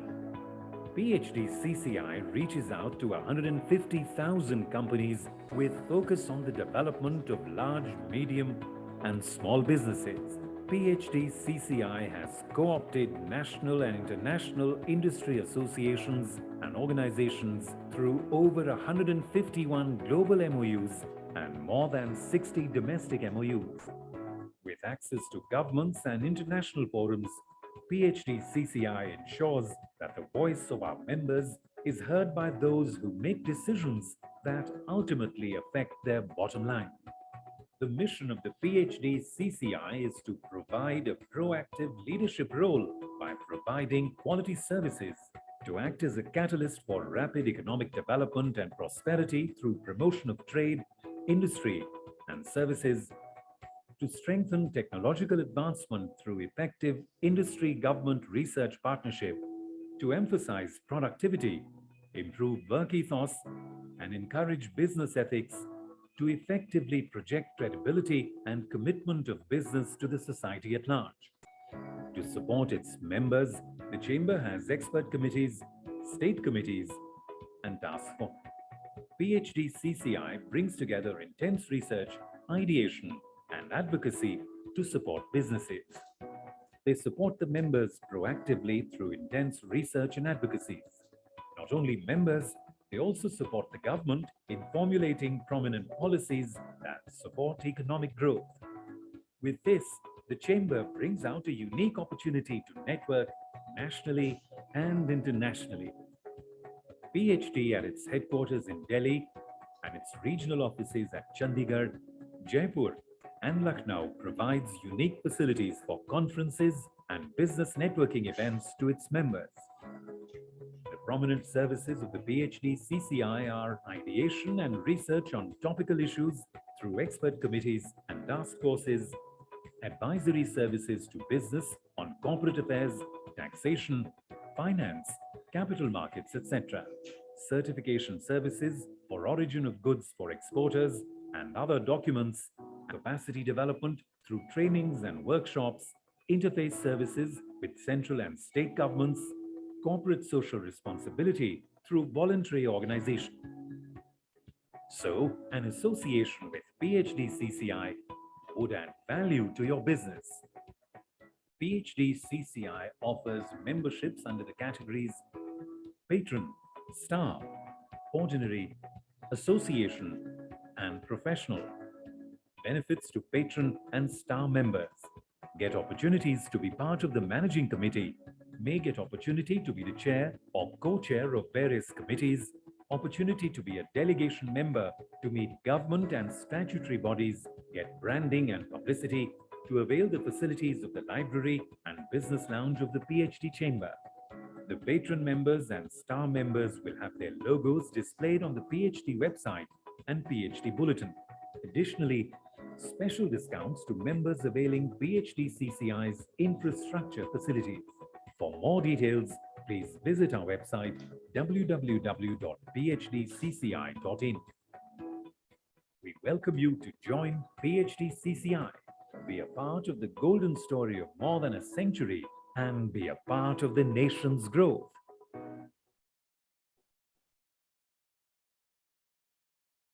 In the passage of time, intermittently, an era takes shape and attains eternal growth. That Amrita, or immortal era of India, has blissfully arrived. Propelled by the vision of the Honorable Prime Minister of India, standing at its 75th years of independence, is poised to shape its era of growth, greatness, and preeminence. अमृत काल का लक्ष्य है एक ऐसे भारत का निर्माण जहां दुनिया का हर आधुनिक इंफ्रास्ट्रक्चर हो. While celebrating Amrit Mahotsav of its independence, PhD CCI, along with the entire nation, offers heartfelt homage to the freedom fighters, defense forces, doctors, and frontline warriors for their supreme sacrifices and invaluable contributions. A true forerunner of Indian aspirations since 1905, PHDCCI has been a proud partner of nation's growth journey so far. PHDCCI has been taking persistent steps in congruence of Atmanirbhar Bharat mantra, endeavoring unceasingly to augment partnership and investments. We must celebrate a glorious journey and keep the resolve to continue working together for nation making and deepening India's footprints across the globe. As a peaceful country and one of the fastest growing economies of the world, India offers a great hope today, and our efforts will further vitalize its prominence in the world order. Our commitment is the part of our legacy, clearly directing the interests of business and merchandise community of India, while working in tandem with the government and policymaker. Our legacy has been a continued chronicle of meaningful contribution towards taking the nation on the path of prosperity. A national apex chamber, which reaches out to 150,000 businesses and one of the premier chambers in India, to have been accredited with diamond grade by NABED QCI at national and international level. PHDCCI extends best support to the stakeholders from the close quarters. We have been contributing in 6 trust areas: industrial development, education and skill development, infrastructure, health, housing, agriculture and agribusiness. Essential to put the economy on the fast track, our engagement in these trust areas will go a long way towards supporting the Gati Shakti Abhiyan, announced on the historical occasion of 75th Independence Day, marked as the beginning of Amrit Mahotsav of the Independence. PhD with its wings spread across 17 states through local chapters, hopes to help the unicorns of tomorrow grow wings and help them take the first flight. PhD CCI takes pride in its continuous dialogue with the government as well. PhD CCI continuously contributes towards structural improvement in export and logistics infrastructure, supply chain management and value chains of MSMEs and startups, and simplification of various export incentive schemes with the aim to push the growth trajectory of exports to the next level. Enhancing India's export competitiveness along with catalyzing diversification of export markets have been priorities for us during the ongoing Amrit Mahotsav. PhD Chamber opines that the allocation of 100 trillion for Gati Shakti for building a foundation for integrated infrastructure growth will surely speed up economic recovery. This increased spending on infrastructure will have a multiply effect to rejuvenate the aggregate demand in the economy, particularly for sectors such as cement, metal, power, and more importantly, also generate jobs. The Gati Shakti Master Plan is expected to boost infrastructure by integrating key modes of transportation, railways, highways, inland waterways, and airports, thereby reducing logistic costs. The Chamber has been a thought leader, and more than 40% of the representations sent by the Chamber have been accepted by the government. Thanks to the massive infusion of funds announced by our Prime Minister Sri Narendra Modi, rupees 30 lakh crores under the Atmanirbhar Bharat Abhiyan for various segments of the economy, and rupees 100 lakh crores for infrastructure Gati Shakti Master Plan. India now stands at an inflection point with the expectation that our economy is set to achieve $5 trillion GDP by 2027. During this global pandemic and travel restrictions too, the PHDCCI has organized more than 600 national and international events and conferences in virtual, physical, as well as hybrid modes. We have also been simultaneously enriching the lives of millions fellow citizens through our CSR IMR platform. The 2 foundations, namely FWF and RDF, represent our deep dedication through their interventions for environment protection and well-being of marginalized population. In the past year, we put relentless efforts to alleviate the sufferings of COVID-affected population through financial contributions as well as relief works and support programs. The members of the PhD Chamber once again rose to the challenge during COVID-19 crisis by contributing over rupees 528 crores towards the PM CARES Fund. And through its Family Welfare Foundation, we are contributing 12 oxygen plants for hospitals in Delhi, Haryana, Maharashtra, Himachal Pradesh, and Rajasthan. We must appreciate that India has world's largest coverage in terms of vaccinated population, mostly based on indigenously manufactured doses. We call upon all stakeholders and citizens to defeat the menace of the ongoing pandemic by getting ourselves vaccinated and observing COVID-appropriate behavior. As our Honorable Prime Minister once advised us, the post-COVID-19 order will be about relearning, rethinking, re-innovating, and reinventing in almost every field. PhD CCI believes that India shall emerge as a leader amongst the world economies in its Amrit Mahotsav. At this historical juncture of India's emergence, the PhD chamber stands like a pillar of strength for the industry and in solidarity with the government to make our nation an economic powerhouse.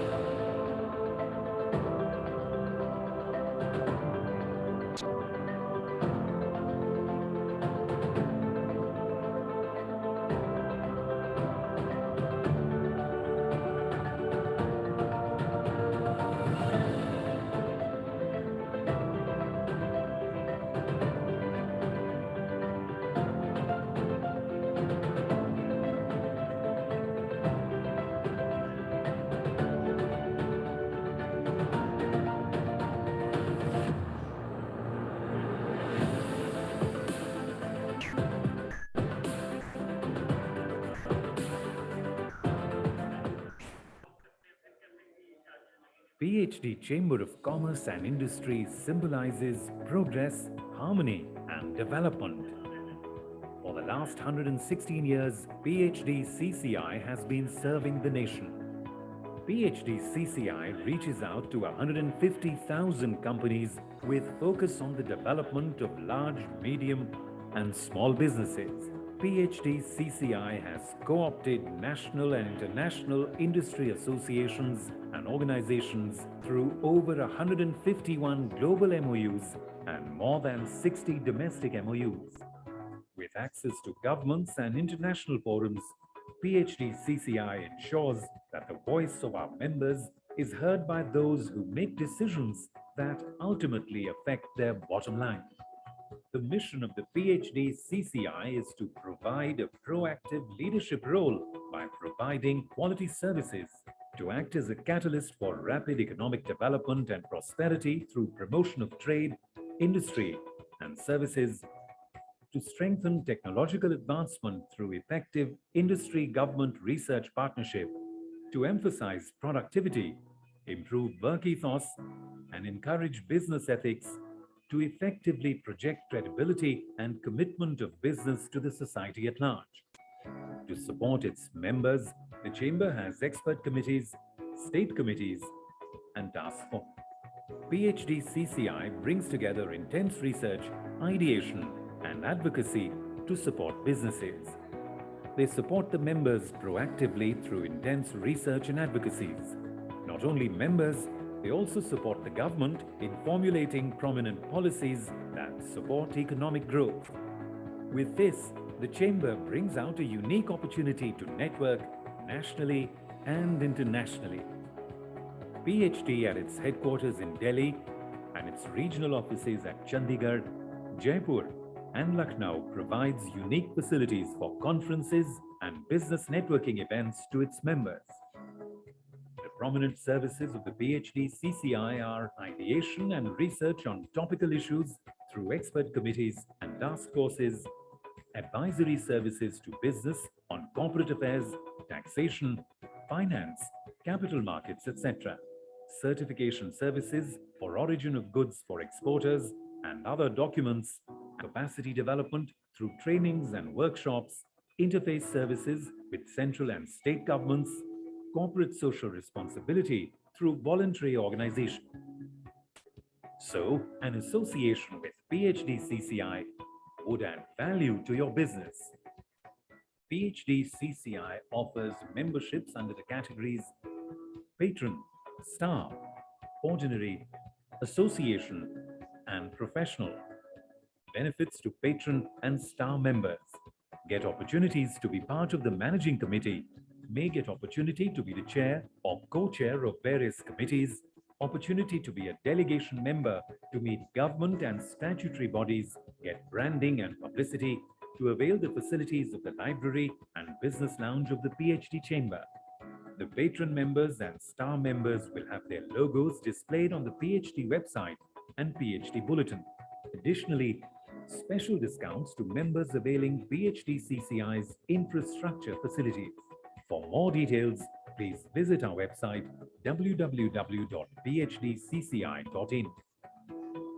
We welcome you to join PhD CCI, be a part of the golden story of more than a century, and be a part of the nation's growth.